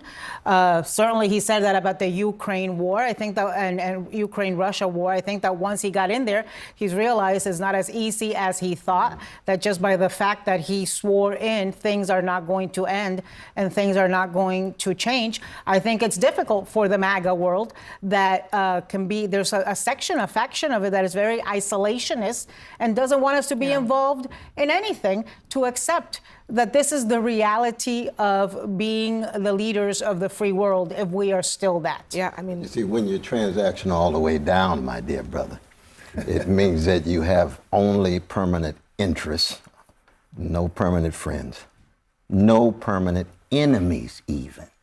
It's like Thrasymachus in Plato's Republic. You just go through the world believing you can have transactional relations with everybody. It's a very sad way of being in the world, but that's not what we're talking about right now.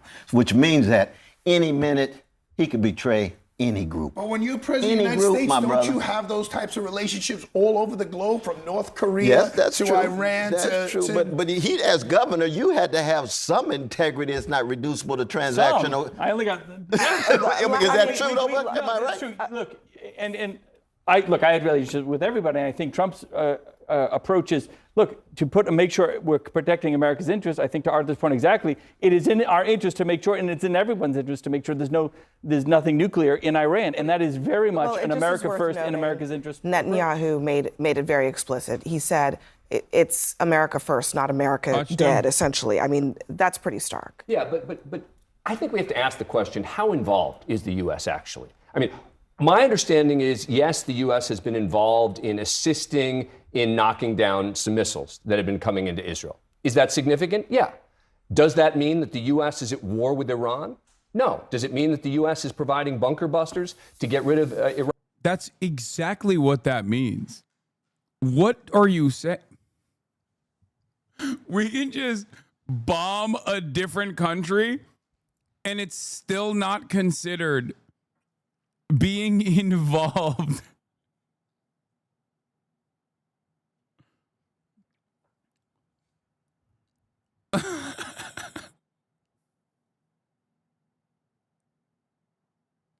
Is Scott Jennings still in Israel?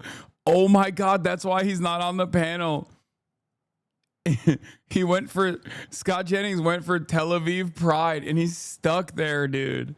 Oh, that's so funny. I really hope his ass is not getting out of there. I hope he's just stuck there for as long as Israel chooses to continue this fucking campaign. And his ass is just stuck. Stuck listening to fucking Psytrance. Stuck being a human shield for the Netanyahu campaign. Oh, that's so funny. Oh my God. He has to sit there and listen to fucking Mike Huckabee every night.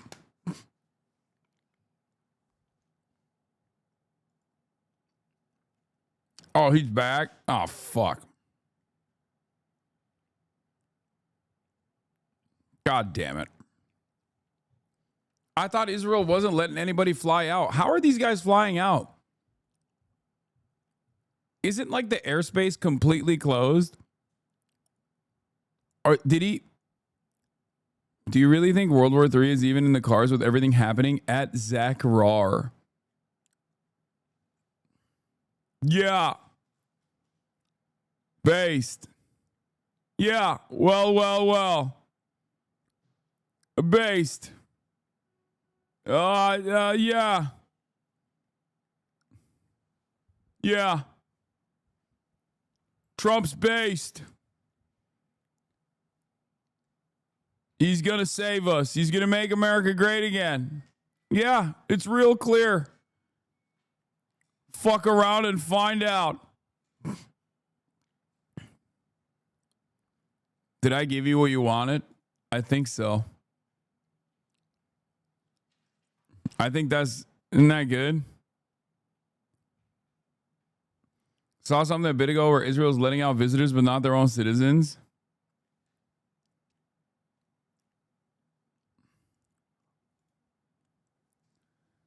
Fatah's powerful and maneuverable missiles tonight passed through the missile defense shield, shook the Zionist coward shelter many times. Tonight's missile attack showed that we have gained complete control over the skies of the occupied territories and that its residents have become completely defenseless against Iranian missile attacks. What are you fucking memeing? Why is the RRGC fucking putting out memes, dude? What are they doing? Oh my God, they're going to get fucking collapsed on. The statement appears to be a direct response to the Israeli and U.S. claims of air superiority. Israeli officials recently said that the IDF had established control over Tehran's airspace by destroying key air defense systems. President Trump also declared so on social media, we now have complete and total control over the skies in Iran.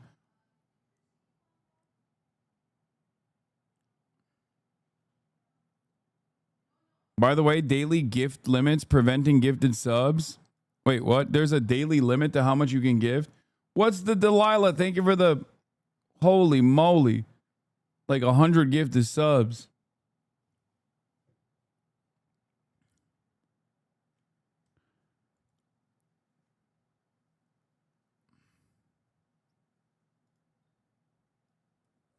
Iranian state account dropped a banger meme.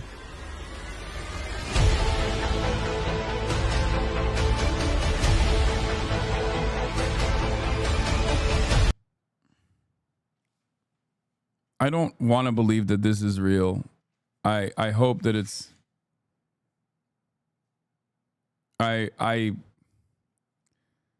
It's fucking so lame. I don't think this shit's funny. Is Iran tweeting like King Von, or is that just fake news? Yes, it's fucking fake news. It's a random account that is not affiliated with the Iranian state that a lot of people have thought is the Iranian state. And I haven't really, talked about it because it's cool that people think that the Iranian government is posting like King Von and they think they're like farming aura or something. But it's not real. If their back is against the wall, they feel this is the regime is going to live or die based on this, and they are so inclined, could they fashion some sort of crude nuclear device? No, not with 60%. The minimum is 70%. You just got to get the uranium-235 isotopes close enough together that once you start the reaction, it'll go to explosion and not fizzle out. That's why 70, 80, 90% is preferable. The unknown here is what you would do once you got a crude device. So instead of fashioning it into a device you could fit on a warhead of a missile to deliver that way, that might take you 1 to 2 years. Perhaps you just want to do something you can deliver in the cargo hull of a ship, or by truck, or by airplane. Well, that you might be able to do in a couple of months, a couple of weeks. You just don't know. That's why the idea of attacking Iran now like this is really rolling the nuclear dice.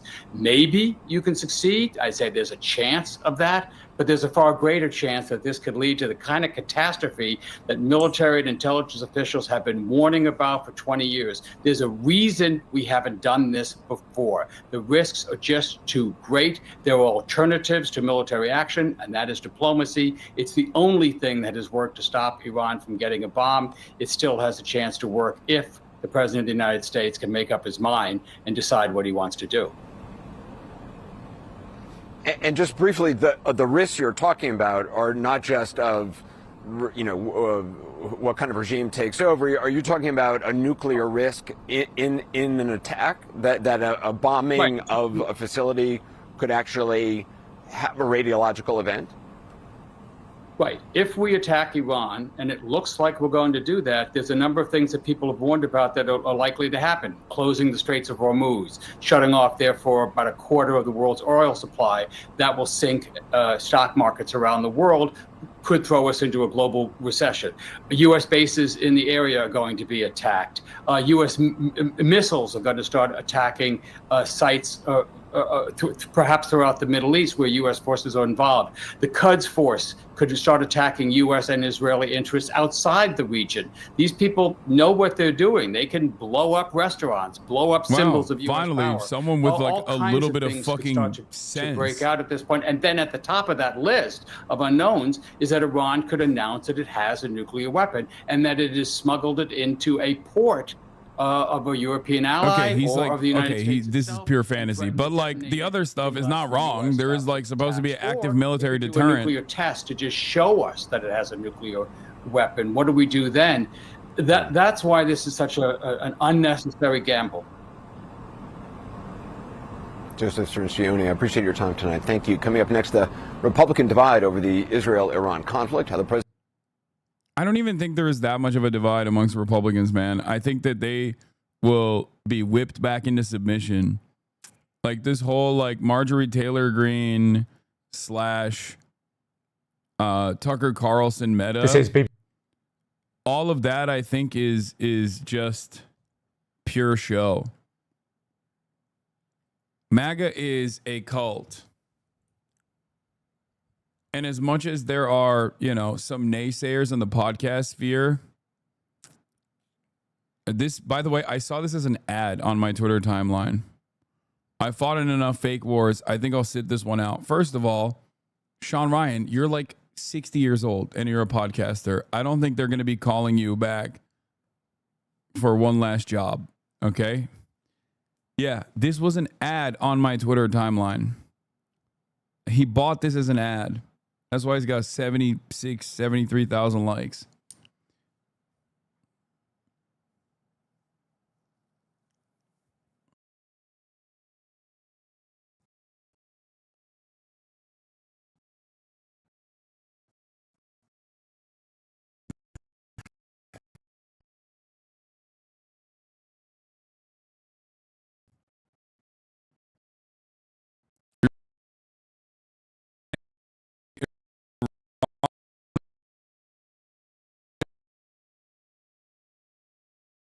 Or couldn't do it.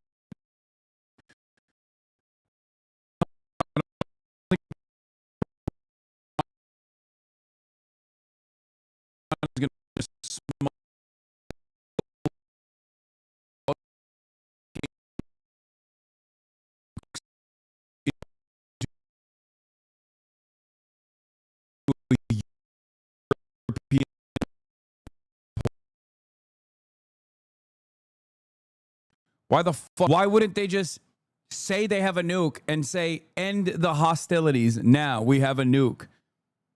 And if they were going to use a nuke, why the fuck would they use it? Oh God, I'm effing again. Fuck. Oh my God. Hold on. Hold is a bigger F than usual.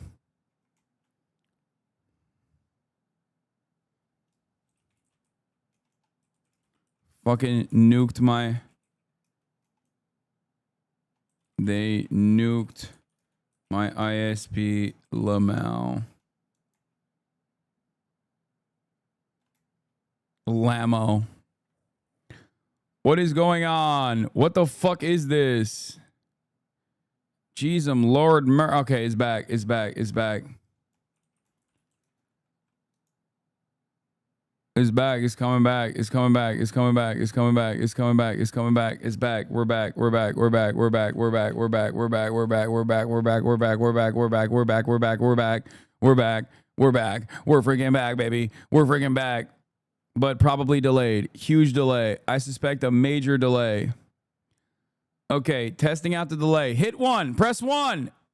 Press 1 to test out the delay right now.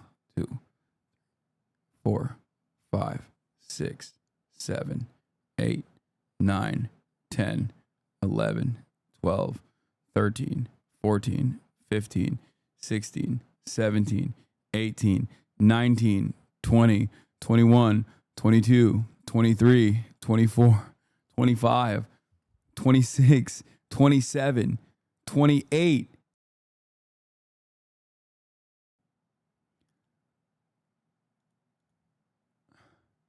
That was the craziest fucking delay of all time. I couldn't even wait. I couldn't even wait to test it. I couldn't even wait to test it. I had to hit it. Chat, that delay was literally like 60 seconds plus. No, I hit it. No, not even 28 seconds. No, I hit the refresh while I was counting because I was like, it's so long. There were some people that refreshed, I guess, and they only had a... Okay. Test the delay now. Spam 1 if you hear me. Spam 1 if you hear me. Yeah, okay. Delay's gone. That's crazy, dude. That was wild. That was the longest delay I've ever seen. Okay, the real test of this, of course, is subscribe now. Subscribe now. Subscribe now. Fuck spamming 1. Subscribe now for free with a Twitch Prime. Or for $6 with a regular Twitch subscription. That's the only way to see. Or gift subs. Shopna, thank you for the 10 gifted. Phoenix Emoji, thank you for the 5 gifted.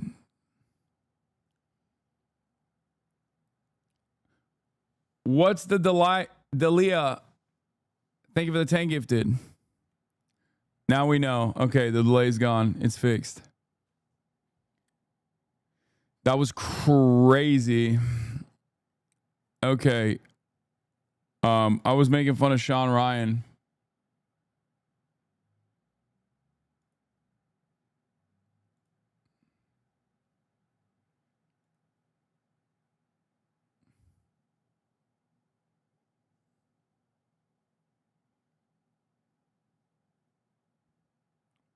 The Daily Show on Iran having nukes.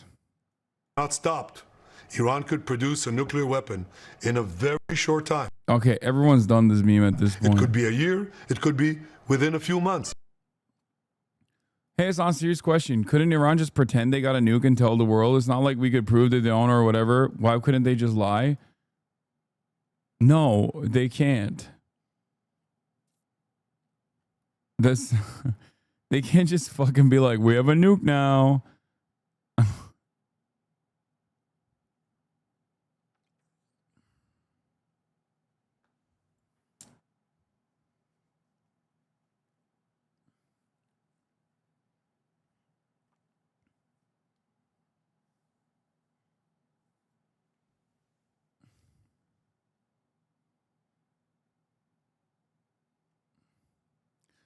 Few people now remember it, but suicide bombing started in the Shias in the 80s, IRGC in Iran-Iraq war, and Hezbollah in Lebanon. One of the reasons why the U.S. didn't try to assassinate Khomeini when he closed the Hormuz in 1987 was fear of mass suicide bombings. Mass suicide bombings of Western capitals. If Clown Trump kills Khamenei, prepare for mass such bombings in the West in retaliation. I don't know if that'll happen. I don't even think that that's a fear that America is entertaining. Also, there is so much more surveillance now and so much like anti-terror capabilities that I doubt that it would even be a successful operation.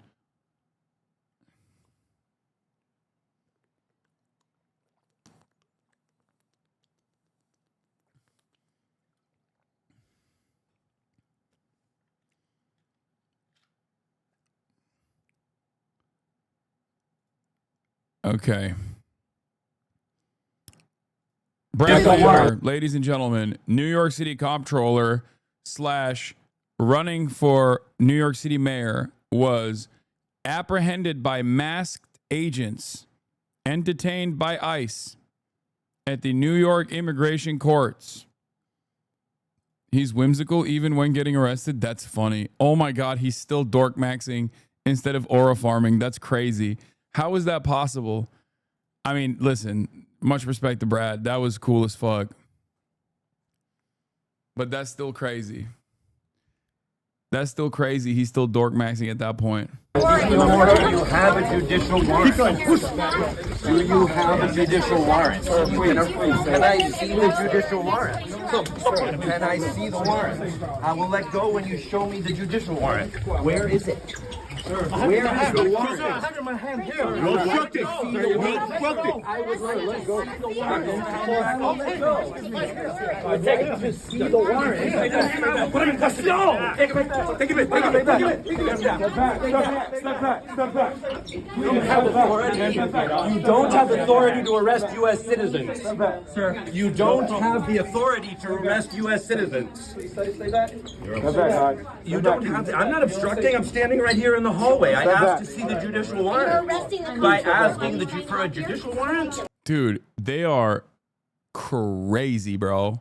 The Trump admin is going crazy mode with this.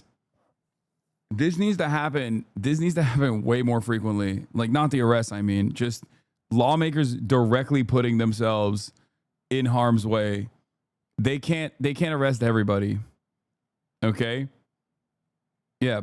Brad Lander, A-OK in my book, went up multiple notches. Check out this angle. You can see his wife warned him they're approaching, so he instantly locks arms with the man. New York City comptroller Brad Lander was arrested for assaulting law enforcement and impeding a federal officer. Our heroic ICE law enforcement officers face a 413% increase. God, are you... Oh, nothing makes me angrier than seeing the fucking Department of Homeland Security post like soy posting. I cannot fucking stand it. It's the same principle behind like Israel supporters literally being like, we are the permanent victims, actually, while in the process of doing a historic, unprecedented, violent incident, like an unprecedented in modern history. I guess, well, not in modern history, but like since the last Holocaust, doing the new version of it while simultaneously claiming victim. It makes me so angry. It is so fucking disgusting. It makes me so mad. Oh, our heroic ICE law enforcement officers face a 430% increase in assaults against them. It is wrong that politicians seeking higher office undermine law enforcement safety at a viral moment.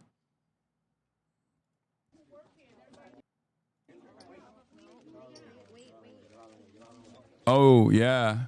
So Brad's wife says, hey, they're coming to snag him, and he instantly locks arms with him. That's cool. Brad's the man, dude. Brad Lander's the fucking man. Respect.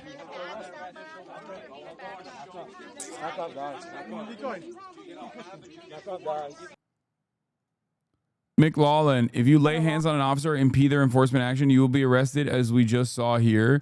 Earlier this week, we saw Senator Padilla go and crash Secretary Noem's press conference and aggressively approach her. Aggressively approach her? What do you mean? Like, an American senator aggressively approached a press conference to ask a question. I don't want to say what I think because I will get arrested. Not just banned, but probably arrested. So I'm not going to say anything, but I'm thinking it and I'm very upset. That's all I'm going to say. I'm so upset. Okay? I am very upset. I'm holding back from what I'm thinking.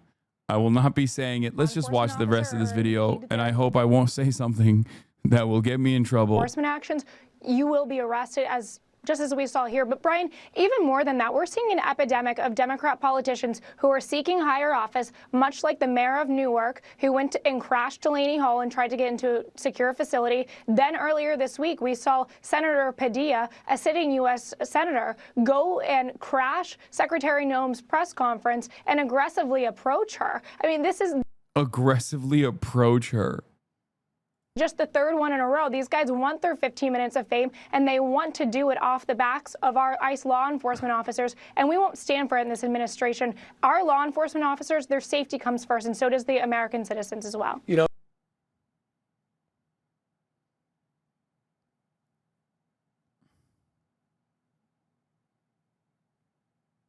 Same line they use. Yeah, this is her. I didn't know.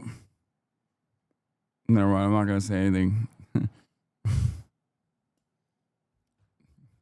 I don't know. This was Trisha McLaughlin who said I was lying for likes.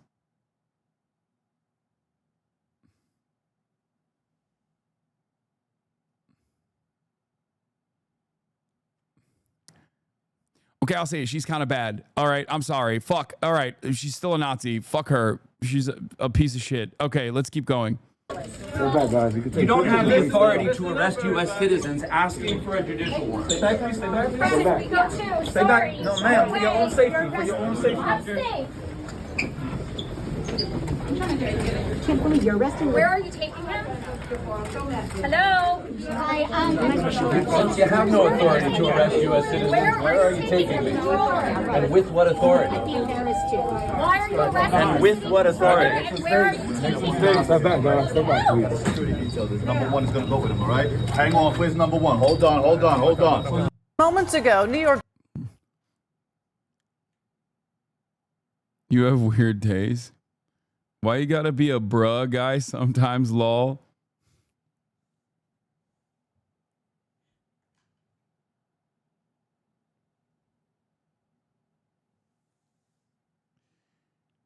I've gone probably like what 200 days without incident. It just slipped out. Okay.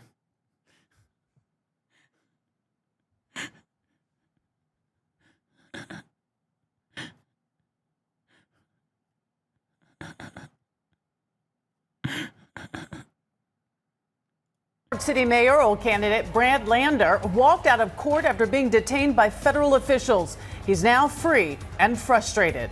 The rule of law is not fine, and our constitutional democracy is not fine. This just hours after Lander was handcuffed and taken into custody outside of immigration court in Lower Manhattan. And good evening at 5 o'clock. I'm Sade Better-Noir. And I'm Mike Marza. Brad Lander had been accused of assaulting and impeding a federal officer. Federal agents in Lower Manhattan approaching him as he locked arms with a migrant who just had his case dismissed. Lander walked out of Federal Plaza with Governor Hochul just moments ago. News of his arrest drawing protests tonight. Eyewitness News reporter Stefan Kim has more from Foley Square. Bruh, no fraternizing with a Nazi. I never said that. Can everybody calm down? You guys are acting like I'm gonna fucking send her flowers. She's a fucking psychopathic Nazi piece of shit, okay? God damn. Everybody, you're making a mountain out of a fucking molehill, okay?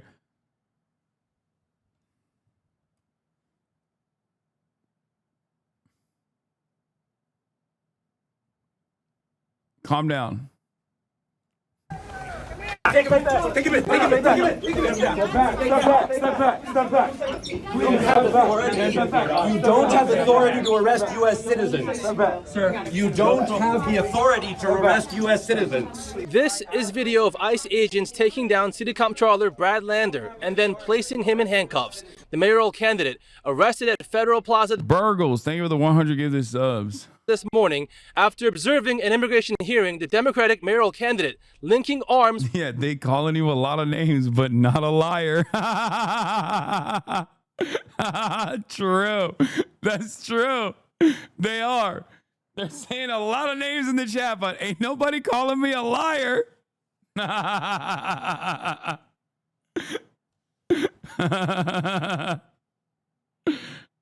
Oh. With an immigrant who ICE agents were trying to remove, setting off the dramatic confrontation. This is how it started. You have a judicial warrant? Do you have a judicial warrant? Can I see the judicial warrant? Can I see the warrant? I will let go when you show me the judicial warrant. Where is it? Where is the warrant? No, I peeped the IG unk. You are not valid for that take. Okay, I didn't even know she had an IG. A DHS spokesperson says Lander was arrested for assaulting law enforcement and impeding a federal officer. And then a statement goes on to say, it is wrong that politicians seeking higher office undermine law enforcement safety to get a viral moment. No one is above the law, and if you lay a hand on a law enforcement officer, you will face Why is this local news anchor yelling? consequences. But moments ago, Lander released and walking out of Federal Plaza with Governor Hochul. And do what I could to intervene.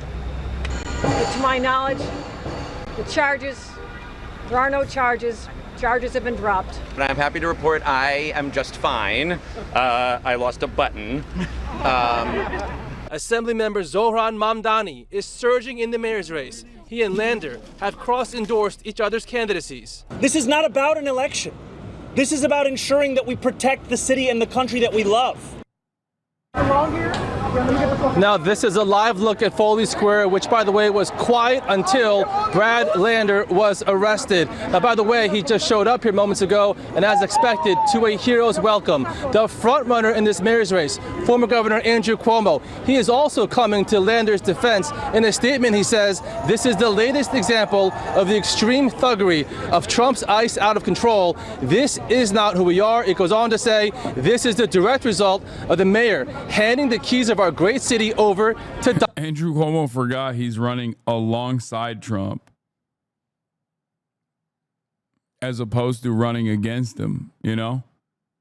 For a moment he forgot, I think. For a brief moment, he's like, this is not who we are. I would definitely not do the exact same thing, except I too am also incredibly right-wing, like Eric Adams, and also am compromised in the same exact way that Eric Adams is, with a Department of Justice case that is hanging over my head that will allow Donald Trump to use me like a fucking flesh puppet with his hand shoved directly inside of my asshole. Like, he's like, yeah, I hate the current mayor. I am literally him, but Italian, okay?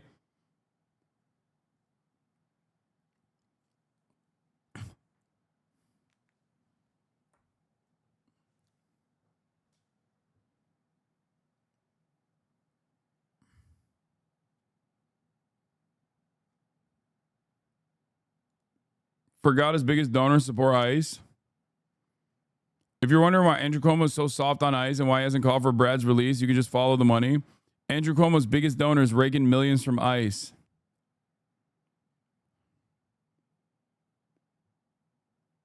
Reporter regarding Cuomo responds, 5 fellow mayoral candidates came here within 90 minutes of you being arrested and called for your release. What does that say about the tenure of the mayor's race? Was one of them Andrew Cuomo? It was not. Imagine that.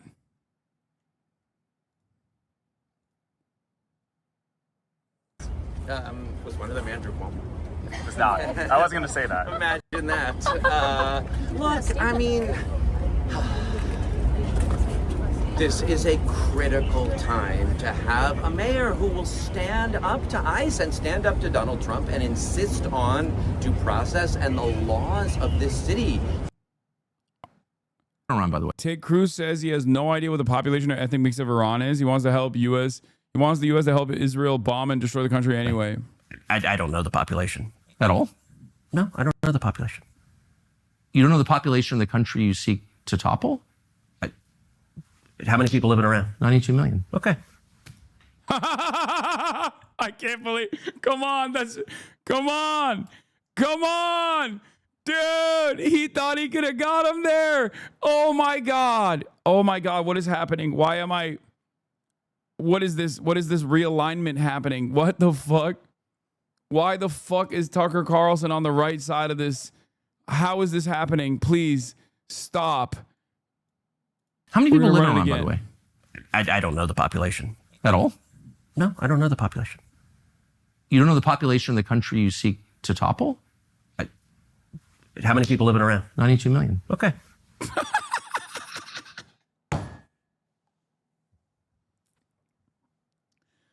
No.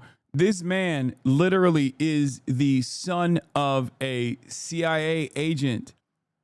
This is the son of a CIA agent. He is a white nationalist through and through.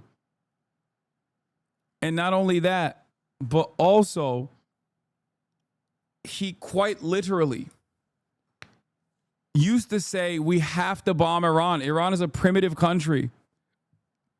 I can't believe this man is on the right side of this issue. Yeah. How could you not know that? I don't sit around memorizing population tables. Well, it's kind of relevant because you're calling for the overthrow of the government. Why is it relevant whether it's 90 million or 80 million or 100 million? Why is that relevant? Because if you don't know anything about the country... I didn't say I don't know anything about Okay, what's the ethnic mix of Iran? They are Persians and predominantly Shia. Okay, this is cute. It's not even... You don't know anything about Iran. So okay, actually, I am not the Tucker Carlson expert on Iran. You're a senator who's calling for the overthrow of the government. You're the one who don't know anything about the country. No, you don't know anything about the country. You're the one who claims they're not trying to murder Donald Trump. You're the I'm one not saying that. who can't figure out if it was a good idea to kill General Soleimani, and you said it was bad. You don't believe they're trying to murder Trump. Yes, I do. Because you're not calling for military strikes against them in retaliation. And if you really believe that... We're carrying out military strikes today. You said Israel was. Right, with our help. I said we. Israel is leading them, but we're supporting them. Well, you're breaking news here because the U.S. government last night denied, the National Security Council spokesman Alex Pfeiffer denied on behalf of Trump that we were acting on Israel's behalf in any offensive capacity. No, we're not bombing them. Israel's bombing them. You just said we were. We are supporting Israel. Israel. High stakes. You're a senator. If you're saying the United States government is at war with Iran right now, people are listening. Okay.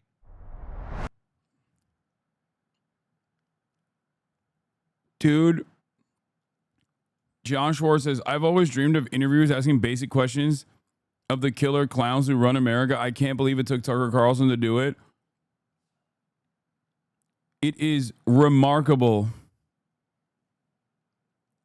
that all it took for this level of access and deep comfort from Republican senators that you can interview without any sort of editorial restrictions would only come at the tail end of a 30-year fucking career being a hatchet man for every Republican administration.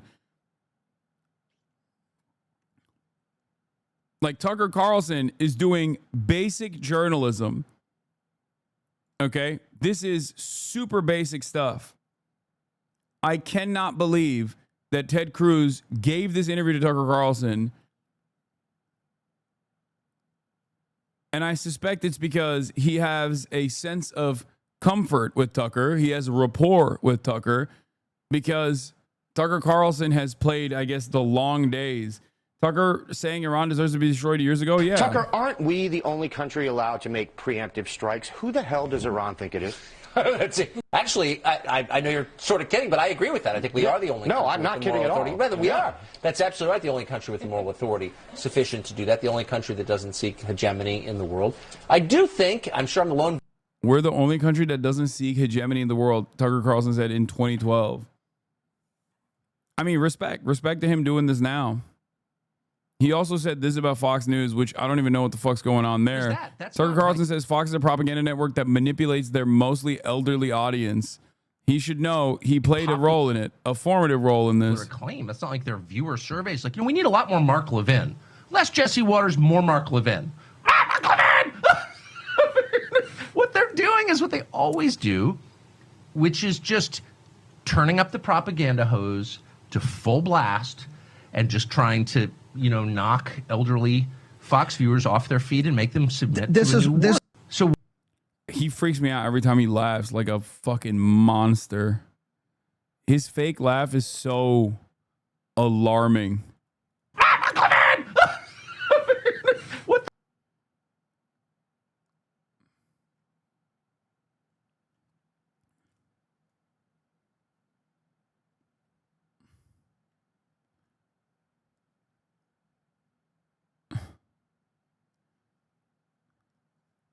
I still hate Tucker Carlson, but he cooked.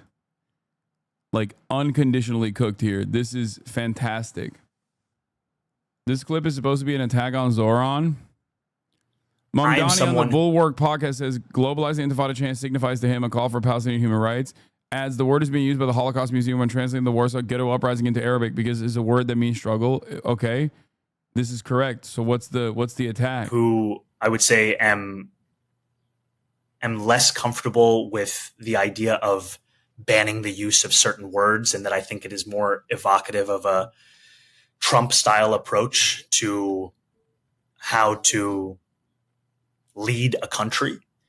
And I think especially when we've seen... Sure, but like, does that just make you uncomfortable? Like the phrase globalized intifada, from the river to the sea, does that make you uncomfortable? Or do you think... Okay, those are different. Those are super different. They're not really. Like different genres. I'm sorry, I'm asking Zoran. Then they're not really different to me. And to some people, they're not different.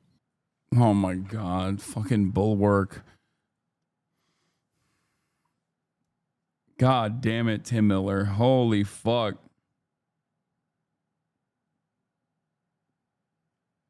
You know, I know people for whom those things mean very different things. And to me... Yeah, Cam is on Bulwark now, and he's the reason why this fucking Zoran thing is happening to begin with. Friend of the show, Cameron Kasky. And Bulwark is like the fucking rhinos, the Never Trump Republicans who are super libbed up now. Ultimately, what I hear in so many is a desperate desire for equality and equal rights in standing up for Palestinian human rights. And Tim also fucking hate. I don't think he likes me too much. Imagining me and Tucker Carlson in a bar fight and suddenly we realize that just for the next 5 seconds we're fighting the same people. I've never seen Ted Cruz this pissed off before, downright outfoxed by a basic reading of Wikipedia. This clip is gonna fucking earn so much for Tucker Carlson. He's gonna get so much cred.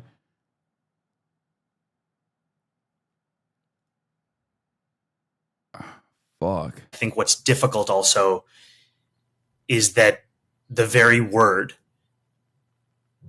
has been used by the Holocaust Museum when translating the Warsaw Ghetto Uprising into Arabic, because it's a word that means struggle. Sure. And as a Muslim man who grew up post 9/11, I'm all too familiar in the way in which Arabic words can be twisted, can be distorted, can be used to justify any kind. Damn, lightest way of checking him. Zoran is pretty good at doing this, where he's like, he's giving Islamophobia, sweetie, without being fucking 2014 Tumblr with it, you know? Because at the end of the day, that is what it is. Being afraid of Arabic fucking words is unironically the most racist nonsense.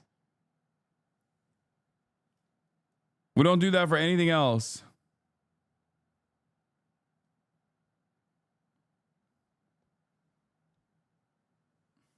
Kind of meaning. Yep. And I think that's where it leaves me with a sense that what we need to do is focus on keeping Jewish New Yorkers safe, and the question of the permissibility of language is something that I haven't.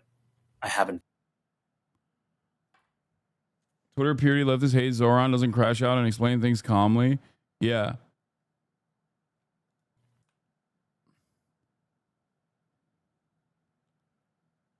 Zoran Mamdani's remarks first reported by Matthew Castle.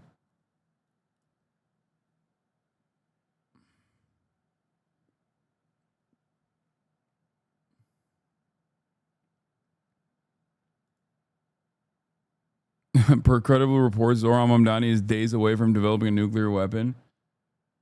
Yeah, I've been very careful, and I've been very worried that they were just gonna they were trying to rat fuck. They were trying to rat fuck Zoran, and they're gonna still try to rat fuck him like this, but I don't think this works. Rabbi Mark Schneider of Hampton Synagogue and friend of Cuomo calls on Mamdani to immediately apologize to New York City's Jewish community for equating Intifada with the Warsaw Ghetto Uprising. Schneider says a direct insult to Holocaust survivors and families. Yeah, all Zoran needs to do is stand next to one Holocaust survivor, okay, who says No, that's not the case. That's it. Pack it up. Get one like 97-year-old anti-Zionist Jewish guy who survived the Holocaust. Get Gabor Mate on there, somebody, okay? And just turn around and be like, nope. It's great. Would be a great service as well. I posted it on my IG story to vote for Zoran, and 2 family members immediately replied saying, you know he's anti-Semitic, right? And then they followed up with a Canary Mission video. Nice.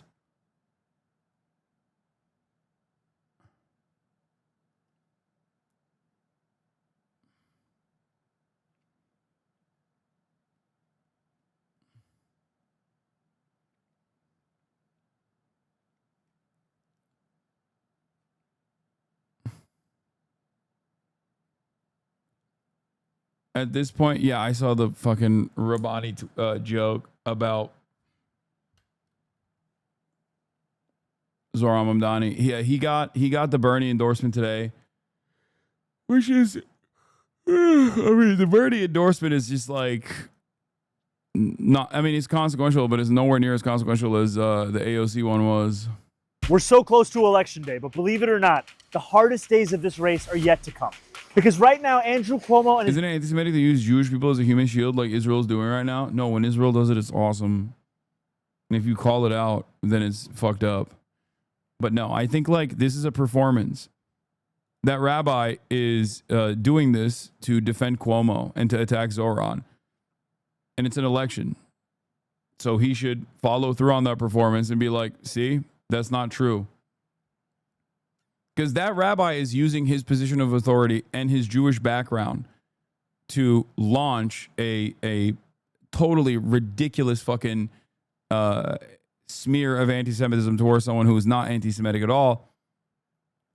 And therefore, the best response would be to do the optic play and literally have a Holocaust survivor, or maybe like Norm Finkelstein, come out and be like, my parents were in the Warsaw Ghetto, and they would be ashamed.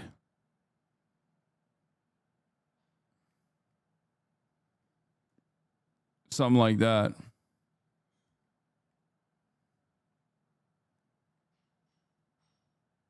his billionaire allies are spending millions of dollars to try and defeat our movement.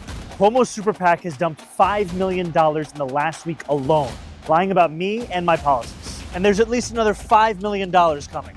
For the next 9 days, you won't be able to turn on your TV, check your mail, or even watch a YouTube video without.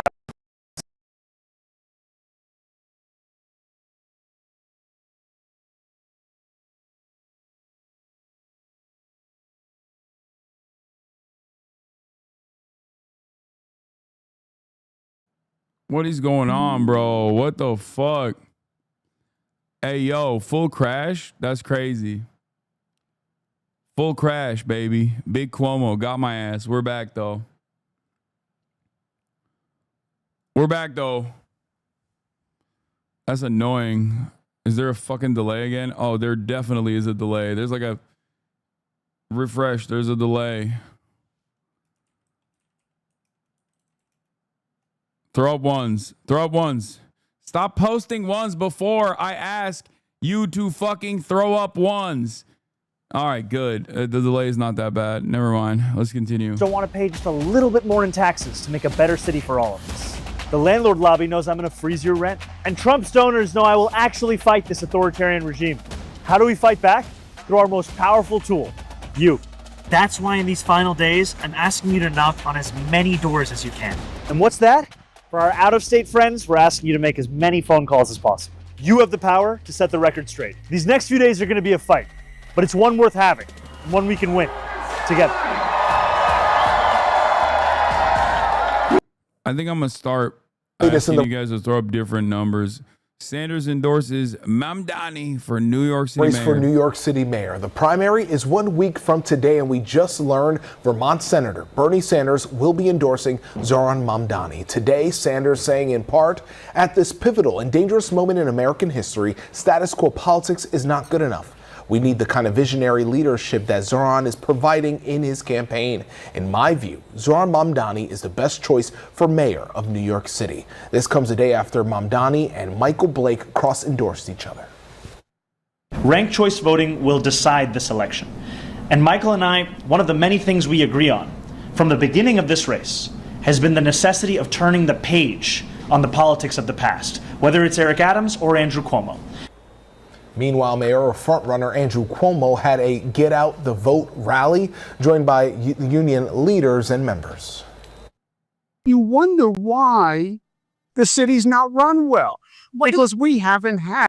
Dude, New York City unions that have endorsed Andrew Cuomo are fucking pigs.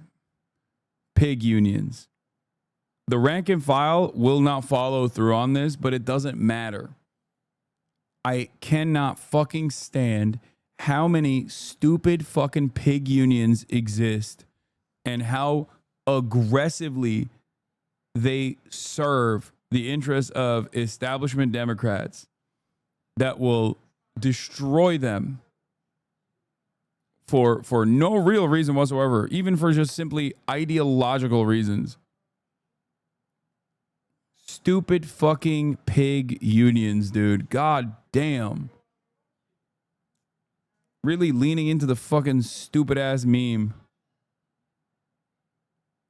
Yeah, the New York Times editorial board says, don't rank Zoran, a state rep who's won several significant legislative victories because he has less relevant experience than perhaps any mayor in New York City history, and instead recommends Tilson, a hedge fund manager with zero government experience, while also simultaneously presenting Bernie Sanders as an alternative who gets shit done. And then lo and behold, a day later, Bernie Sanders endorses Zoran. But, oh, we already covered this, yeah. Oh, Iran definitely shot those jets down. I know.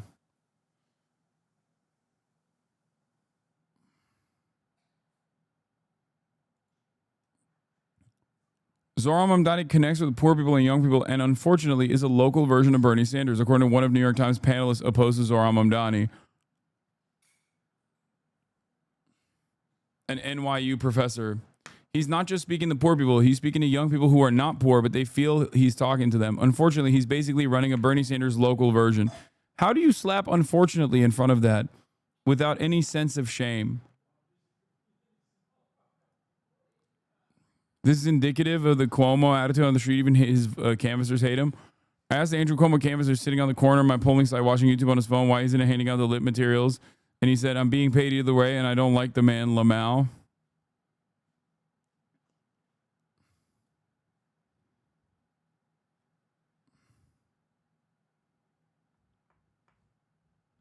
Cuomo and the super PACs backing him are going to spend $20+ million on ads before June 24th.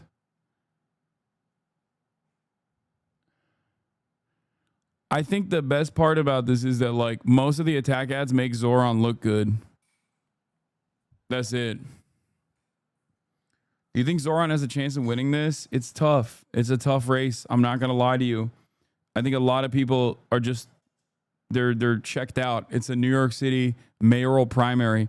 The super boosters that go out and fucking vote in these sorts of events are old, boomer, totally fucking brain poisoned, Gen Xer, often incredibly reactionary libs. So it's a tough race. It's a tough fucking race. I'm not going to lie to you. He's going up against an institution. The Cuomo family has brand recognition, tremendous brand recognition.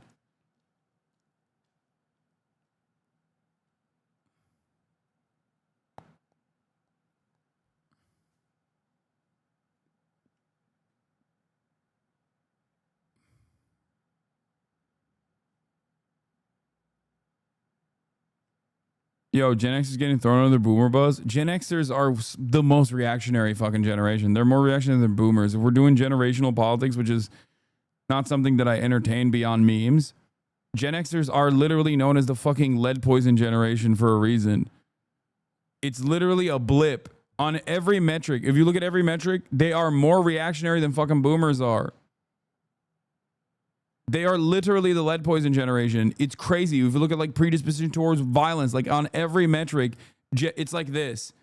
It'll be like boop, boop, boop, boop, boop, boop, Zoomers, you know, millennials, whatever. Gen X, boom, massive blip, and then back to boomers, it goes down.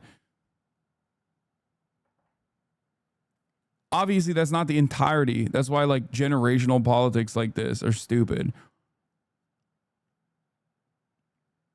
But it's crazy. Had a qualified, competent mayor who knew how to manage the city. Stay with us on air and online at ABC7NY for the latest in the race for New York City mayor. Big city Dems are going socialist in liberal New York City. AOC and Bernie-backed Zoran Mamdani, a proud Democratic socialist, is surging, leading Andrew Cuomo for the first time, but it's just in one poll. And this, of course, is in the New York City mayoral race. Now, among Zoran's biggest socialist promises are freezing the rent, city-run grocery stores, like and literally none of these are socialist, man. What are you talking about? And they also, this is what I meant when I said, when they try to shit on Zoran and talk about his policies, it comes across like a ad, not an attack ad, just an ad. Oh, wow, I can't believe it. He wants to freeze rent. How's that going to work? That's terrifying. I'm a renter and I really want my rent to go up. Like, what are you, fucking stupid? Workers to replace the police. Freezing your rent as the next mayor of New York City. And as mayor, I will create a network of city-owned grocery stores. I'll make childcare available to all New Yorkers at no cost. Stop. That's terrifying. I hate that. That's so scary. That would be really fucked up. Greg, what could go wrong? I think I'm all in for Zoran. I am too. I would love to see social workers instead of cops, instead of handcuffs and pepper spray. They could bring pictures of their cats and their Dave Matthews CDs. That'll do it. I feel like the Democrat Party is on a kamikaze mission. You know, instead of, if the party's going to go down. I love getting my notes about what the Democrats should do from the people that are incredibly antagonistic to the opposition. Like the people that have presented themselves openly as the opposition to the Democrats, being like, here's what you guys should do. It's like, nah, you know, I'm thinking I'm not going to hear you out. But of course, I'm not a fucking Democratic Party staffer. I'm not a DNC operative. I am not an establishment Democrat who unfortunately only listen to the fucking opinions of people like Greg Buttfeld when making decisions. And that's why they lose all the fucking time, because they're stupid. We're going to take the whole ship with us. The remaining sane Democrat. Yeah, guy who hates your cause. This is going to be really bad for your cause. Literally all I have to deal with on a daily fucking basis is like Asmongold fans fucking coming in here and being like, dude, you are so radical. You're really hurting the Palestine cause. It's like, bro, I can see the things you say. Okay. Like your previous comments are literally talking about how Palestinians deserve to be murdered. You don't care. You don't care about the pro-Palestinian movement, you fucking idiot. Shut up.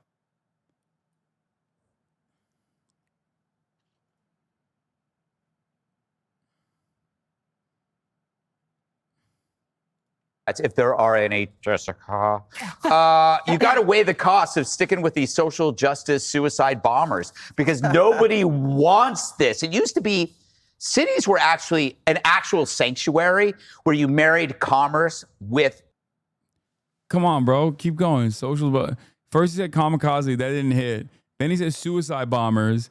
Then he's going to say Zoran Mamdani is going to strap fucking IEDs to his chest and explode himself while screaming Allahu Akbar at the site of the 9/11. Like, come on, dude. Increase it a little bit. People didn't get it the first time. People didn't get it the second time. Social justice suicide bombers.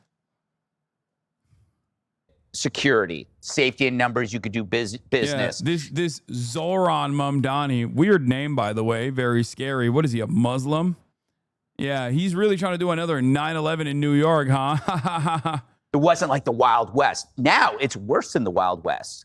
It's a magnet for mayhem. Sanctuary cities did that, where the worst behavior is rewarded and decent people live in terror. They don't even take public transportation. The left love to say, this is worse than 9/11, whether it's January 6th or Trump's reelection.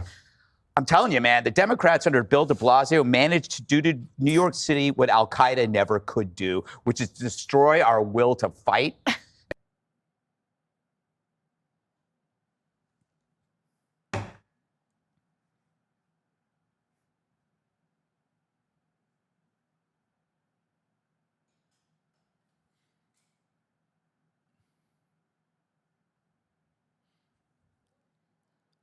I'm not going to speak anymore.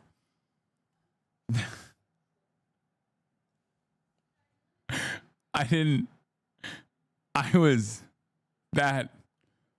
Wow. Wow. That's crazy. I don't know. I don't know what to say about that. That's fucking. I don't like this man, Hasan. Why are we watching him?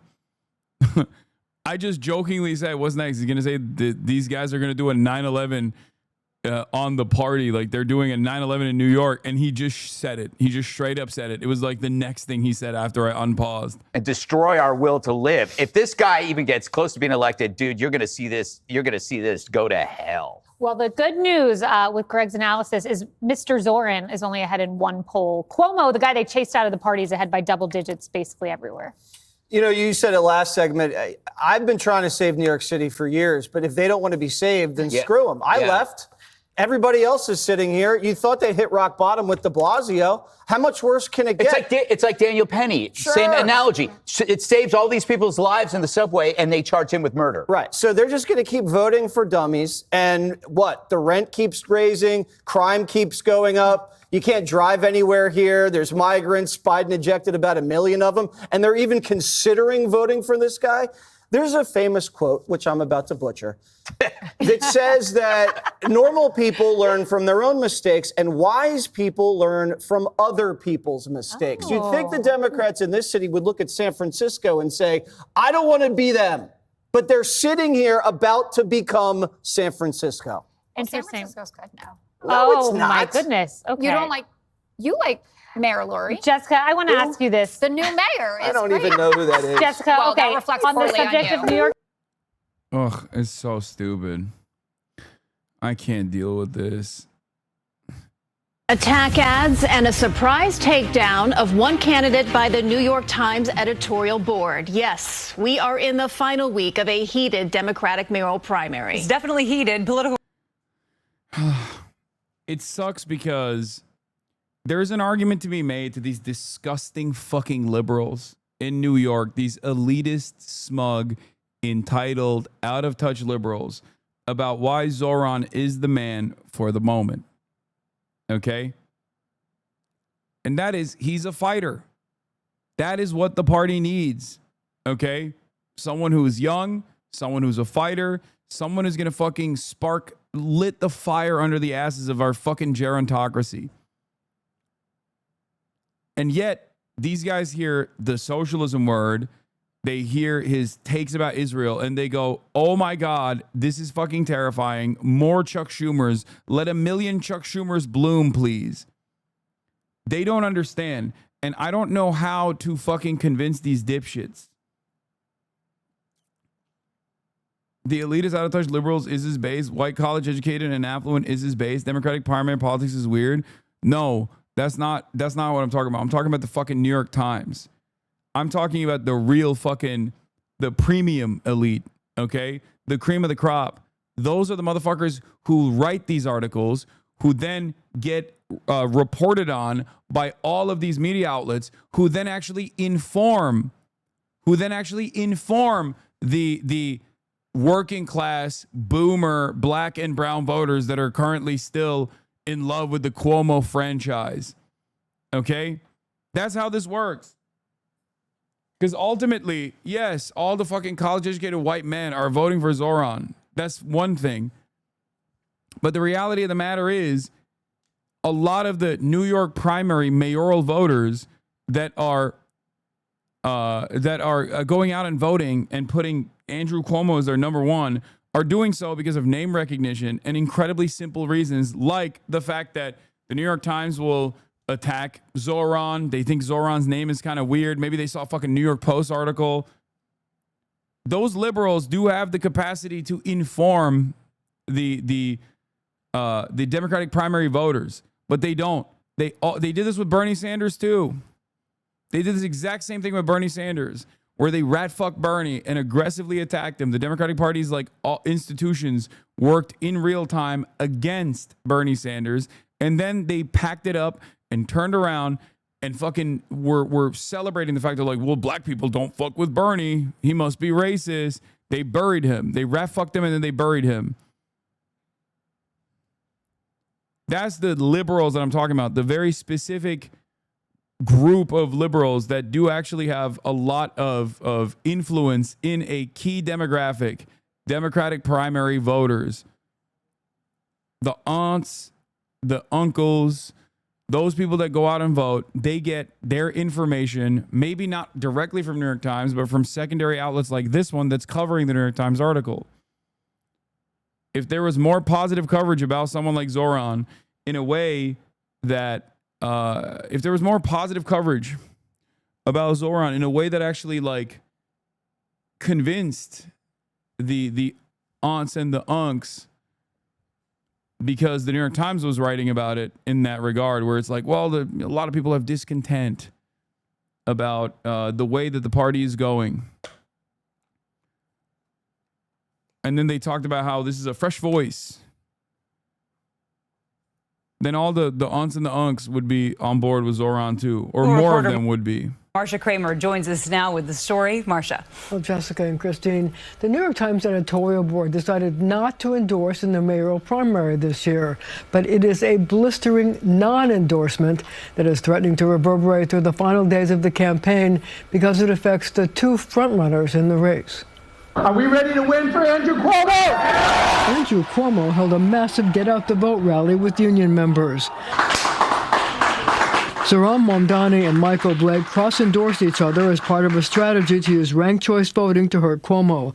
But the development that pulsated through the Democratic mayoral primary was the decision by the New York Times editorial board to urge voters not to vote for Mamdani. We do not believe that Mr. Mamdani deserves a spot on New Yorkers' ballots. His experience is too thin and his agenda reads like a turbocharged version of Mr. de Blasio's dismaying mayoralty, said the Times, referring to former Mayor Bill de Blasio. Mamdani poo-pooed it. These are the opinions of about a dozen New Yorkers, and a democracy will be decided by close to 1 million New Yorkers. They certainly have the right to their opinions, and New Yorkers have the right to their votes. Andrew Cuomo was only too happy to agree with the Times. So experience, competence, knowing how to do the job, knowing how to deal with Trump, knowing how to deal with Washington. Like, if Andrew Cuomo wasn't like a rapacious rapist, they literally would have endorsed him in a heartbeat, and they'd be sucking his penis on the editorial board. They'd be like loving it.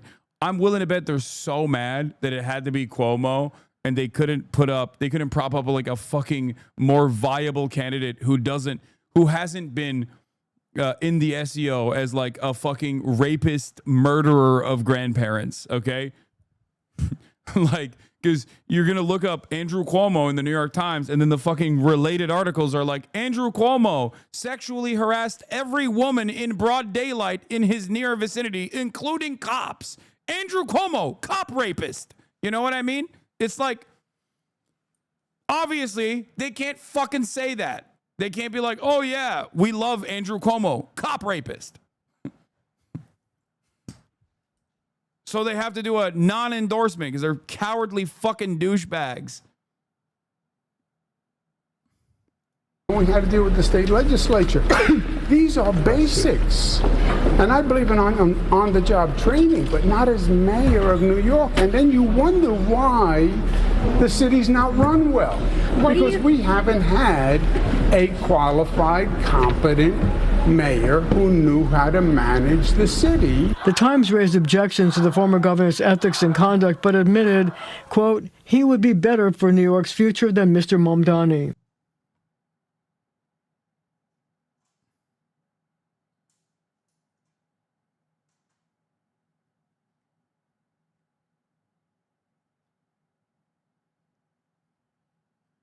There you go. New York Times does a non-endorsement, fake endorsement, because they're too cowardly to fucking do a real endorsement New York Times endorses cop rapist Andrew Cuomo. All this as the two top contenders took to the airwaves to troll for votes. This is part of an ad by Cuomo super PAC, Fix the City. Listen to Zohran Mamdani. I was quite open to what would be considered being a radical from a very young age. What will that mean for us? Mamdani actually wants to move the homeless into our subway station.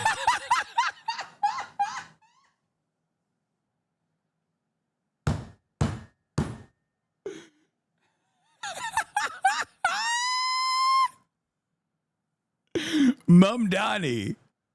Some say he's playing the knockout game with the elderly. Zohran Mamdani, he wants to move the homeless into the subway stations is awesome. What the that my mom was talking to one of her friends, another freaking academic, okay, from New York, and apparently my mom's academic friend from New York saw this stupid fucking ad, and now she thinks I can't in good conscience rank Zohran Mamdani as number one because of what he wants to do to the homeless. So I told my mom, because she was asking me, like, how do I convince her? And I was like, tell her you will never talk to her ever again unless she ranks Zohran number one and does not rank Andrew Cuomo. I was like, put your friendship with this dumbass academic on the line before she makes this incredibly idiotic mistake. I can't stand, oh my God, I can't stand the liberal intelligentsia. Let me tell you something, okay? Oh my God, I can't stand them. Their politics are so repulsive. I promise you. They are the Reddit / neoliberal contingency, like in the real world. You're like, oh, no one actually goes to r / neoliberal in the real world. These people don't, but they just have that fucking downloaded into their brains, that kind of attitude.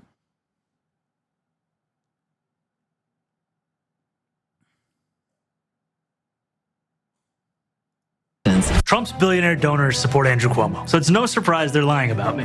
He's promising to defund the police.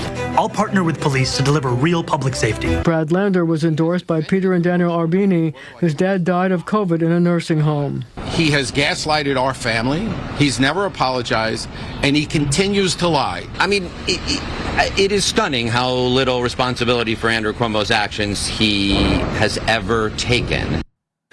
Now, the primary is a week from tomorrow. Early voting has already started, but the ad barrage from all the camps is just getting started. And if you've ever voted in an election in New York, your mailboxes are probably full of flyers from all the candidates. Can't wait. Yeah, every time I look up at the television screen. Look, you're not wrong about the related New York Times articles. Why Andrew Cuomo's critics say he's just like Eric Adams. Cuomo was contrite about a sexual harassment scandal. Not anymore. Women versus Cuomo. Revisiting a history of harassment complaints. Yeah, you search Andrew Cuomo on the New York Times, not a lot of good stuff's going to come up because it was newsworthy at the time and the New York Times had to write it.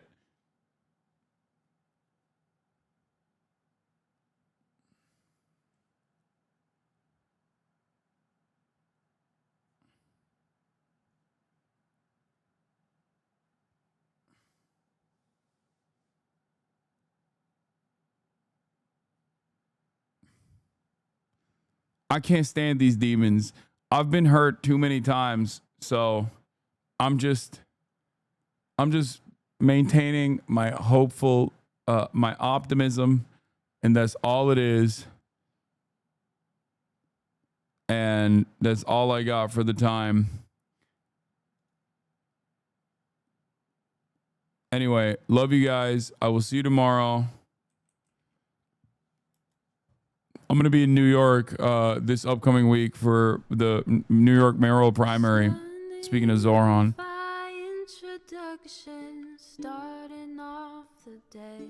Anyway, love you guys, and I will see you tomorrow. Bye-bye. Peace.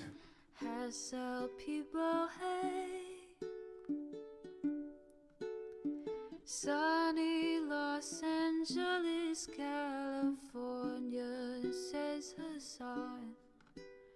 The starlight to the starlight to the topic just begun.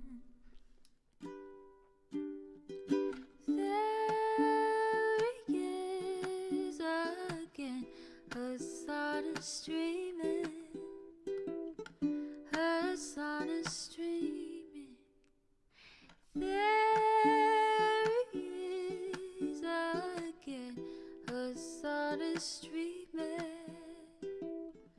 Her sun is streaming. Reviewing the P.O. box, Uncle Uger's face. Sudden discord at your prop, great names take embrace. Tiny Bernie Sanders, LGBTQ Air Force. The whole left at your fingertips, Anne at your door. The H3 crowded debate, the Young Turks online show. 3 full fucking years of this, plenty more to go. 90-day fiance talks of champagne bourgeoisie. A Trump rally live reaction on mass riot at DC. There he is again.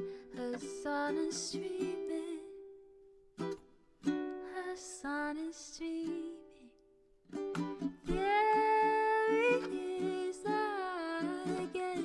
Her sun is streaming. Her sun is streaming. Reading live stream fair comments, Austin show chat advice. And all the ways the right-wing pipeline can suck you in online. JCS react, Lord frame gets broken, cover blown. A full-blown mass pandemic, monster streaming at your home. So